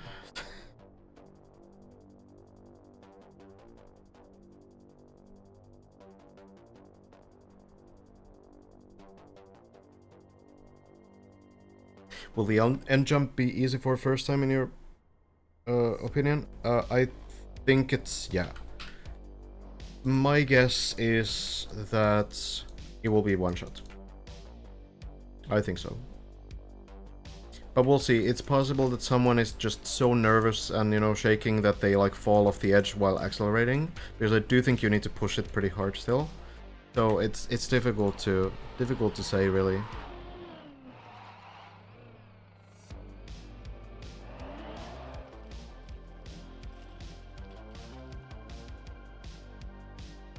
There's actually over 900 people who have beaten Shallow Dip. It's really impressive for a map of that difficulty. Kinda, it's a lot more than I thought it would be. It's not an easy map at all. Wheel clip still works though.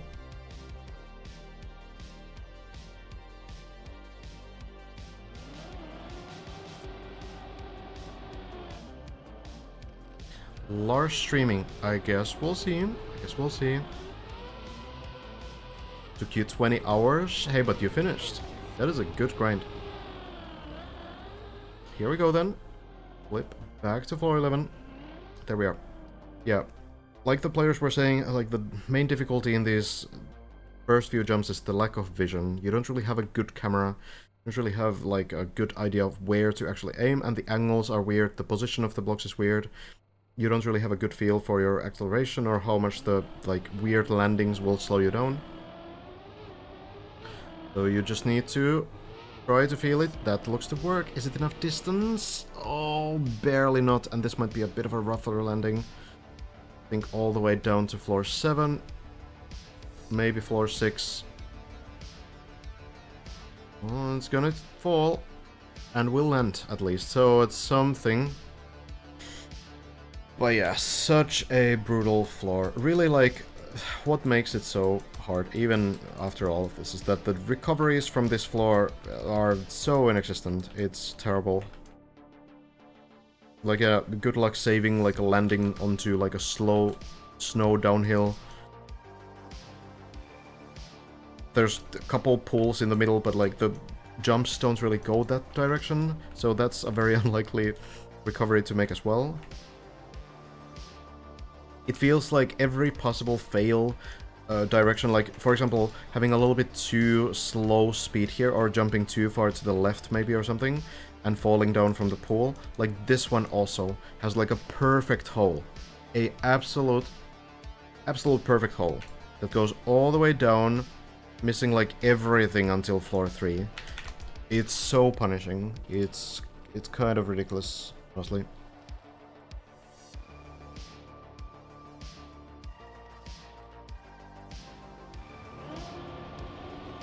Floor 11 still problems.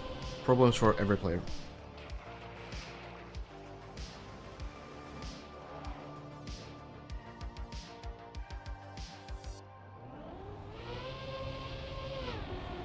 Remember the trailer showed a clip of the final jump and showed the car speed before the last straight and during the last jump? Was it the trailer or the teaser trailer? Like, was it the Christmas teaser or the newest trailer, the launch trailer? Because the launch trailer is like full troll, and the teaser trailer has like pretty accurate things overall.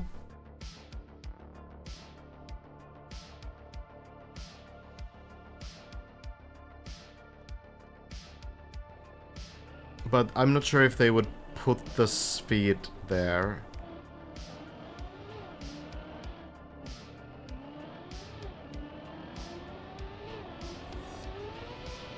It's tough. It's tough to say.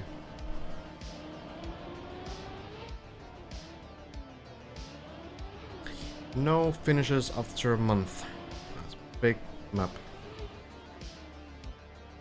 I'm not actually 100% about the Deep Dip 1 thing. I didn't follow the grind like as closely as this one.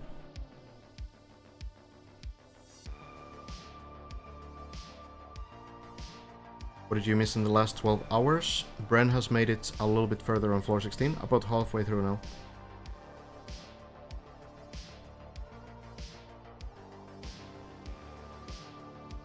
Who cares about the speed anyway? Just get max? Yeah. Like, you're not gonna risk it. Just do like 15 attempts at it, pick the best speed, and then grind for it. No?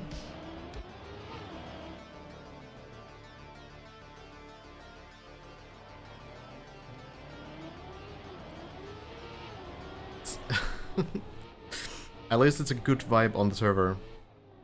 Very good motivation from Habe and Sami. That is good to follow. Oh yeah.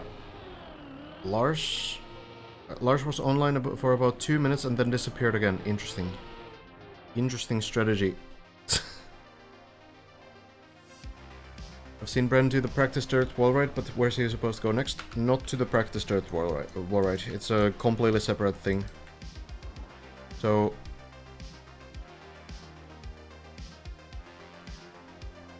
here's the practice thing, and yeah, you can practice it, but that is not where you want to go. There's nothing here. You just keep going in like an endless loop. So what you're actually supposed to do is you're supposed to take the speed on the dirt, turn around here, and then jump from this plastic, land here, land here. And then you do another dirt zoop that we have on floor 10 and floor 15. Go over here, jump, and over the beam here, and now you are on the actual dirt wall ride. Go around, plastic bounce, go back, flip onto this platform, and then here, and then, yeah, jumping over here, landing, and over the beam here. That's floor 16. And then, basically, it's just the final jump. Go in a circle around one of these, and then when you feel like you have enough speed, you commit, jump, hope you reach the red line. That's it. Not a lot remaining on the map anymore.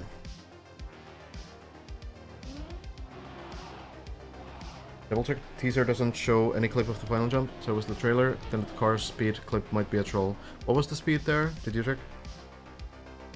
It's probably a troll though, yeah. It's probably meant to do it, because a lot of the trailer, the launch trailer things are like driving backwards and such on sections, or doing some completely made up stunts. So yeah, it probably doesn't tell much, for sure.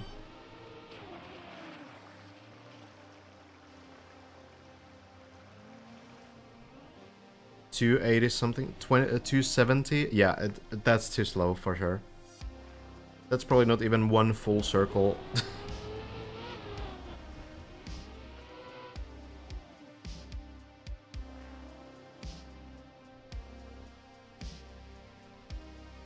It's probably gonna be a 5th gear, I would imagine. What would you say? Do you have good intuition for these kind of things, Shadow? This kind of a jump. It's so difficult to estimate. It's like halfway in a block as well. I really think it's 5th gear at least, though. Can't imagine this would be like 4th gear, that kind of height. But it's so difficult to tell just by looking at it. I guess we need to just look accurate to you, really?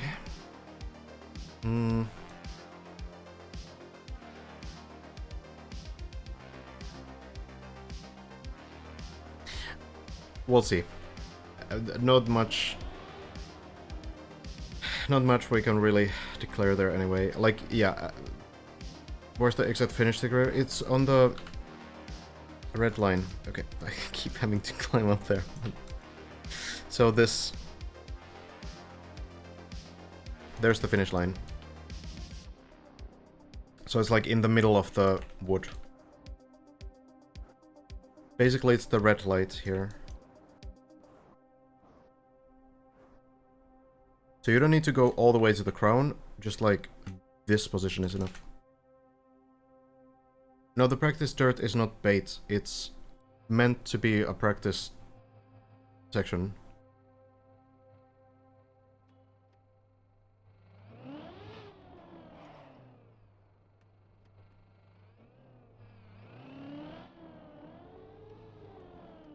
You could probably play some practice floor with another kind of a jump, but it's also a different quarter pipe than any other quarter pipe, I think.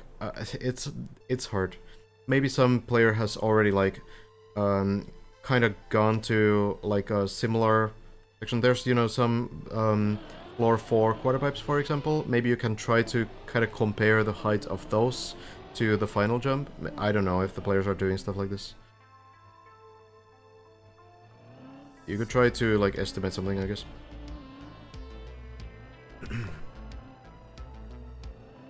So, I think we'll just wait for someone to get there.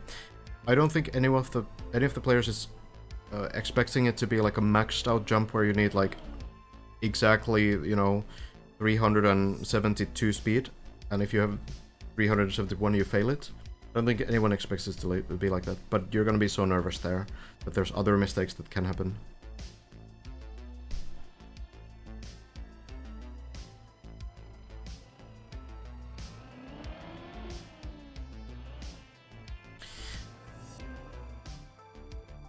We'll just need to wait and see. Welcome, Slimmy.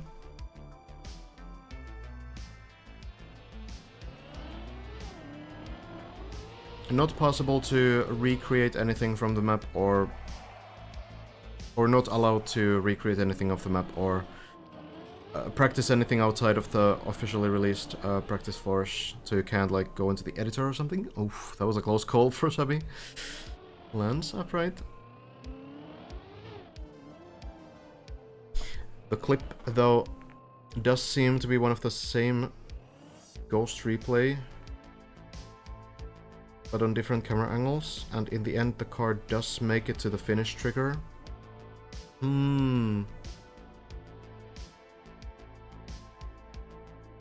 We'll see. Okay, yeah. This is savable. You should have enough space to do this. It's kind of just tedious to do, you know? Large streaming, gotcha, gotcha. We will follow that session a little bit as well.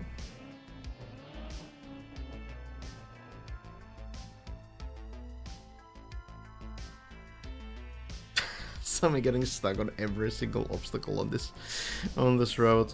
Oh god, like all of this is savable, but it's just so tedious. Takes forever. It's possible to at least go to the side here and then climb back.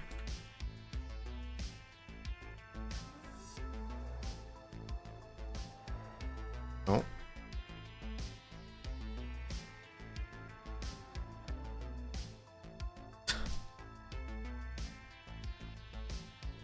I wouldn't be surprised if we just see somebody do the shortcut next time. There we go. Like, honestly, at this point, it's like, okay, well, I'm just gonna do the shortcut. I'm just gonna do the quarter pipe jump all the way here. would be a reasonable idea at this point.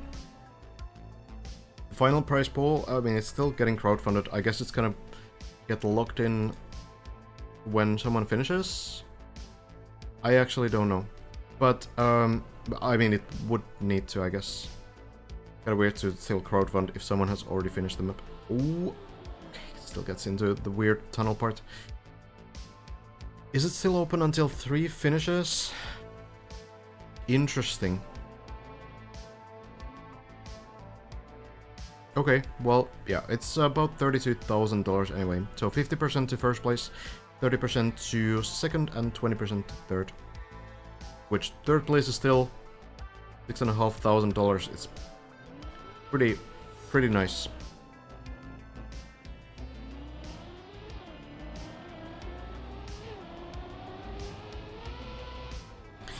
I imagine you probably showcased it numerous times already, but what is past the World Record 2-wheel? So yeah, I've literally shown it just before, so I can verbally describe it real quick. So there's a dirt wall ride, similar trick to floor 4. No, it's okay. It's not your fault. It's just unlucky timing. Really quickly. Dirt wall ride. Like the main things. There's this jump over here, which Bren has succeeded on, hasn't failed it yet. Then the jump over the plastic. And then the dirt wall ride. This is the big one. This is gonna be the main section. So the plastic bounce at the end, direction change, upwards angle, flipping over on this platform. That's gonna be the main thing right now.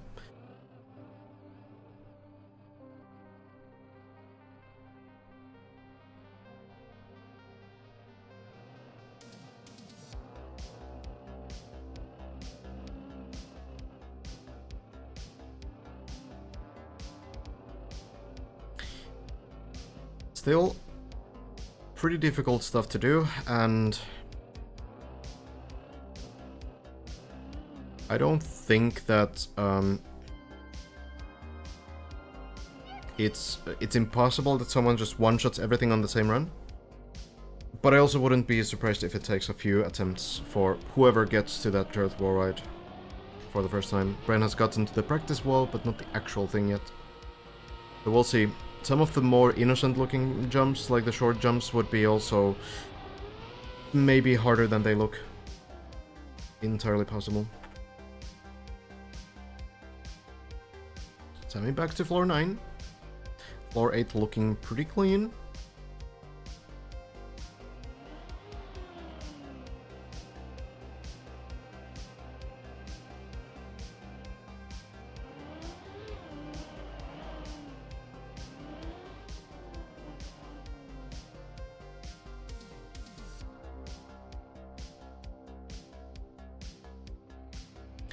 I think we'll see if Lars's session today ends up being that kind of like a god session. I feel like Lars really wants to finish tonight.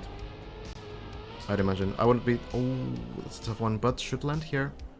Recovery path back to the beginning of the floor. Not too bad. Floor 9 is very recoverable in these ways.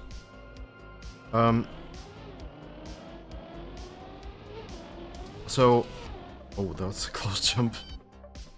Here one. Yeah, I wouldn't be surprised if Lars does some really long session tonight. Because I feel like, at this point, Lars might be thinking like, okay, Bren might finish tomorrow. Or even like, you might go into this with the attitude that Bren will finish tomorrow. So it's now or never. Final push.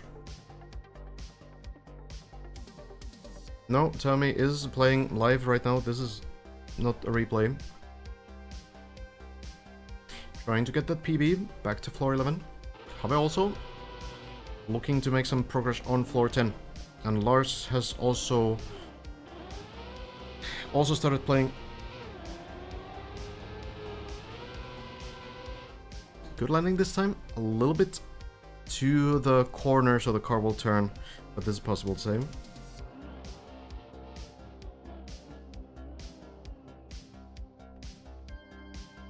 I don't have a PB on this map. Haven't played this one, but I did finish Shallow Dip yesterday.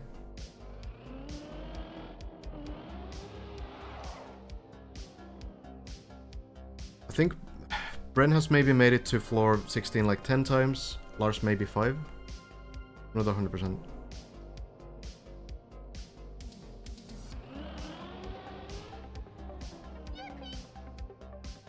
Yeah, it's halfway through.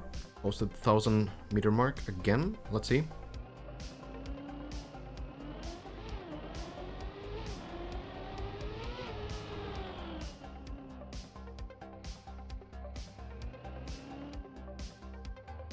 Yeah, it could be a strategy. Like right now, as kind of if you wanna see the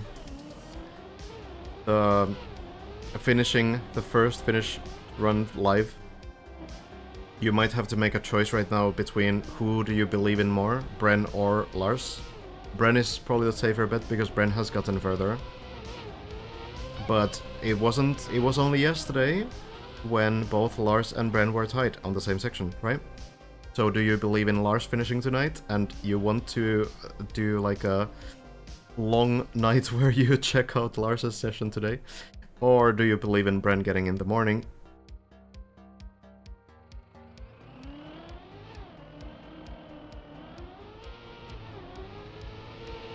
It's kind of a gamble.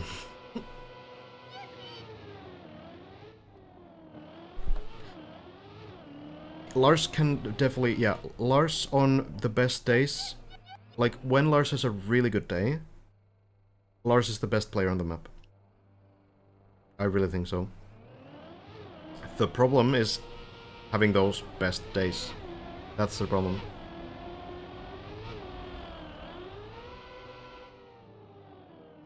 If tonight is one of those best days, then I feel like Lars could get far.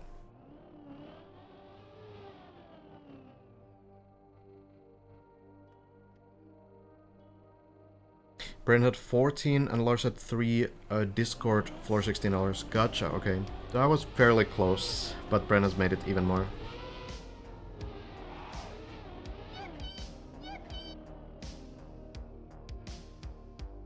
Can you wake me up when someone makes it past the real dirt wall, right? You might want to enable the water guard pings on the deep Discord.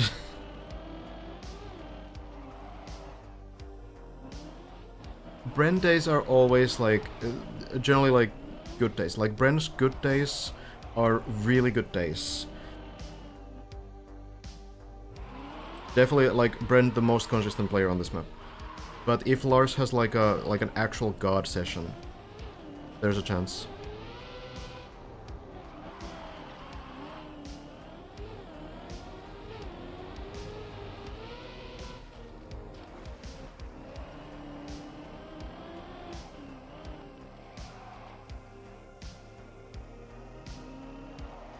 Your bets are on Bren.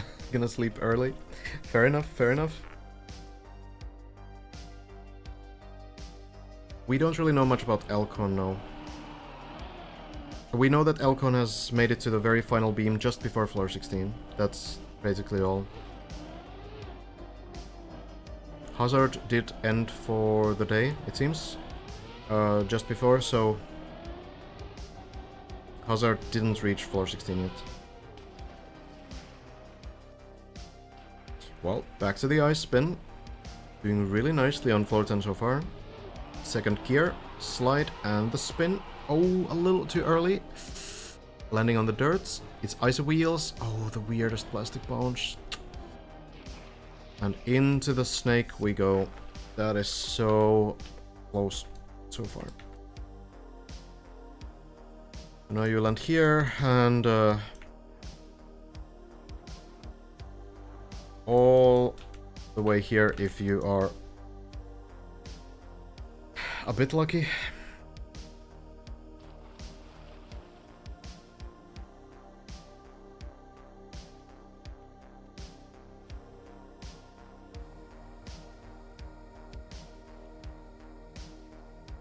Let's see. 7 360s in a row. Yeah, it's pretty wild. The floor 10 practice floor really is helping these guys.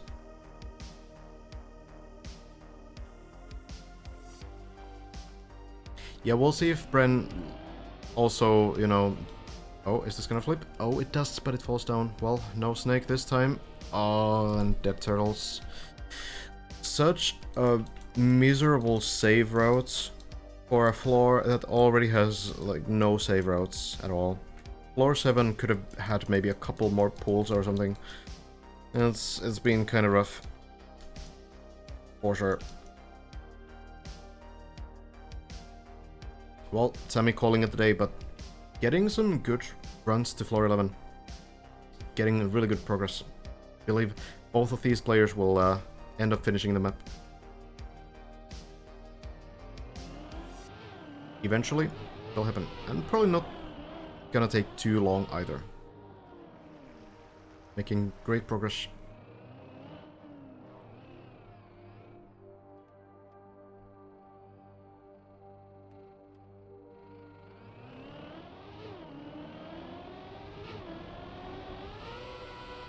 However, we'll probably, yeah, get the world record eventually. The attitude is great, yeah. After 31 days.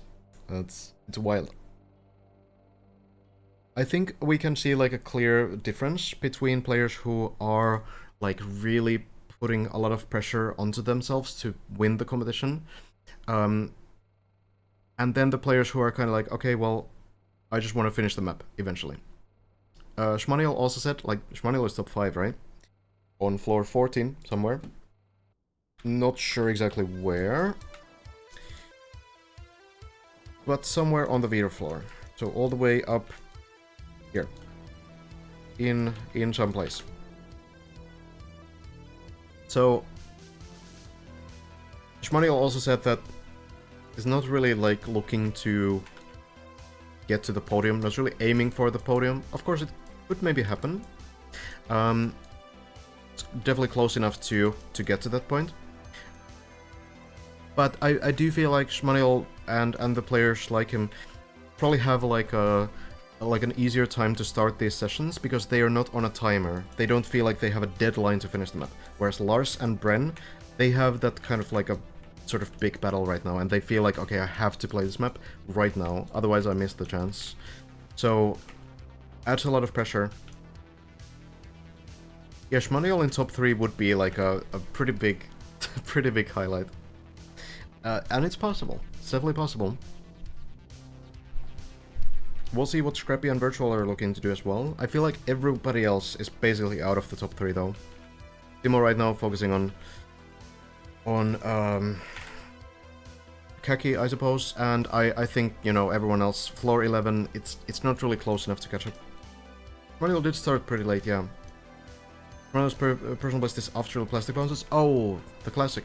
So, in this section, I guess. On the classic quarter pipe jump, yes?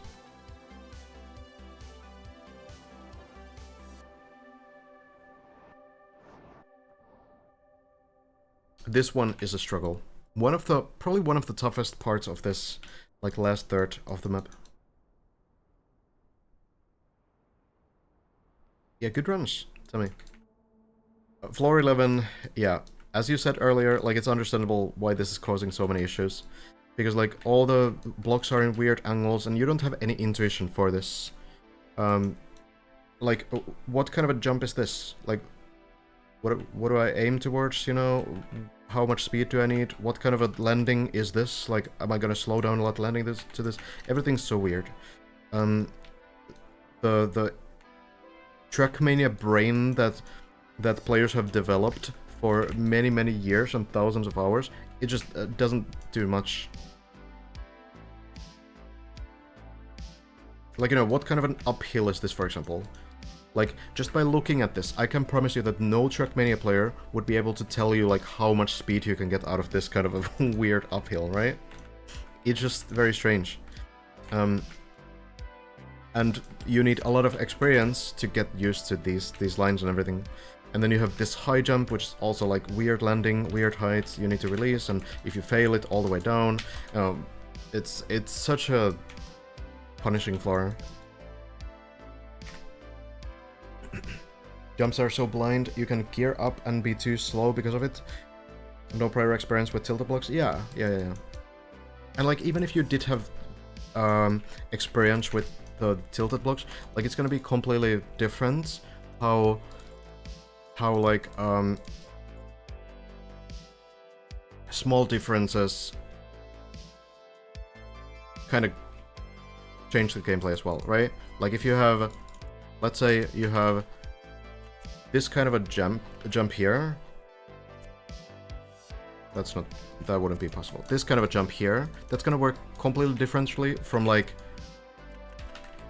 this kind of a jump, right? Even though, like, the distance is somewhat the same, but, like, all these, like, changes in the angles and everything, they just transform the whole section, and you're just, like, you need to just do that specific jump so many times to get the feel for it. And then, you know, you make things even weirder by adding like weird angles and quarter pipes and all kinds of things. So yeah, it's very rough. Even all the, like, half loops and everything are in, like, some strange angles like this one. So it's like, okay, well, how does this work? I don't know. There's some, like, visual cues for some jumps, and not all of them are blind, fortunately, but it's kind of still. The problem is that when you have visual cues, okay, when you have a visual cue, your entry line still needs to be specific for the visual cue to work if the jump goes from a turn. So, for example, here's like an example thing. If I have a turn like this, and I have a jump, it's a terrible jump because it comes right out of a turn.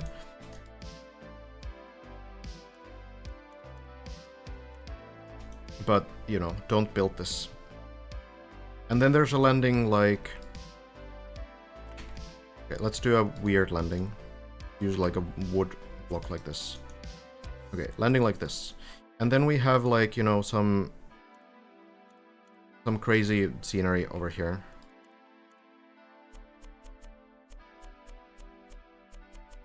So, okay. So, we have visual cues, yeah? We can see, like, okay, well, there's some things happening in the sky. And then you're like, okay, well, I can just pick one of these signs, and I can aim towards it, and that should work. But the problem is that if you have a white line that goes like this, now you have a different angle, and the visual cue that you usually use is not going to work the same way. If you go from an inside line, again you have a different angle, and again you need a different jump. And the more precise the landing is going to be, the more these kinds of slight differences in the entry will affect your line as well.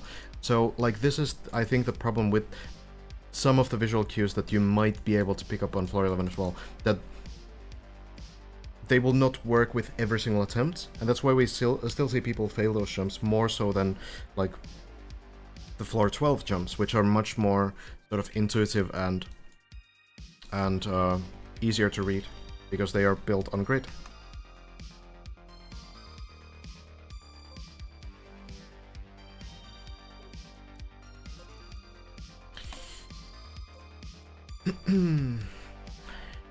Well, Wyatt's a day on the server. Suppose we are looking forward to Lars doing things, but you know,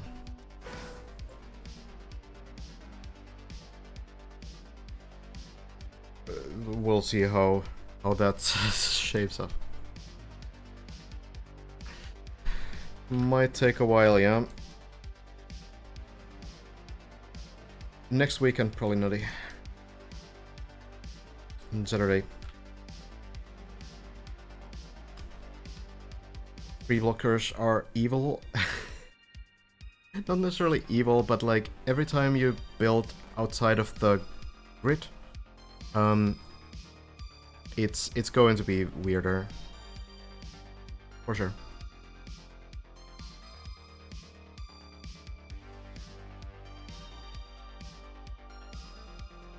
With Bren, Lars, and Hazard this far into the map, would you say it would make sense for them to not stream their runs to give away as little as possible, if they're really all about winning? The problem is that the rules state that you have to stream your final finished run. So you don't want to risk not streaming if you suddenly get like a god run and you finish the map. That will not count towards the prize pool. Not eligible for the... It's not gonna count towards the competition. What do you think is the best floor? I don't really have a favorite. I appreciate a lot of the unique ideas. Like floor 4 tilt design is really cool.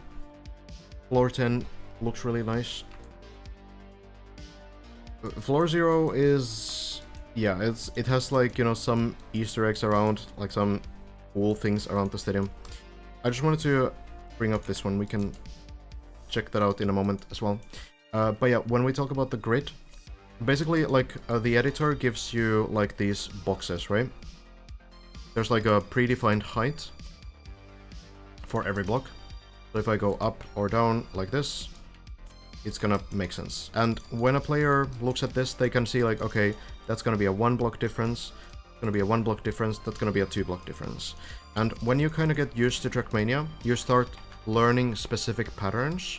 So, for example, here's, like, a start sort of difference.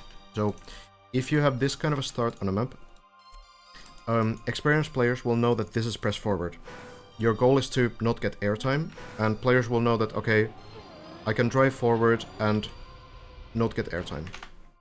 But if this block is changed to a multi-lap, now the start line is a little bit later, and players know that, okay, if I press forward here, I will get airtime.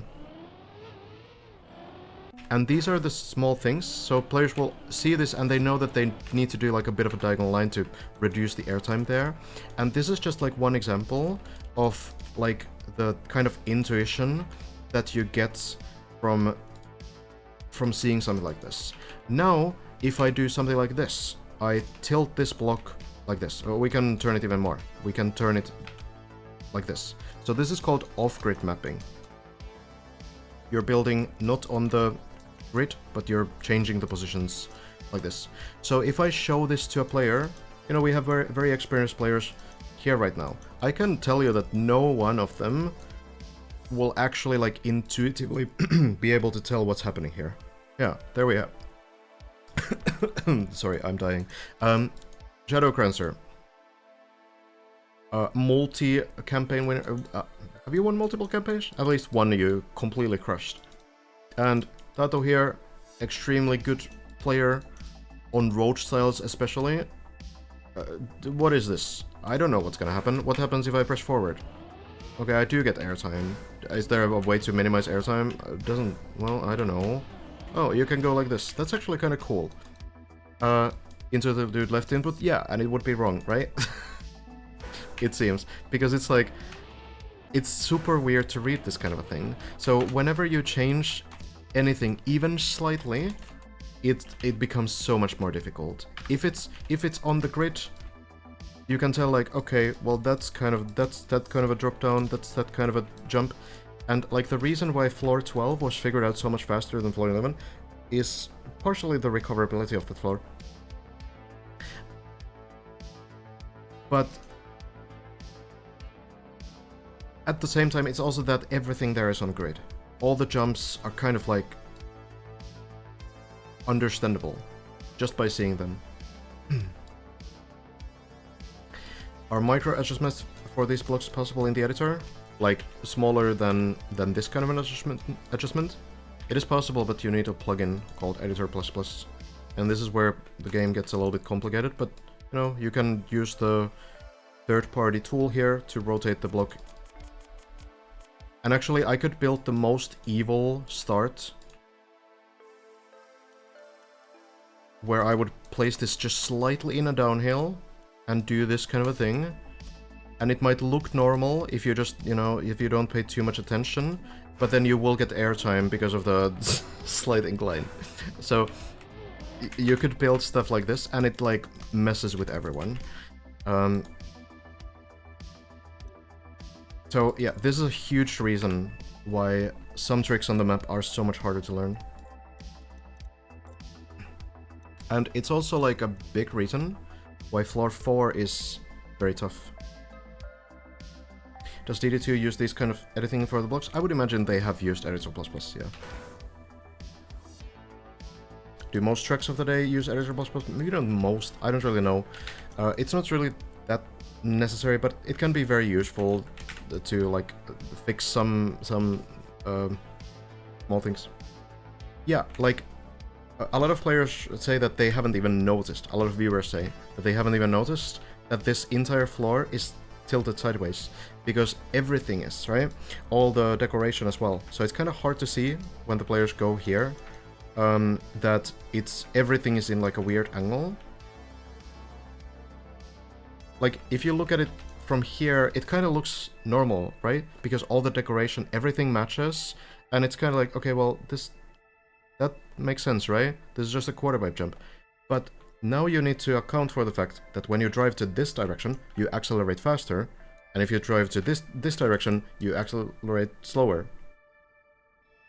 That's the whole point of the floor, that you have these really weird sort of lines that look intuitive, but then there's these problems, like when you do like a downhill turn like this into the quarter pipe, that's gonna cause an autoslide. So as soon as you have too much speed and you turn, you will get an autoslide. You would not get that autoslide if everything was actually flat. But here you do, and it's so weird when it happens. Like, it's like, hold on, how do I actually do this? How do I avoid that? And that's why this quarter pipe jump was so difficult to figure out, and why it's now one of the like easier sections in this early map. Well, not easier sections, but it's like going a lot better now, because players are used to the lines, right? Your muscle memory catches up.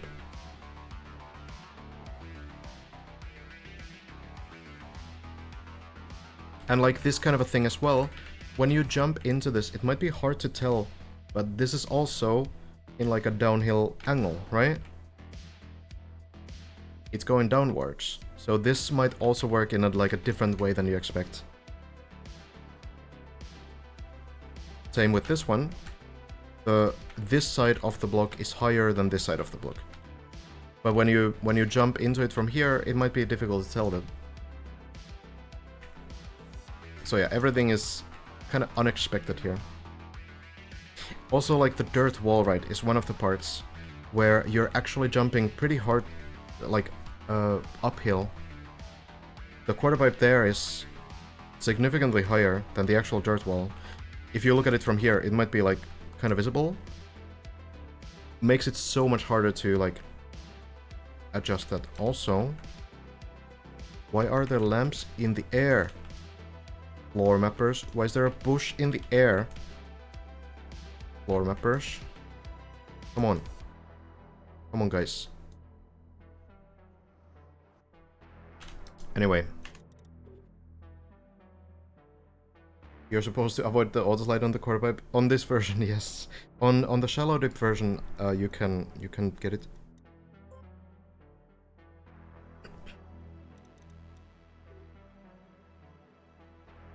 Uninstalling right now, yeah. Competition cancelled. Due to flying bush. Well, floor 11 is not really tilted in the same way as floor 4 is. It's more like everything is in like a slightly different, strange angle. It's this bush. But yeah, on this version, the quarter pipe jump, for example, it has a lot more space, so it's a lot easier to get it. You still need to do it like semi-well. It can still be like kind of weird, but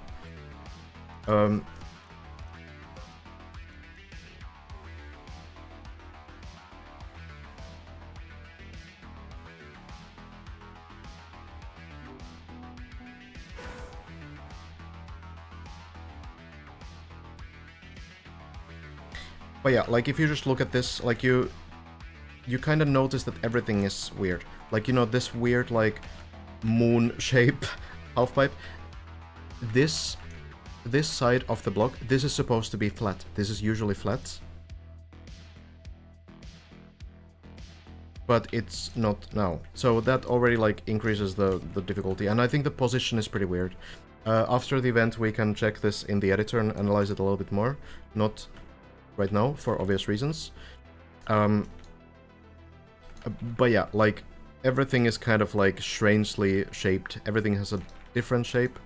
We have the passive-aggressive smiley face here as well. So yeah, everything's just weird. Like on the final ring, for example, like you first accelerate downhill, and then you go uphill, and then you land uphill, and then there's this weird quarter pipe shape, which is like slightly tilted to the side as well. And then you have these quarter pipes where you jump like from this weird angle as well. Everything is weird, right? Everything's just strange.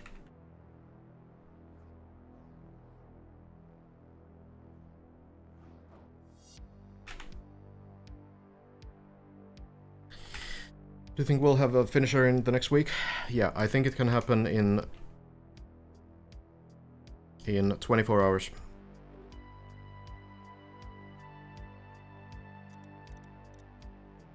Do you know what Bren was talking about when he mentioned that he has some kind of a deal going on with Hazard?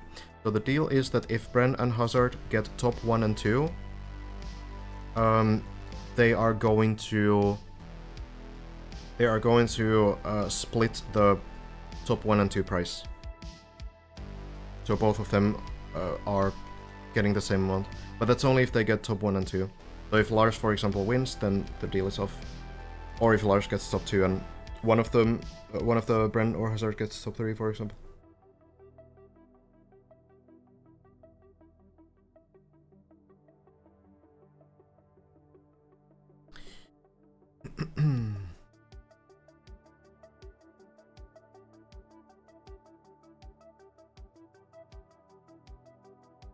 There's some, you know, pretty hard to learn maps in the game, just because it's like slightly angled.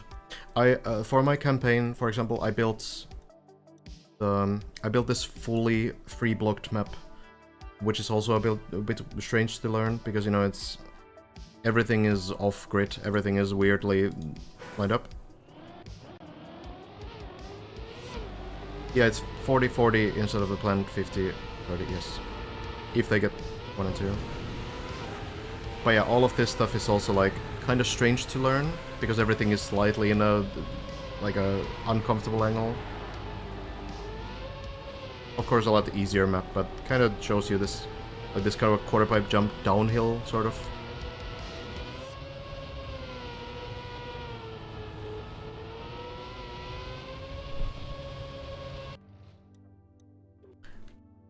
Kind of tough.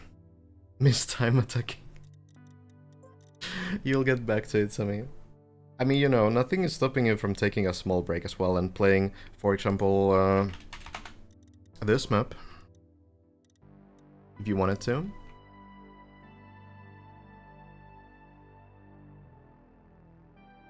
Good night, Aisha. No worries.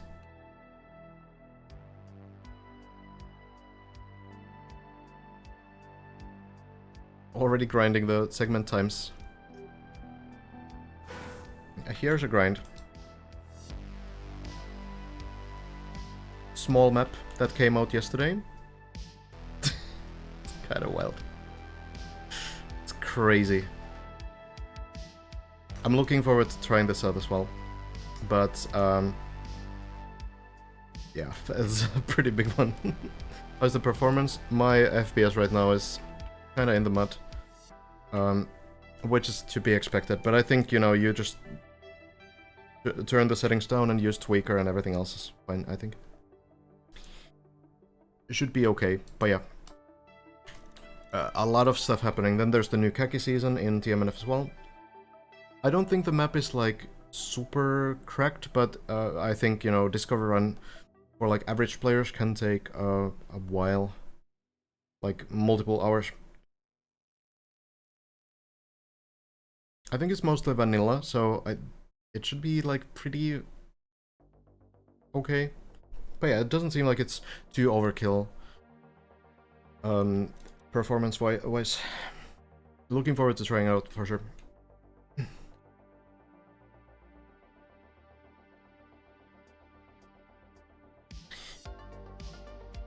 But yeah. I feel like slowly but surely, I guess the content cycle is kind of moving from Deep Dip to other things, now that other things are happening as well. But at the same time, you know, we obviously do have our players still.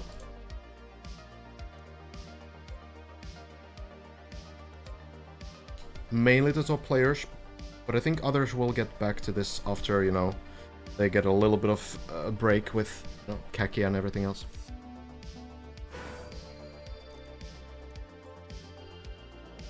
That makes me think of them old car track rugs that we'd play on as kid with little toy cars. There's actually a map like that as well, Trackmania. It was by Virtual and Team H.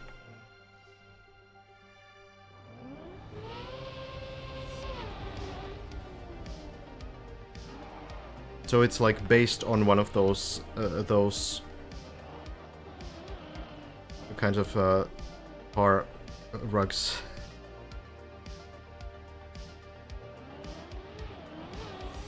Pretty fun.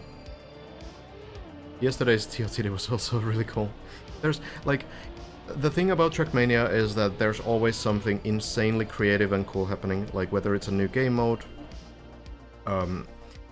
There was like one of the big things last year was in the end of the year when there was a game mode that allowed 2 players with collisions to like solve maps together, which is really cool, like kind of pushing the other car around and such.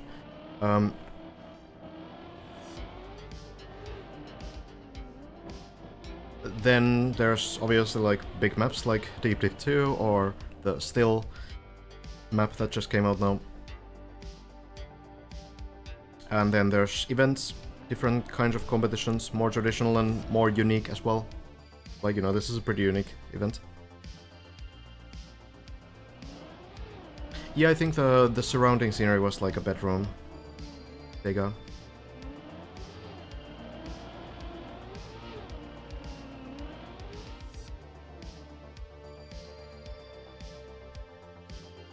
Also, there's like really cool custom items and sets that people are making.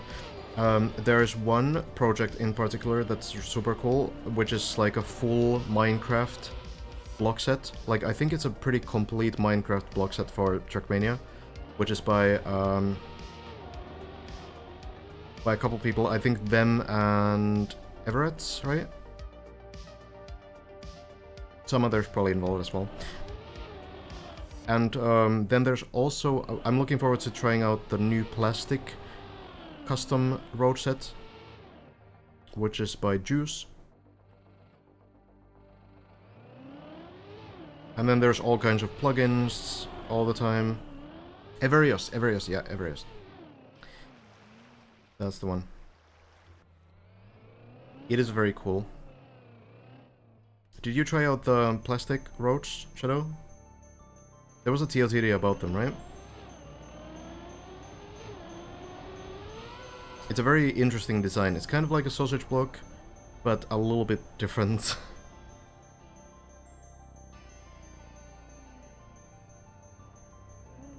Oh, you were invited to beta test him. Oh, cool.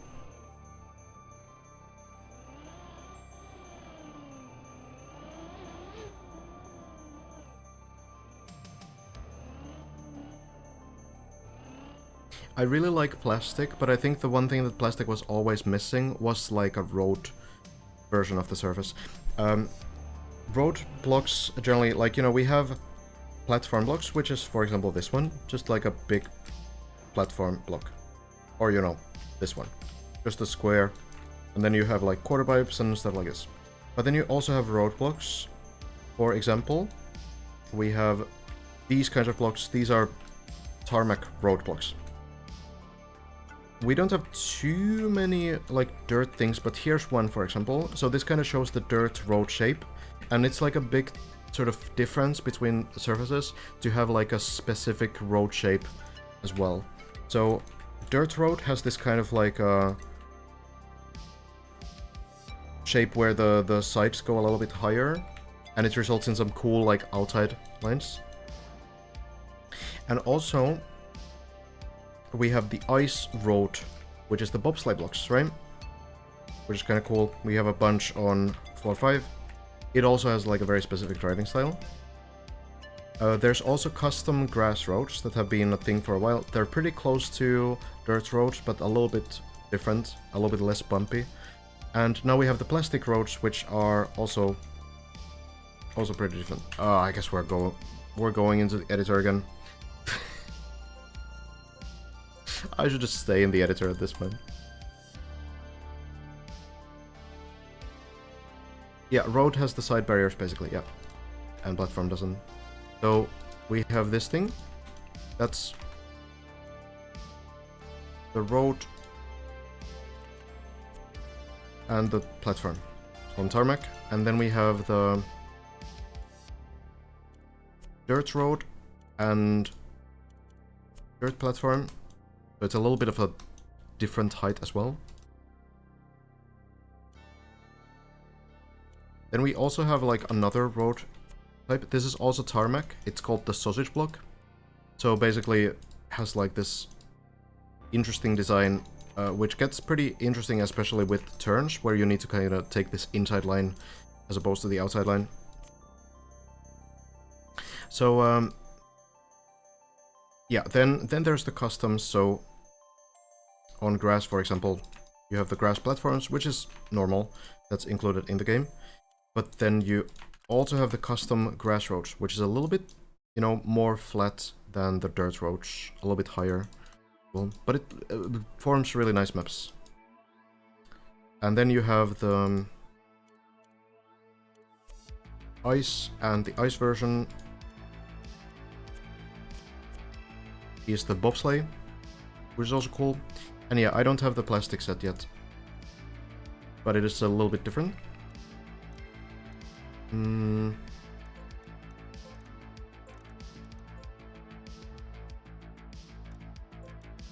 Let's get it. Add collection. This is how you add club items. You just do this from a club, and now you have it. Great.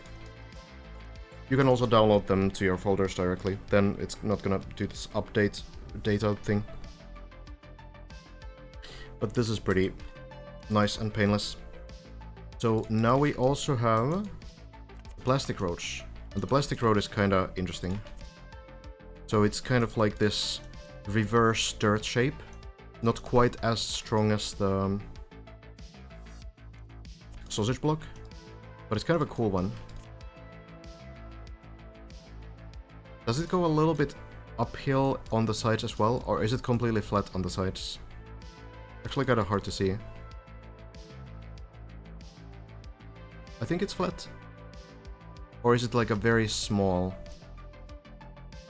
uphill? I guess you can maybe combine these with these sides. Oh, maybe it's a little bit weird. This is the new plastic road set. Road Plastic Base is the name. It's in the way too many club. Oh yeah, it's really interesting. So plastic doesn't have like a vanilla road type. I'm looking forward to playing around with this after the deep dip thing is over. Oh yeah, it is fully flat on the sides.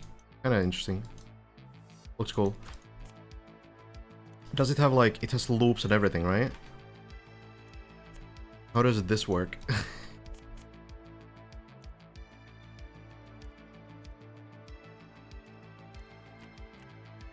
Wait, it is the one.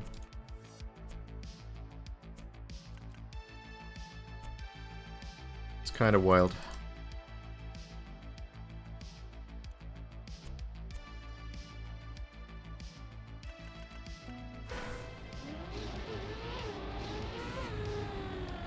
Yeah, it kind of pushes you to the sides.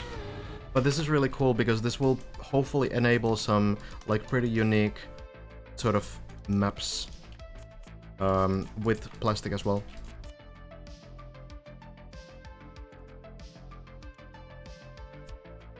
We can maybe build like a small map. There's absolutely nothing to do with deep dip now, but I guess we're waiting for the brunch to get up and running anyway.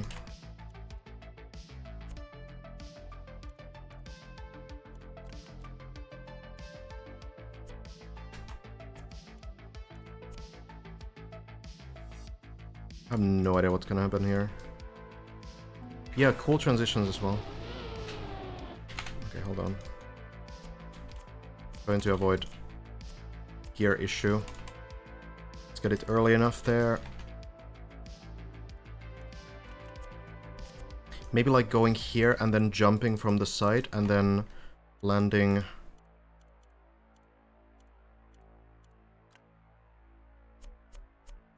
Landing here, is this possible? That's too high. What about this?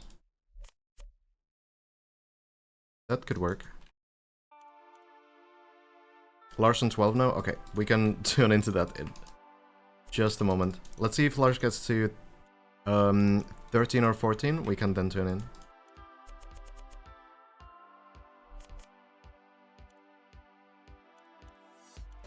I guess you can just kind of go into this block from the side as well. This is all plastic, yeah.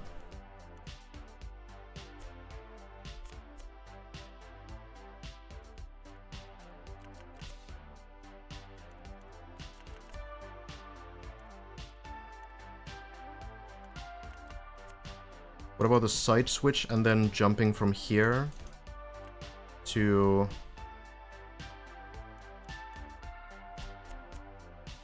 Can I jump from this side to that side? I think I need a... this kind of block. And then... Okay, there's my map.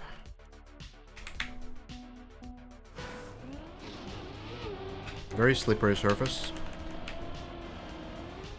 Okay, I miscalculated the jump. Maybe it is actually possible. Ah, it's a little bit rough. Okay, is there any easy way I can make it easier?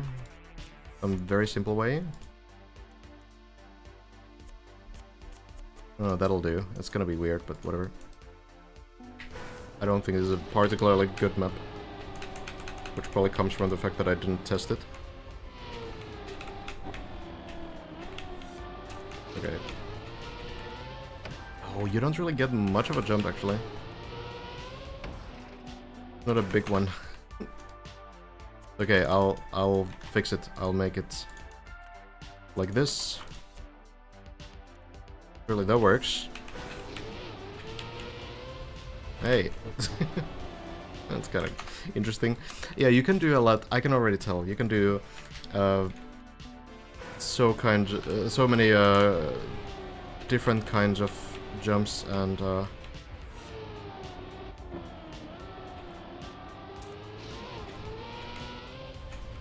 it's kind of tough to do. It's also the slipperiness of plastic kind of makes it rough. Put a little obstacle to jump over.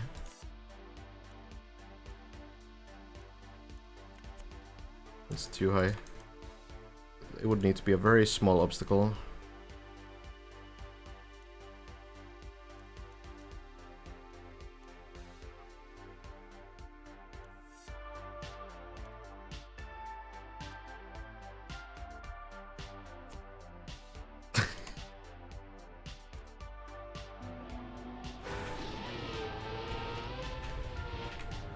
Okay, that's kind of cool. Alright, anyway. I will put some serious hours into learning to use these blocks when the time comes. After the dip. You could probably, like, put the road borders, in. But you would need, like, a separate item for that as well, I think. Yeah, Lars does get some good runs going. Reaching floor 13. We can follow this run now. Well, there's actually this deep dip 2 thing going on. Have you guys heard about it?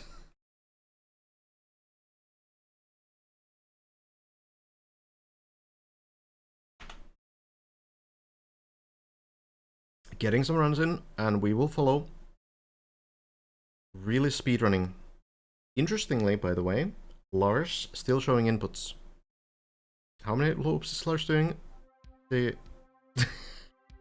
many was that? Many. Oh god, oh no. Can you actually fly off? Oh no. Imagine. This is Lars' stream, yes. And I have permission from Lars to restream. I have asked. None of the players are playing on the server anymore. They're avoiding things like disconnects, lag spikes, things like that. Oh, he will disable them later. Gotcha. Makes sense.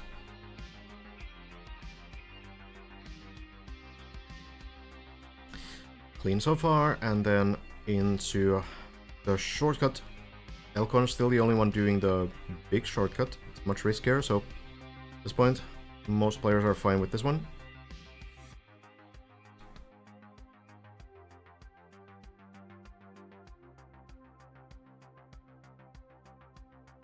There we go.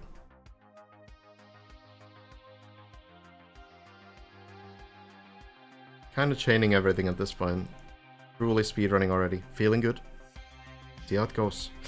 Oh, gets the grip. You can set manual medal times, but the game calculates medal times automatically as well.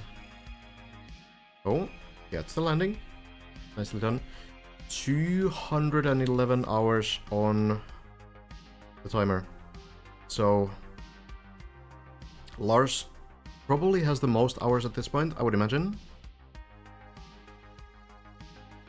We do not have sounds on Lars' stream. That might be you having the sounds on.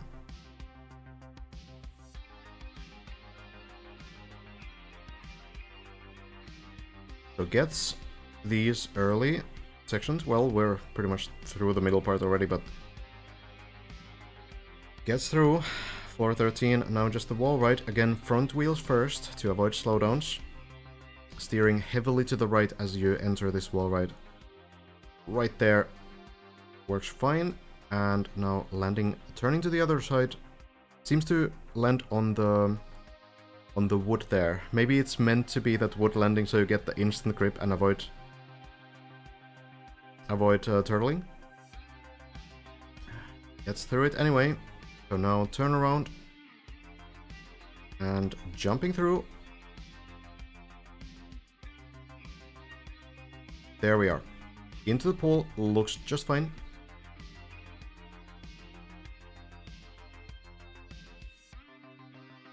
And now the ice, we saw Hazard fail this earlier. Lars does get the line right. Surprisingly tricky jump there because of the ice landing with high speed. And now we are on floor 14, Virus floor, Spider Sense. Stealth has 213, okay. Oof. Some serious hours. So, Lars and Bren are playing with controller, Hazard and Elkon are playing with keyboard. Now the wheel clip. Jumping off the edge of this... Oh, gets up. That was looking a bit tough. Is it climbable? I don't think it is. It's weird. It's weird to climb these kinds of borders compared to the platforms on floor 8. They're a little bit higher, a little bit different surface as well. But gets it second try. Scary section, but now we get to the turbos and they generally work pretty nicely. Just getting grip off the wall, the turbo will flip you. Controller doesn't really have an advantage on a map like this. On some specific tricks it might, like on speed slides and no slides. On a map like this, input devices are pretty much even. Onto the second turbo. Turbo pushing you against the wall. Car backflips pretty automatically.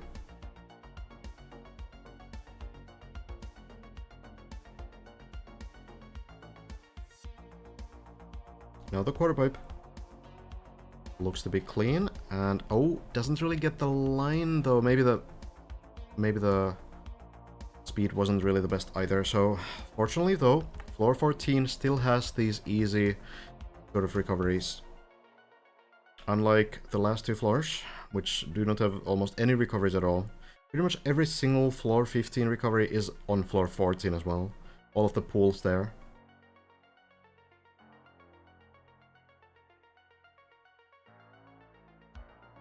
Jumping through. Would you say controller has advantage over all this spring campaign? Yes, because there's so many rally maps, right?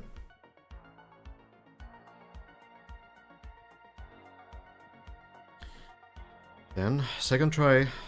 Looks clean. And just a straight line. A lot of height. These beams in particular, that specific beam,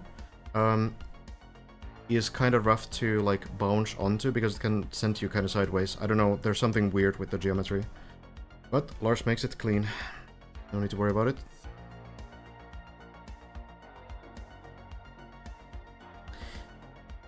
Next turbo wall here. Zooping through.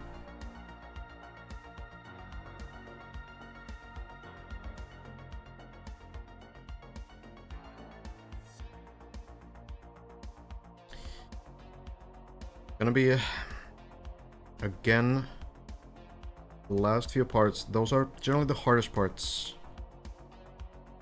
of this floor.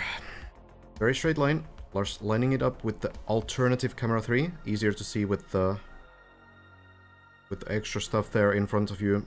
And now counter steering, avoiding any kind of rotation, gets the bounces, and there we go.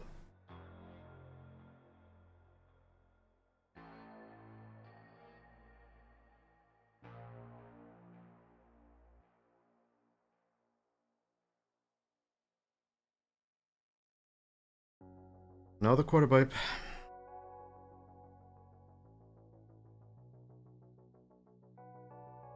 Similar to floor 8 again, but jumping hard onto the right side. Oh, it doesn't quite reach. Is this gonna land on floor 13? Oh, it slightly falls off, and I don't think there's anything below. Floor 10.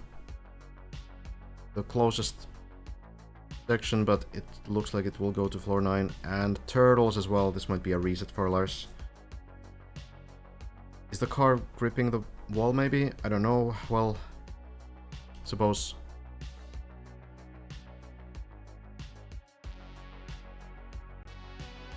Suppose we wait. Does seem like the car is gripping the metal there.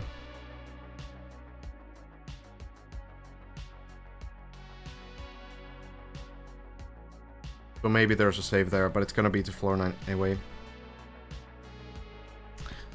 So, it's gonna be a bit of a grind for Lars again.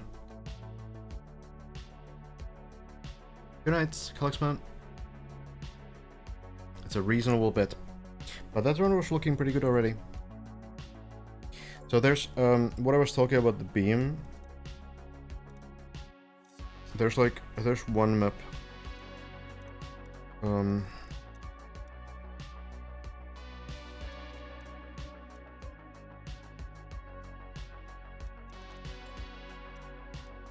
That shows it pretty well.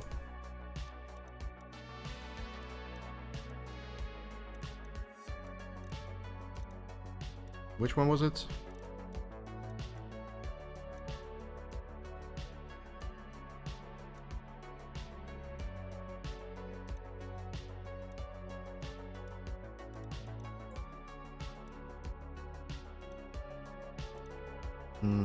Pretty sure I finished it.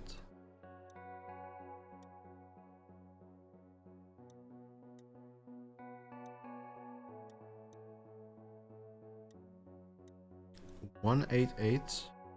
Maybe.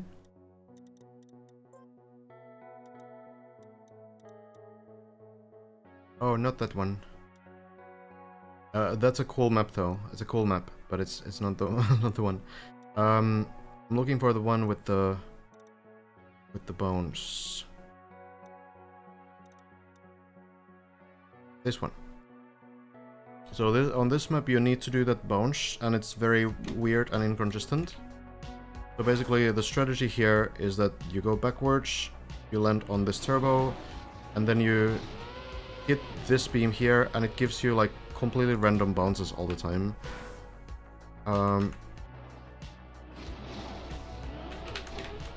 So you hit it, and sometimes you get like a big bounce upwards, and sometimes it pushes you to the side. It's very weird and inconsistent, and that's why I guess it's being used in a khaki map. So there's like something about the geometry of this edge, and this is the same beam as you have on floor 14. So, you know, kind of like weird crashes like this. So something about this is strange. I don't know what it is. It looks pretty smooth, but like it's cursed. So like you would always want a clean landing. In a lot of cases you can like bounce on an edge and land, but I don't think you ever want to bounce on this one, because it might just throw your car to the side randomly, or like straight up in the air.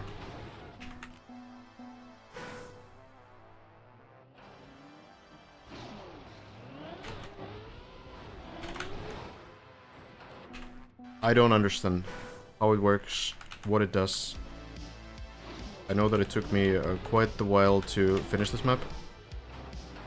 But yeah, cursed. In all games, rounded edges are like that are unpredictable because of the way they are generated with many smaller polygons. Yeah, it's probably related to that to an extent, yeah. How is DD1 compared to DD2? Usually very different, and it's much easier.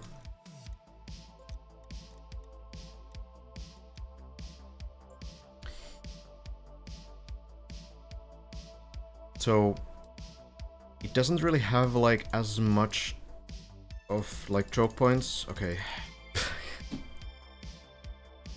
No downloads work.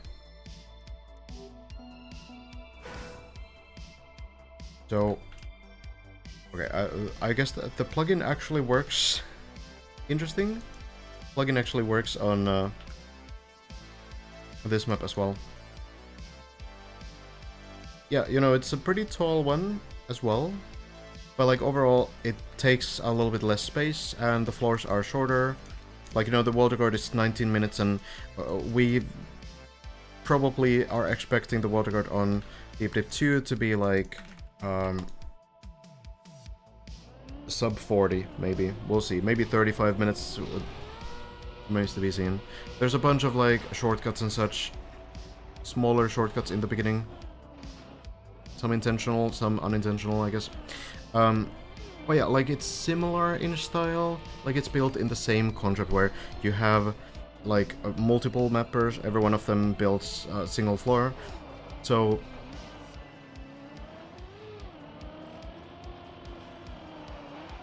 it has, you know, there's the dirt trick again. So there's a lot of like similar tricks. I don't know if we watched the entire water guard. I suppose we could. It's not like there's much else happening here. But yeah, you might notice that this is from Habe, who has been also playing on Deep Dip 2 now. And probably will grind for the water guard as well. I actually don't remember where I got to when I was playing this. These sections I definitely did reach.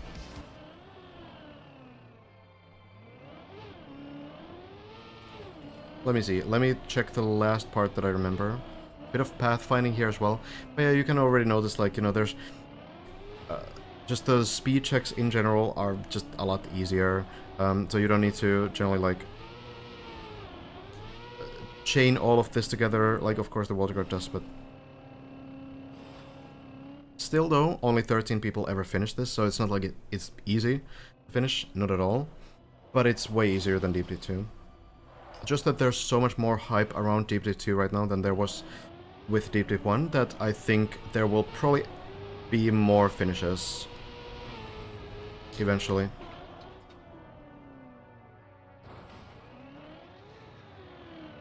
I did reach this point.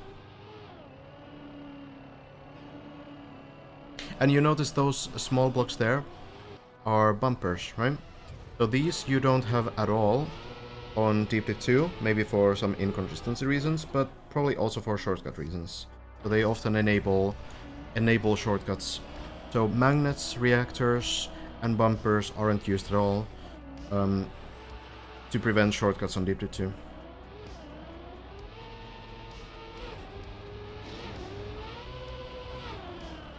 This plugin is called Ghosts++.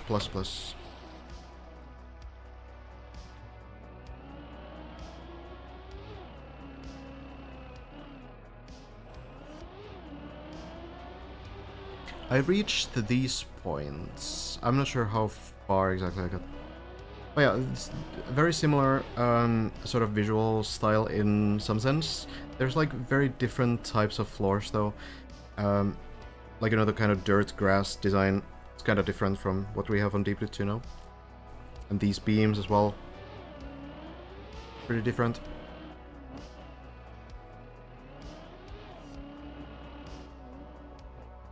These are pretty scary sections as well.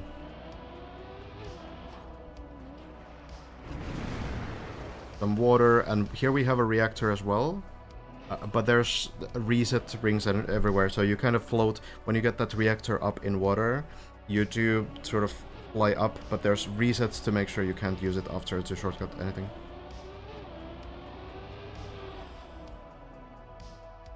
A lot less scenery. Yeah, in a way. It's also like a smaller design, right? But yeah, it's... Visually, Deep Dip 2 has more. Not only like bigger, but also I feel like it's a lot more sort of vibrant in a way.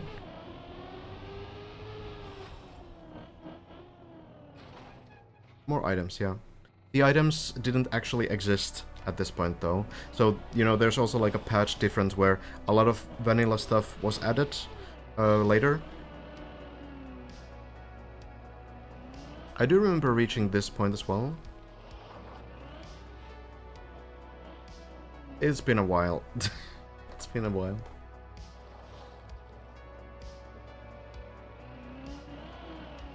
And ice sliding through those sections.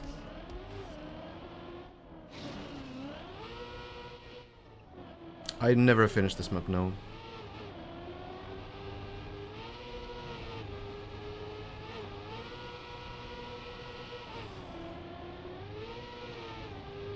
Did play it for a while. Maybe I'll go back and try to finish it. Eventually. Yeah, I think these plastic parts, these feel like the last parts that I reached, maybe?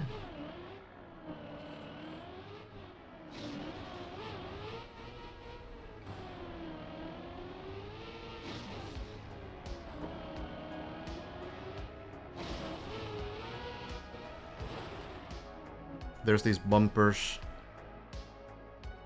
Bumpers that I remember as well. Kind of like pathfinding, like knowing how far the bumpers will push you as well. That was like a big, sort of difficult part about this. Oh, then there's the shortcut, right? Taking this bumper to the side and landing on the beam. It's crazy. It's crazy, yeah. Yeah, this run is wild. Have for a reason, has his name on the Deep Dip 2. I'm from Finland, yes.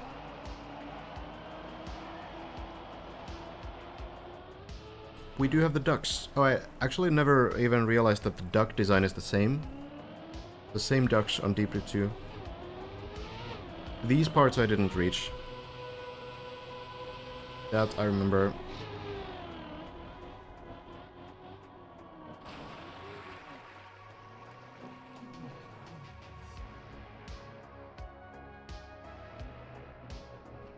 It's kind of wild how this is more than 3 minutes faster than anyone else.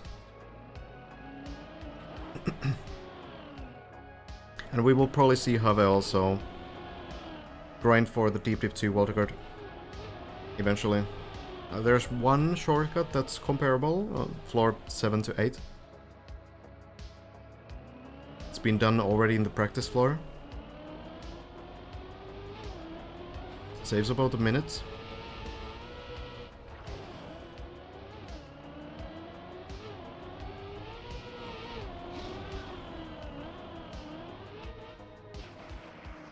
Ultimately, I feel like the this map is still like pretty punishing, but I feel like the fact that it's more compact also makes it a bit more recoverable.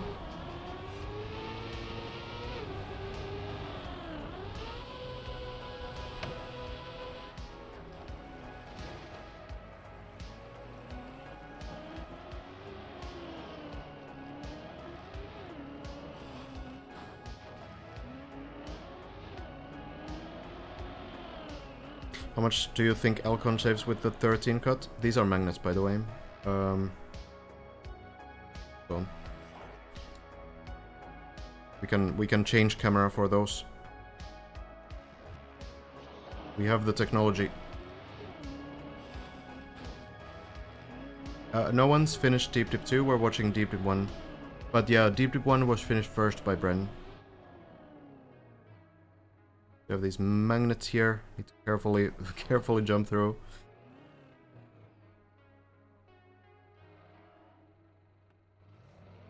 I feel like the Elcon cut on 13 might not be the best cut though.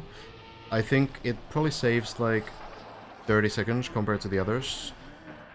Maybe a little bit less. It's hard to say because it's probably speedrunnable a little bit faster too. Maybe it's more like 20 seconds.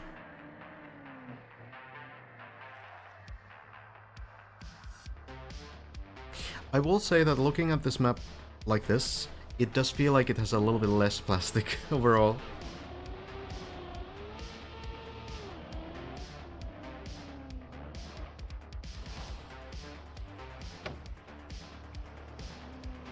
I feel like they're a bit more generous with the pools as well, maybe.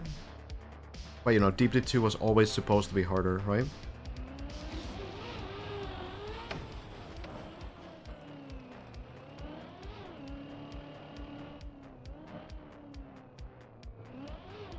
So, this is now Techi's floor. So, Bren was the first to finish after 6 days. I think Virtual finished on the same day as well. And then Ixon was the third to finish this map. I will say that Techi's floor here, like, shares a lot of similarities with the floor 7 of DD2. Some very similar elements.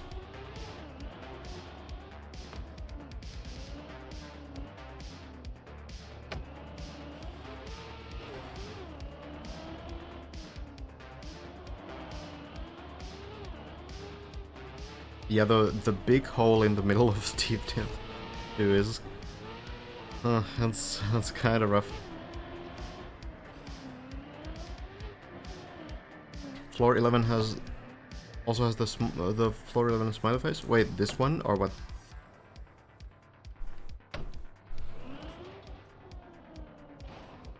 More bumpers.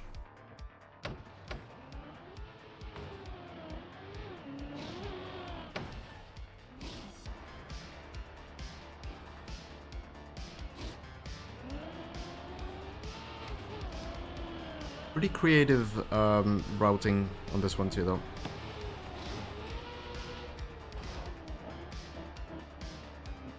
Take a DD1 for all. Oh yeah, didn't know that one. There's probably some references to DD1 that I've completely missed on DD2. Teki mentioned a couple of weeks ago that if he builds for DD3, he'll probably do a completely different style of floor. Yeah, fair enough. Teki has been building like a lot of different types of khaki maps too, so... One cactus here.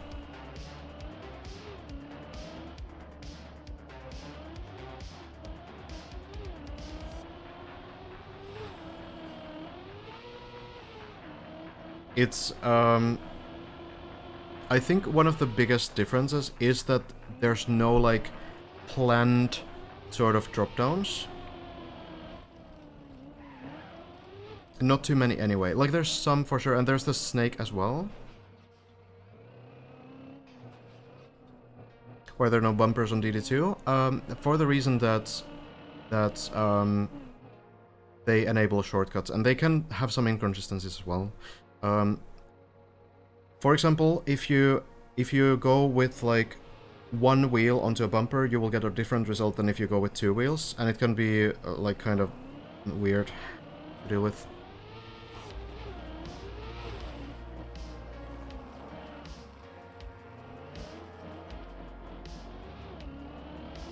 You know that this is not a stream, right? This is a replay. And you know that I have permission from everyone that I'm restreaming to restream them. And I'm doing it very little, you know?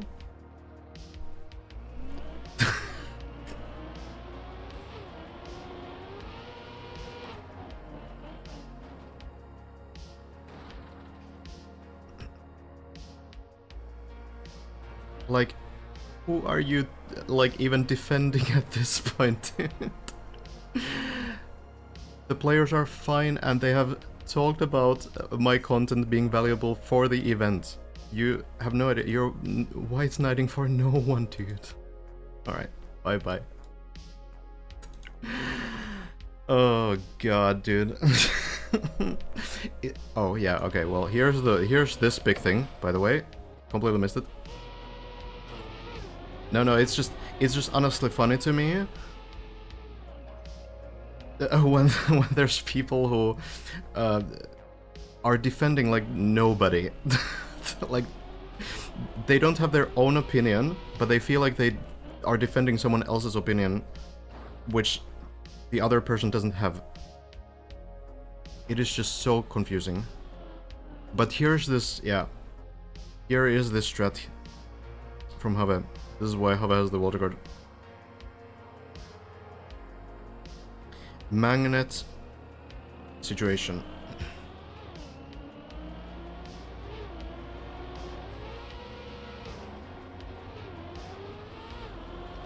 So, magnets are weird.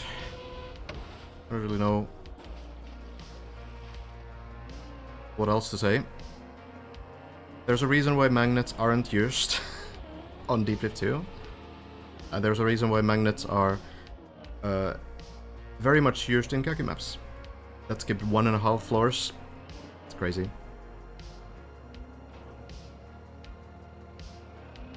Have any streamers had any special requests regarding casting DD2 progress?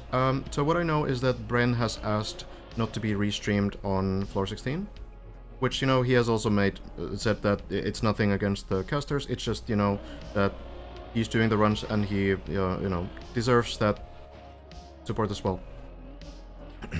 So that's completely fine as well. I don't really stream around Bren's live times anyway, so it doesn't concern me too much. But yeah, that I will absolutely 100% respect that.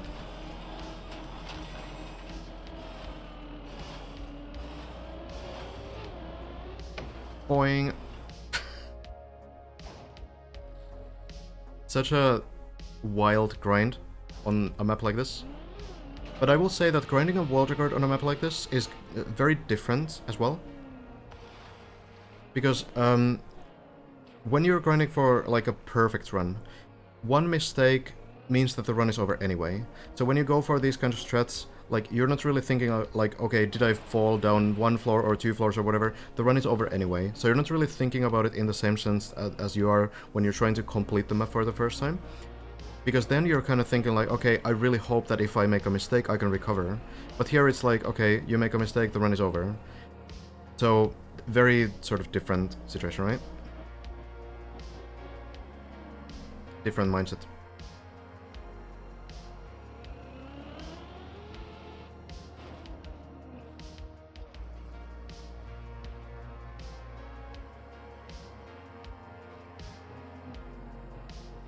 Didn't you do this all day, every day for like a week straight to get this run? I would not doubt it if it was like 2 months, honestly, for a run like this. So this is Deep 1.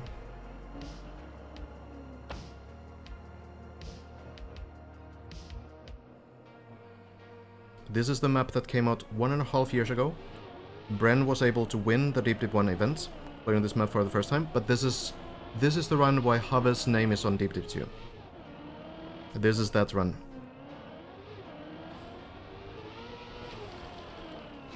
This kind of reminds me of the floor 13 bobsleigh loop. I guess it's kind of like a reference to it.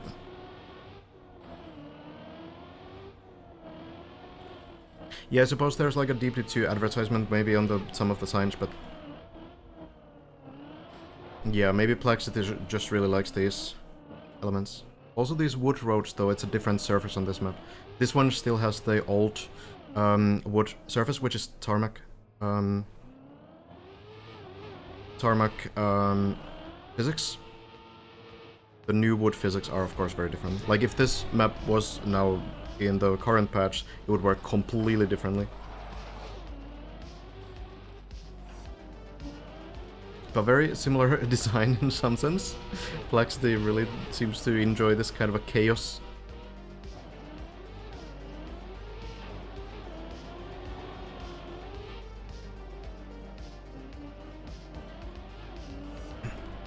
Looks a lot like pathfinding, yeah. I am not sure how the discovery of this floor went, but I would imagine there were some question marks a little bit.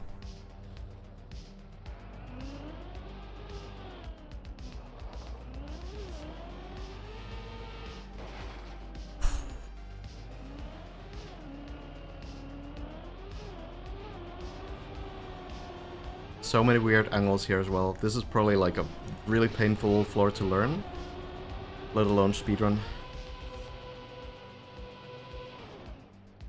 Fairly close.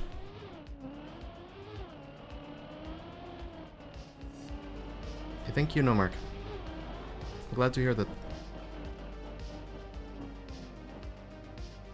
I'm not sure if there's any XTDs on this map. I haven't ever heard of any. Do you know how the patches like the wood change affected the DD2 building process? I know that Plexity needed to rebuild like most of the floor.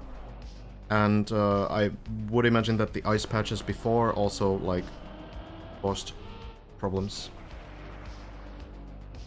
Was XDD even a thing 1.5 years ago? Maybe not. Maybe it came like a year ago or so. It came out around that time though. It might have been just like a new thing, you know?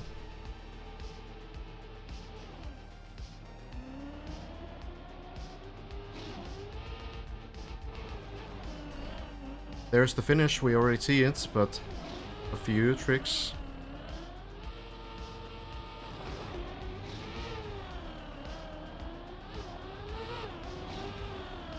Yeah, no, I feel like the difficulty, like everyone understood that Deep Dip 2 would be a lot more difficult, but like a 1 month grind, oof, that's such a wild jump as well.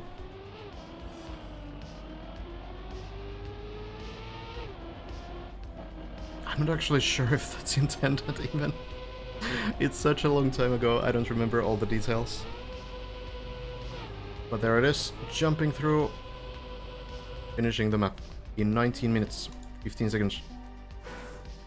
No, yeah, it's gonna be such a nervous moment getting all the way there. And then there's also the snake here, where you can fall down into and slide down. And then there's this snake that goes all around the tower, at the very bottom. No snakes like this on Deep Dip 2. But there is the small one on floor 7. How this all began though, which is not actually in this club, is the...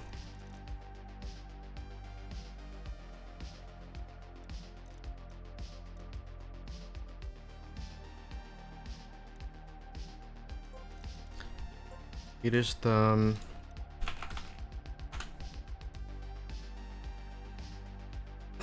I think this was in Sparkling's club, right? The last time I found it from there.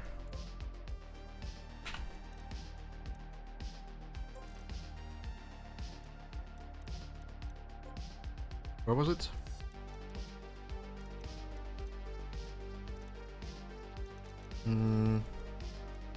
I forgot. Was somewhere here. Oh, Getting Over It RPG. Oh, yeah, this one.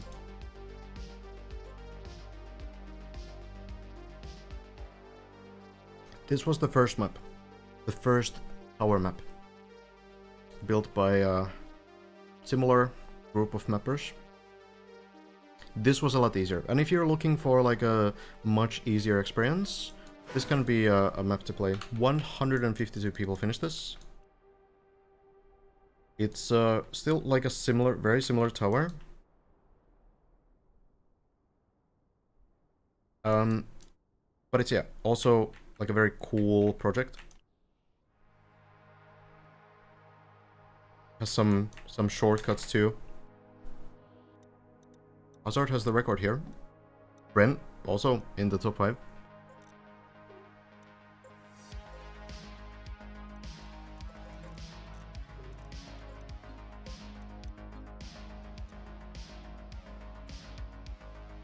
Same mappers, yeah. I don't know if there's like a mapper list on this one. Probably on Trackmania Exchange.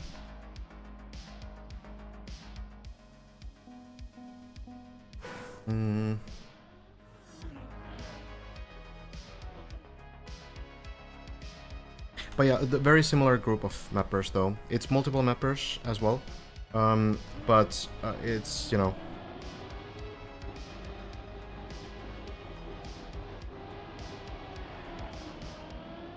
Probably a slightly different group of mappers though. Like some of the same mappers are here as well. Not all of them though. But there's, yeah, there's like shortcuts like this one on this one too. And there's like moving blocks too, which actually, I'm kind of surprised that we don't have any moving blocks at all on this map. On the Deep Dip 2, because I think those are generally pretty consistent. They just get desynced. That's why it looks weird, because in the replay it's desynced. But yeah, the one thing about this tower is that it's really hard to fully fall down from this map. So like all of this space is kind of closed and you can recover so much. Floor 12 does have moving blocks, but only in the decoration. They can be used in routes as well. But yeah, all kinds of weird magnet tricks on this one too. It does feel like the mapping style has become a lot more refined with the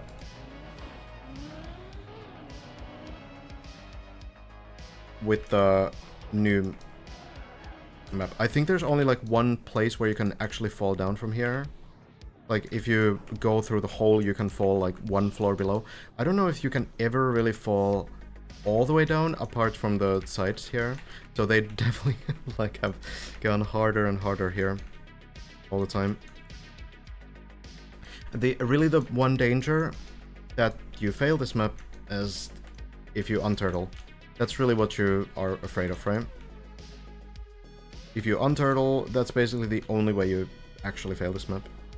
There's some pretty tricky sections, but a lot of pools, a lot of landings that, you know, work fine. There was actually another danger as well, though, on the ice floor.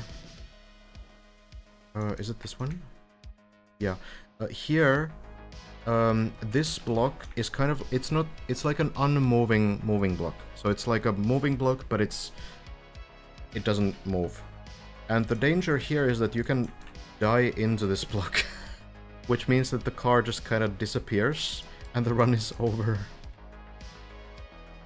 That was like a weird bug that would happen to some people. It was painful. This is before Deep Dip 1. Yeah, this is the very first tower that they built. A little bit of history. A little bit. Viro also was building for this, I know. Some of the same mappers have stayed in, like, on all of these projects. But it's really cool. This map, like, if you want to get a tricky experience, but a much more forgiving experience, you can try that one. I'm not sure, I feel like Shallow Dip might even be a little bit harder than that one. History class time. But yeah, moving blocks could have a lot of potential. There's some weird tricks you can do with them, so I kind of understand that they are often pretty inconsistent. So I suppose it's understandable that you wouldn't want to use them too much. I don't really know which one I would be looking for. Like, I know the map.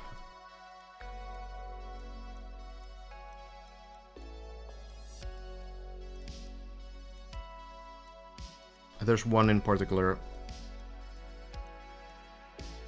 Oh well, moving blocks are kind of, you know, they're gonna be desynced anyway, so I guess it doesn't matter too much. But there was, for example, one of the greatest maps. Was it in KR3? The one where you just had, like, the long path? I feel like... Yeah, 215, right?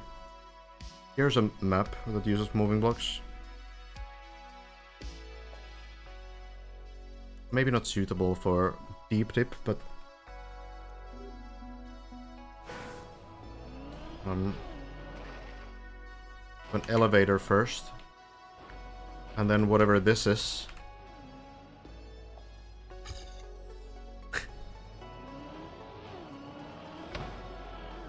So you just try to survive somehow through this whole thing.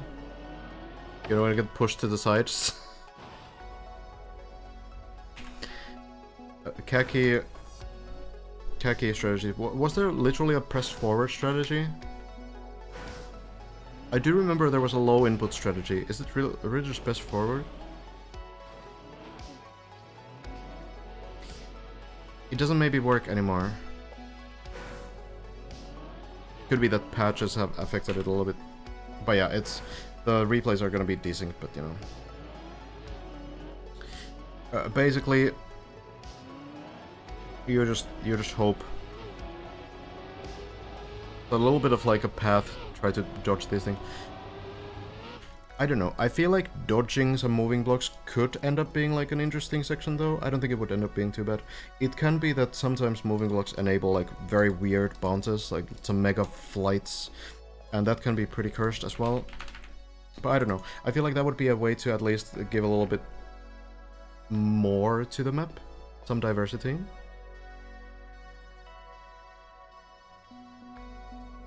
Literally no one on the server. Suppose we're entering the late game. The late dip. No, yeah, I'm not saying you would be able to do it in a way where the car is unlikely to die, right? Sure, it would be kind of painful, and I think it's fine that they take like the safest way possible.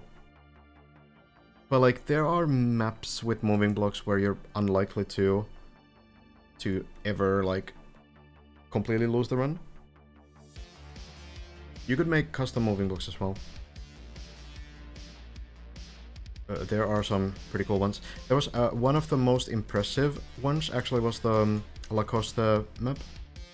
Super cool. I don't remember where it is. When was it? That was a super creative way to use moving blocks. Itinerary? Yeah, the croc.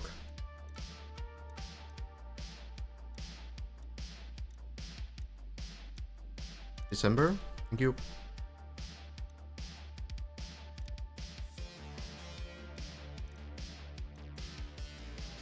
Here. Super fun idea.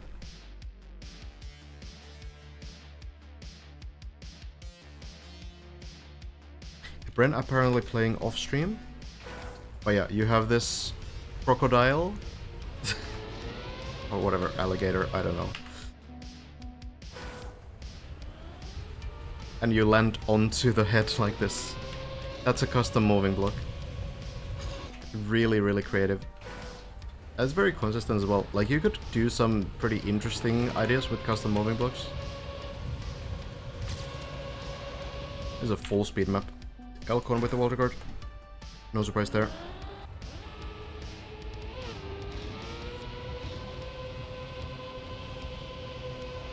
Maybe I would learn to use some custom moving blocks if I built for a DD3 and try to, you know, lobby it to go through.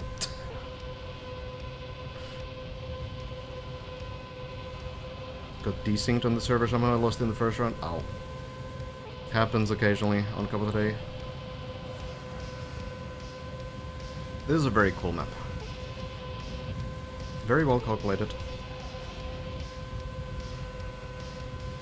And then you actually end the run into the mouth here, which makes it super cool, because basically what that means is that the finish line is actually like inaccessible in the start of the map, and then it opens up and you land here, and then you can go there.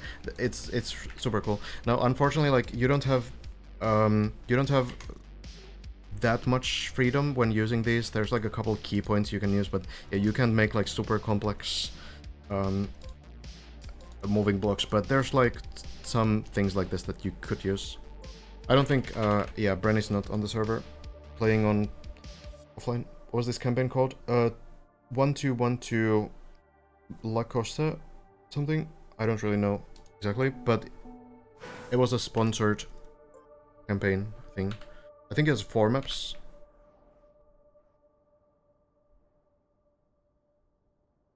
You can't civ maps. Not as of now, at least. Interestingly, it's possible to do in Trackmania. But it's not in Trackmania. From what we know. Maybe there's gonna be some developments there later on. Yeah, server pretty empty. Don't think Trackmania is Turing complete. Yeah, there's like some RPG stuff as well in the... How do you write it? Is it together? Oh, it's together, of course. Yeah. Okay. Couple different types of maps. Cool. You have any unfinished maps you can show? Sure. I have the big one, which is 20 minutes long.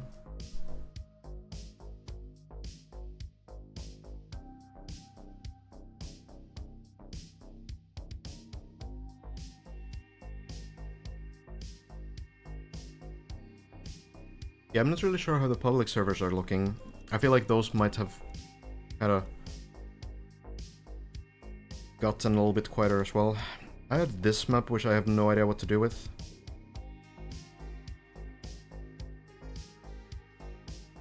I started this weird, like, pixel art scenery, and I have no idea what I'm doing with it either. Yeah, this is... I don't really know.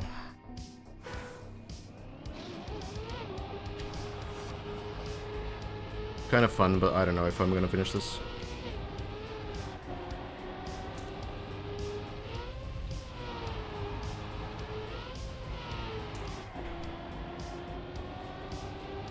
There's a one cool transition, which is this one. That's such a weird thing that it works, but it somehow works. I don't know how.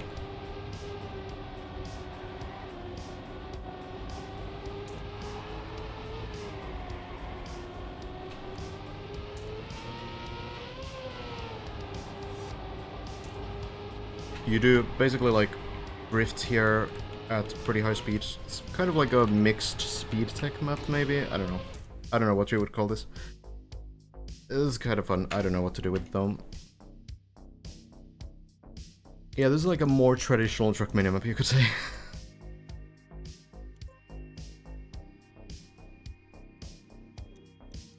Lars approaching floor 10? Okay, yeah, we can check in on Lars as well in a while. Good night, epic dude. At scenery, sign up for a cup. It might be a bit hard, I don't know.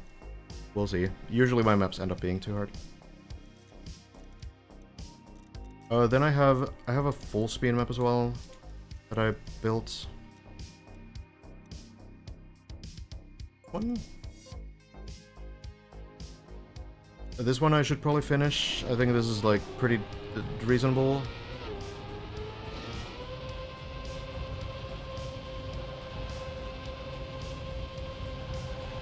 It should be pretty well calculated as well. Yeah, I don't know. I do end up having like a bunch of routes that are kind of ready, but I don't really know what to do with them.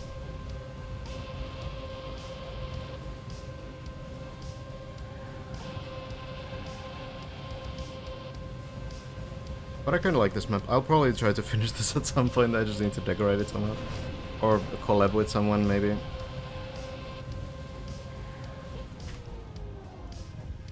Yo, Elsa, I did notice it. Yes. How's the launch?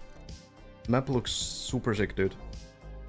I will need to discover it at some point. Bren approaching floor 9 if you know his secret stream. I don't, unfortunately. It's interesting that Bren is choosing to play off stream, though.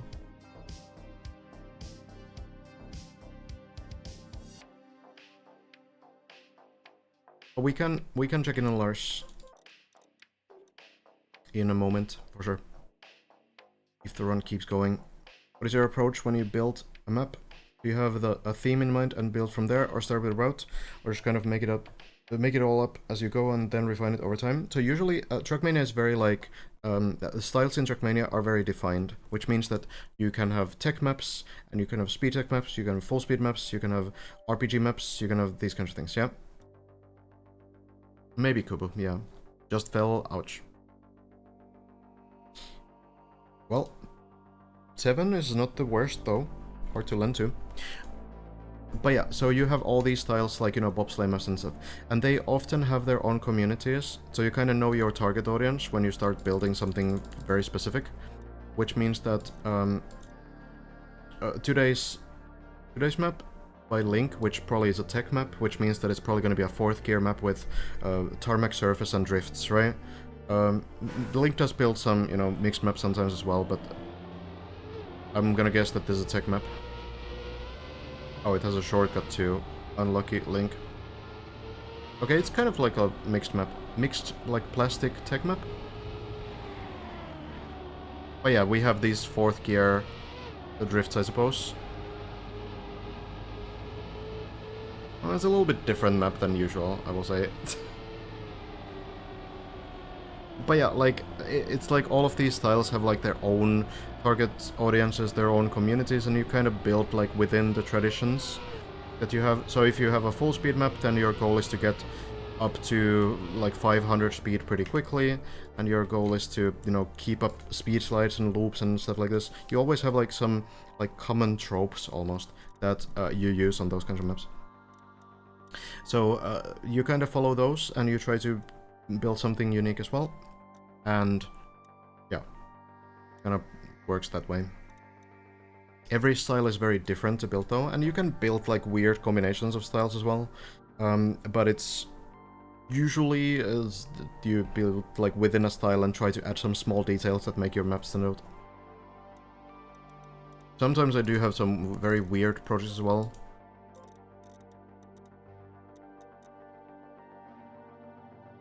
This map I built when the wood update came, so when the snow car was released. I built this for a streamer campaign. Nadia asked me to build something, so I built this map. So this one uses kind of the very high grip of wood to do these super fast turns. It's kind of a weird map, but it was what I kinda found to be fun when the update came out.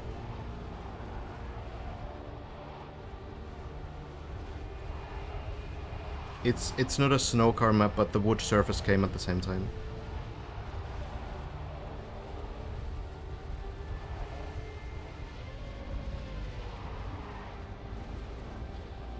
Thank you, Elsa. I miscalculated one turn though. I had the wrong line on this run. But oh well. It's a pretty intense map. This concept was a couple weeks ago. Oh yeah? I missed that. I've missed a lot of these. What else? I built this weird bobsleigh map for a Christmas event. A large water guard.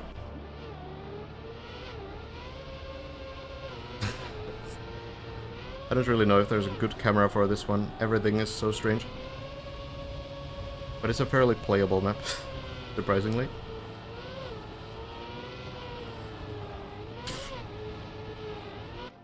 Yeah, don't worry about it.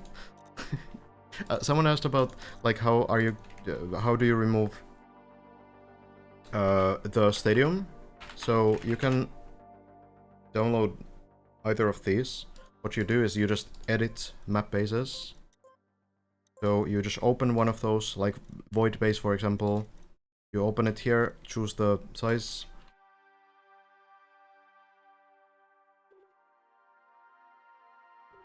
And now you have this thing. Still has these walls, it can't get rid of those, but yeah, now you can build without the stadium. Basically.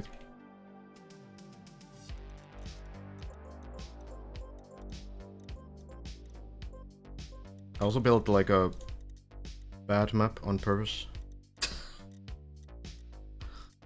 This map is terrible. Completely unenjoyable. It starts with a Neoslide, which is very bad already. It's like calculated to be sort of rational, but it's like super overkill technical, so it's kind of rough to play. Nothing technically is like badly built in a way, it's just all too much. It's way too compact and the turns are way too cooked. It looks fun until you play it. You make all the deco item by item? Usually yeah. No, yeah, Tato, this is Tato. Surprisingly kinda enjoyed this one. It's like a TMGL map if it had no limits. Yeah, my goal was to build like a technical map that was too technical. That was the goal. There's one really cool section here actually. I think there's a lot of cool sections actually. But there's one in particular that I'm really happy with because it's just too much. So you go through the dirt sections here, and now you need to land here and already set up an inside line into the ice slide, and then you go on the dirt and it flicks it back, and then you do this narrow drift, or narrow turn, but then because you have icy wheels, you can set up for the drift without having the usual half a second turn towards the direction of the drift. So you can set up a turn faster, so I can make it even more compact because we have the icy wheels from the previous ice slide. Which is great.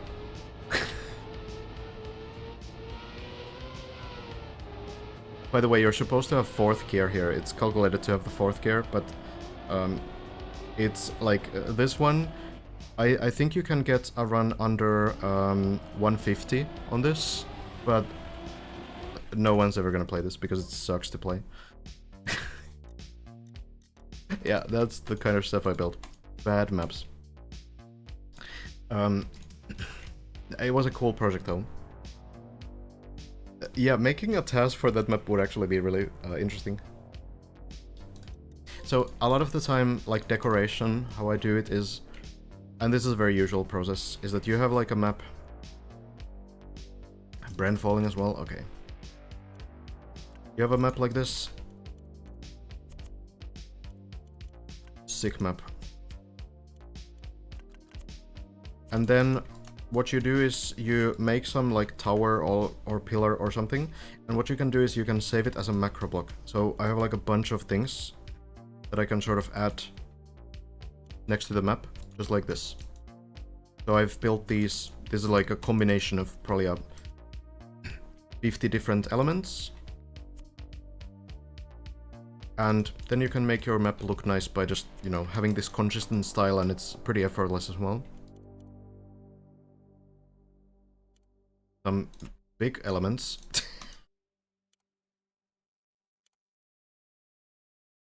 I have a lot of these from different maps.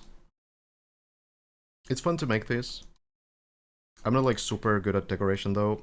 I still have a lot to learn. But getting there. Also a big element.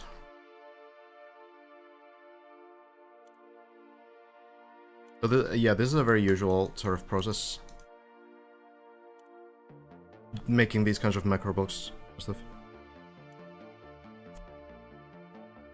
Oh, this is supposed to be without the round. Can I not place it? Oh, macro blocking is super cursed. That's how it's supposed to look.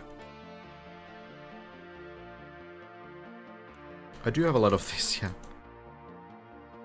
So yeah, all of these are individual pieces. So you have this separately, you have this separately, this kind of a block separately. All of this can be like broken down to different elements. Even this kind of a beam, that's a separate element. And then like these things, these are all like individual lights.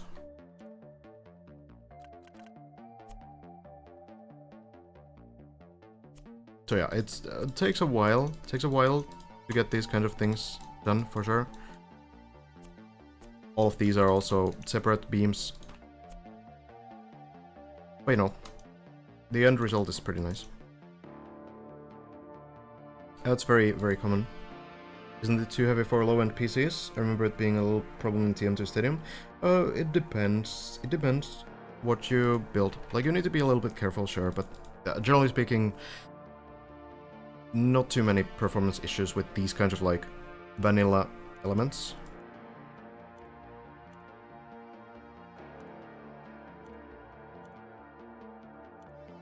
What else? These kinds of things. Yeah.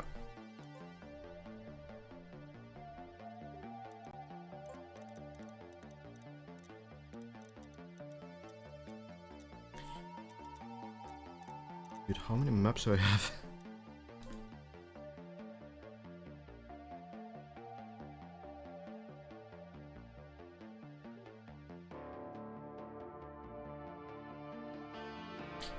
This one I thought was pretty cool. Kind of like a horror map almost. Has these ducks. I don't know what for, but it has ducks. And they have different expressions as well. Like this one is very focused, and then there's like This one is... Oh, no, this one is a bit more focused than the previous one.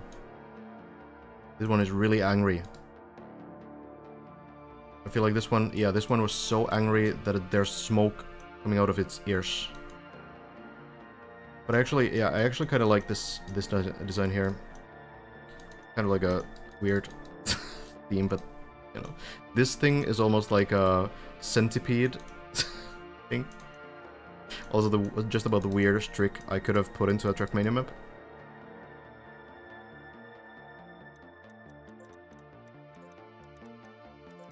But yeah,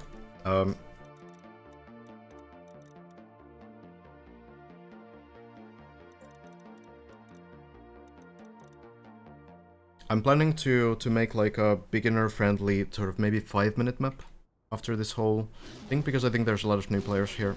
So it could be fun to also build something that people can play. Something specifically for newer players.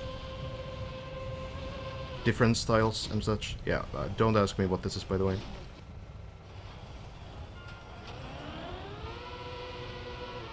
I don't know what's happening on this map, and I built it.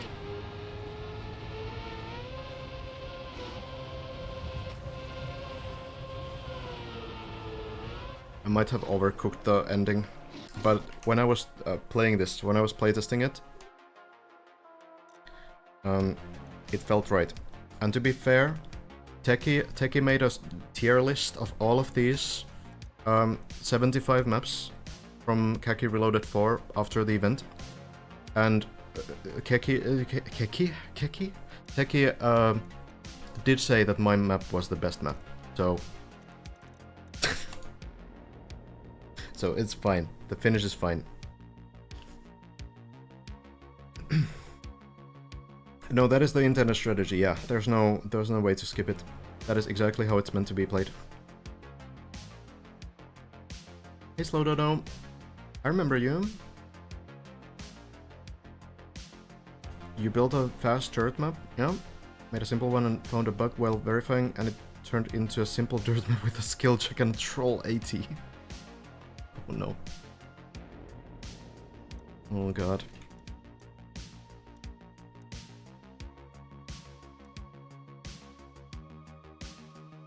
Well, I've heard of it, but I haven't seen it. There you go. Maybe at some point. Check it out. But yeah, a lot happening in Trackmania. While the dip kind of slows down a bit. I suppose, yeah, Lars is probably gonna do a long session. Long session tonight. That would be expected, right? Would feel,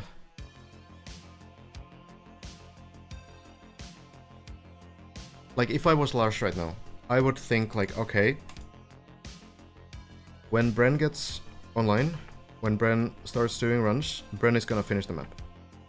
I think that would be my mindset right now, because Bren is close enough to the big wall ride, the dirt wall ride, that I feel that if you're Lars right now, you want to, like, kind of do the, like, now or never sort of, kind of, like, attitude. Yeah, Bren is playing right now, but can't finish the map offline. Has to stream the final run. So, maybe warming up. Maybe, you know, maybe testing something specific. I don't know. But yeah, so Bren has made it to this point and practiced the wall ride a little bit. Needs to jump through here on the plastic. Hasn't tried it, failed the practice floor before, or practice wall. And then over here, next to the flags, and then there's this big wall. So very close to doing this section. And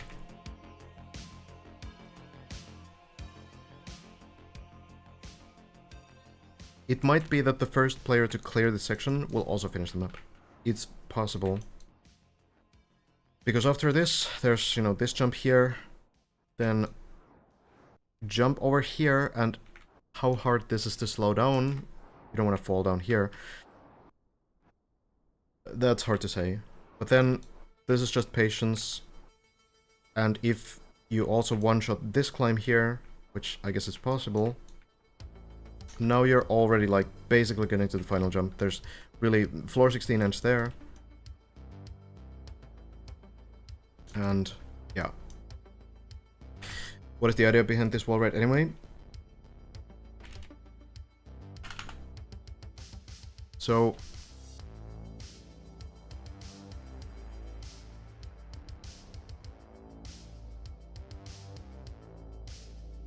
we go to this point. So here, this kind of shows you it. So what you need to do, this is the practice area, but the actual trick works the same way. So Bren got to this point and was practicing this a bunch. So this is a VOD from Bren from earlier, just in case anyone's confused. Not a live run. So you need to hold this upward angle on the dirt and then hit the back wheels and somehow get grip back into the wall. And Bren was able to get it down after many attempts right there. So was able to understand the strat, but unfortunately hit the top part and lost the grip and fell down. So Bren never got to try the actual thing. Didn't get to the next section, which that's gonna be the, you know, a different area anyway. Like, it's gonna be the plastic jumps next. But now Bren has kind of shown, like, okay, what needs to be done to do the turnaround. Yeah, so what you do is, the setup is the same. You go here, stay on the lower side, and then you go all the way through, bounce on the plastic with the back wheel, going over, now go to the top part, and then flip right at the end over here, so that you land on this. That's what you need to do. So it is much harder. The practice area basically just lets you practice the bounce, the turnaround, which is fair, because I think everything else is difficult as well. The understanding the plastic bounce, that's a huge step.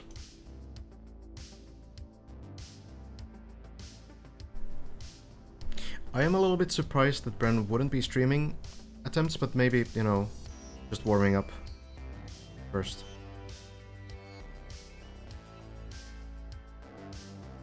Yeah, I think if Lars does a long session, then Bren also needs to do a you know, a very early session, because it's gonna be a bit of like a race against the time. Right now, both could get this down like surprisingly quickly. Like, there's a chance that they finish. Entirely possible.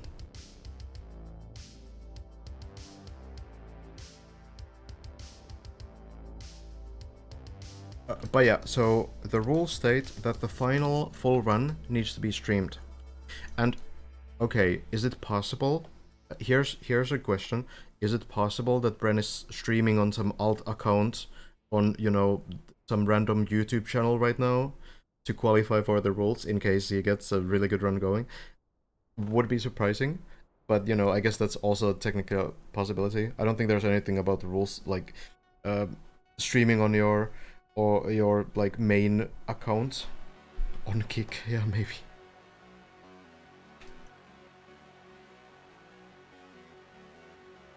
So after the wall ride, jump through here to the window, get some speed, land probably sideways here to slow down, and then over here, and then over here, and then with only right wheels on the beam, you need to somehow survive this uphill. And that is the end of floor 16. And then you go here, nothing crazy here. Just go through, onto the plastic, get speed, land here, and then climbing should be fine. Just a patience check, and now you're on the final jump. Then you go around in a ring. This is not going to drift, it's not a slippery surface. So you go and take speed, and then you jump forward, try to reach the red line here. That is where the finish is. You will get one try at this. You fail it if you're too slow, you will fall all the way down.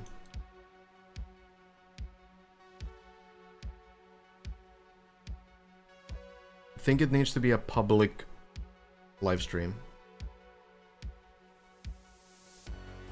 Yeah, Hiko. How difficult is the final jump? Well, that's the question. We don't really know.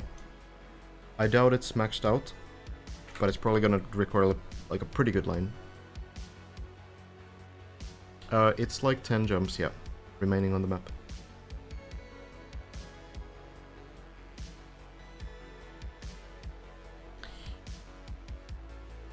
Lars isn't that close to finishing? Well, you can kind of say that, but let's remember what was the situation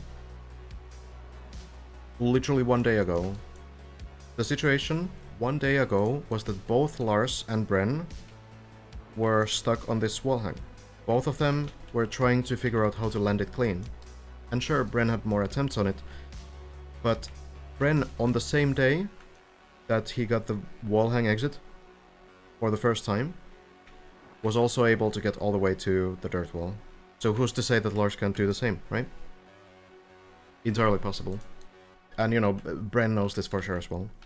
Like, if Bren can get there in 1 day, especially now that, you know, Lars also has the benefit of knowing how Bren did it. Yeah. Could definitely happen. 100%. What can go wrong for the final jump? Well, you don't have enough speed. You might fall down from the rings if you are too shaky, and, you know, if you are a little bit, you know, too close to the edge, you might actually just fall down from there. That would be very sad. But the main danger is that you jump forward, you don't have enough speed, and then you fall down to the center, because this quarter pipe will push you not only up, but also forwards. Yeah, Bren did hide the inputs on the wall hang exit, but I don't think it's gonna be super difficult, because like almost everything has been tried with inputs anyway. Bren has tried no inputs, Bren has tried only right, Bren has tried, Lars has tried left, I think. So like there's only very few things. It's gonna be like forward plus something, or forward only. So Lars probably has like a pretty educated guess of what it needs to be, I would imagine. Yeah, the players are not really on the server. The server right now is actually pretty much empty. Don't think anyone's playing there right now.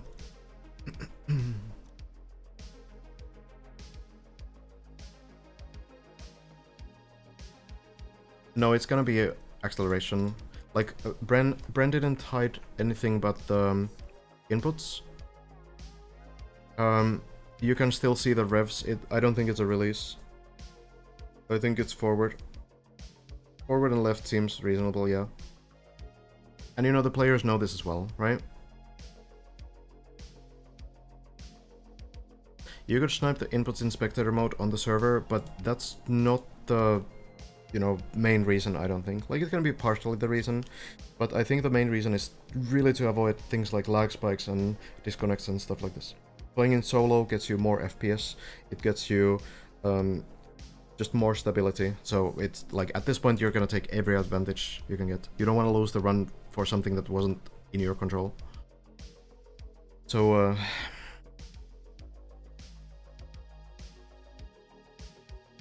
we'll see.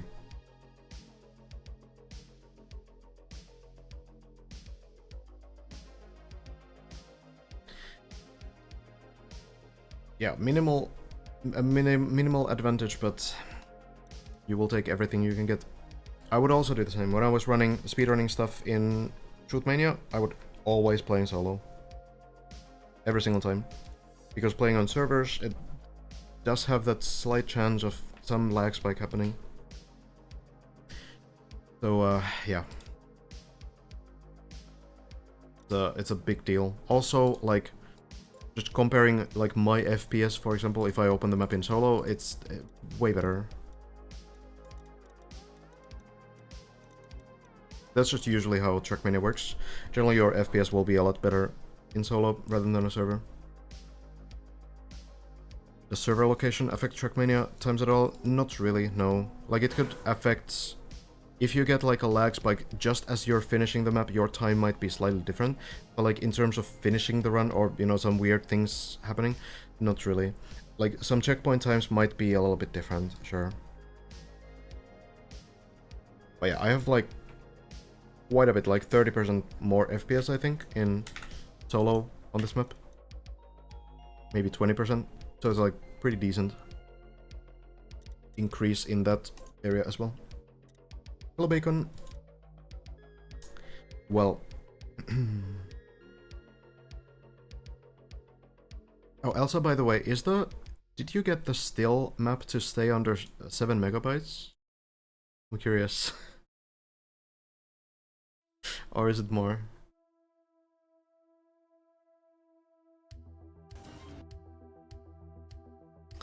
Lars on floor.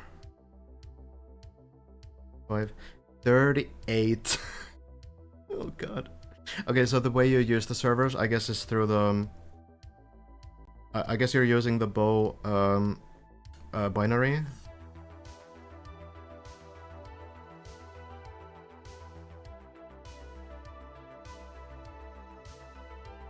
Custom server binary. I know that there's a workaround to do it like that, but yeah. It doesn't work on normal servers, it's gonna work on only like special servers, right? Management, yeah. It's a really good thing that is possible still. A wild looking map though, I'm looking forward to trying it out. Yeah, really wild stuff happening in Trackmania, all this deep stuff. And then the still map is super cool.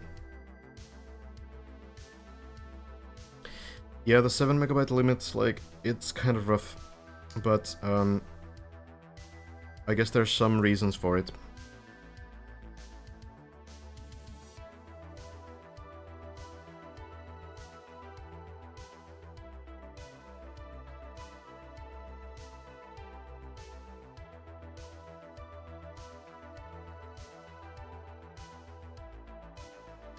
Size of campaign? Wait, do you mean that it wouldn't actually go into the campaign?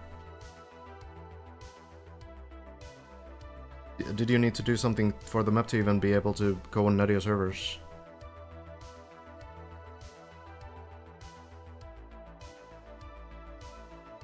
I didn't actually even know that there's a file size limit for campaigns too.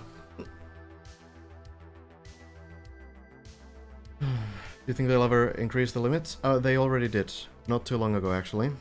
It's already only been like a month, maybe, and they increased the limit from 6 megabytes to 7 megabytes. But my theory is that it actually wasn't an increase, because I feel like shadow light maps on maps got bigger as well, around the same time. So something about shadow calculation feels like it changed. And I haven't looked super deep into it, but some people have reported similar cases, so actually we didn't really get like an actual increase, it feels. It was just like compensating for the shadow calculation changing somehow. So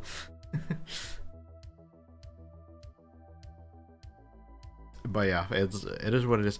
At the very least, Deeply 2 was possible to build within the limit, but of course it would open up so many ways to you know, do more with maps like Deeply 2 as well. Why aren't we spectating Bren? Because Bren is not on the server, Bren is not streaming. We don't know what Bren is doing. That is the reason. Probably just playing in solo, maybe just warming up for an upcoming stream. Could be. Bren is actually at 1264. Oof. Kinda interesting. Maybe Bren is actually streaming on some 0 subscriber YouTube account in secret.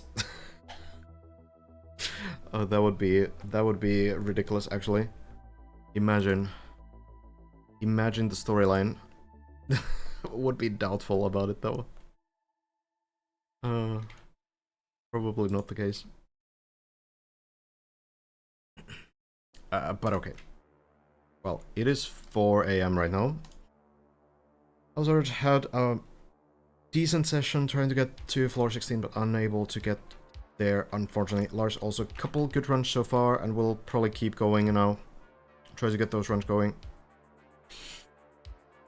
Maybe it's time for us to call it a day though, and just, you know, if it if the run happens this morning or something, then I guess then it happens. It's difficult to say. Ran Twitch live channels thumbnail search. Really? Okay, that's a bit try hard. Would be interesting though. Okay, yeah, just probably warming up. That's fair. That's fair. I feel like Lars and Bren will both want to finish tonight though, so it might be on a pretty long session. But on the off chance that it doesn't happen, well, even if it does happen, we will be back live tomorrow as well. So, suppose we will check what goes down, yeah?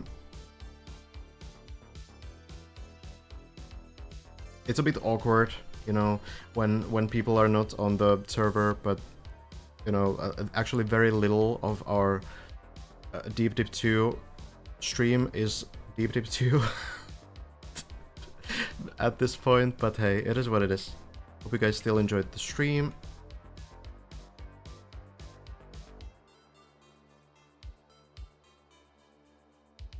I guess we might still go to Lars. Lars is the one doing the session.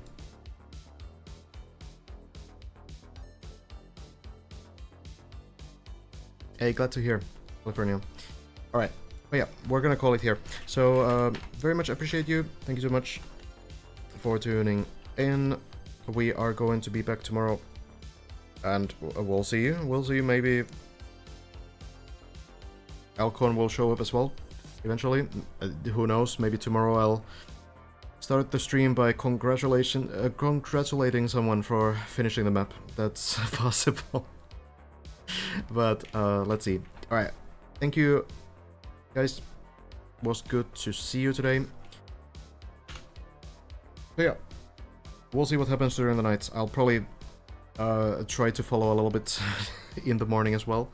How Bren is doing and such, but yeah, it's gonna be exciting times either way. I feel like we're pretty close to having at least one player getting to the end, so well, we'll follow. Alright, appreciate you guys.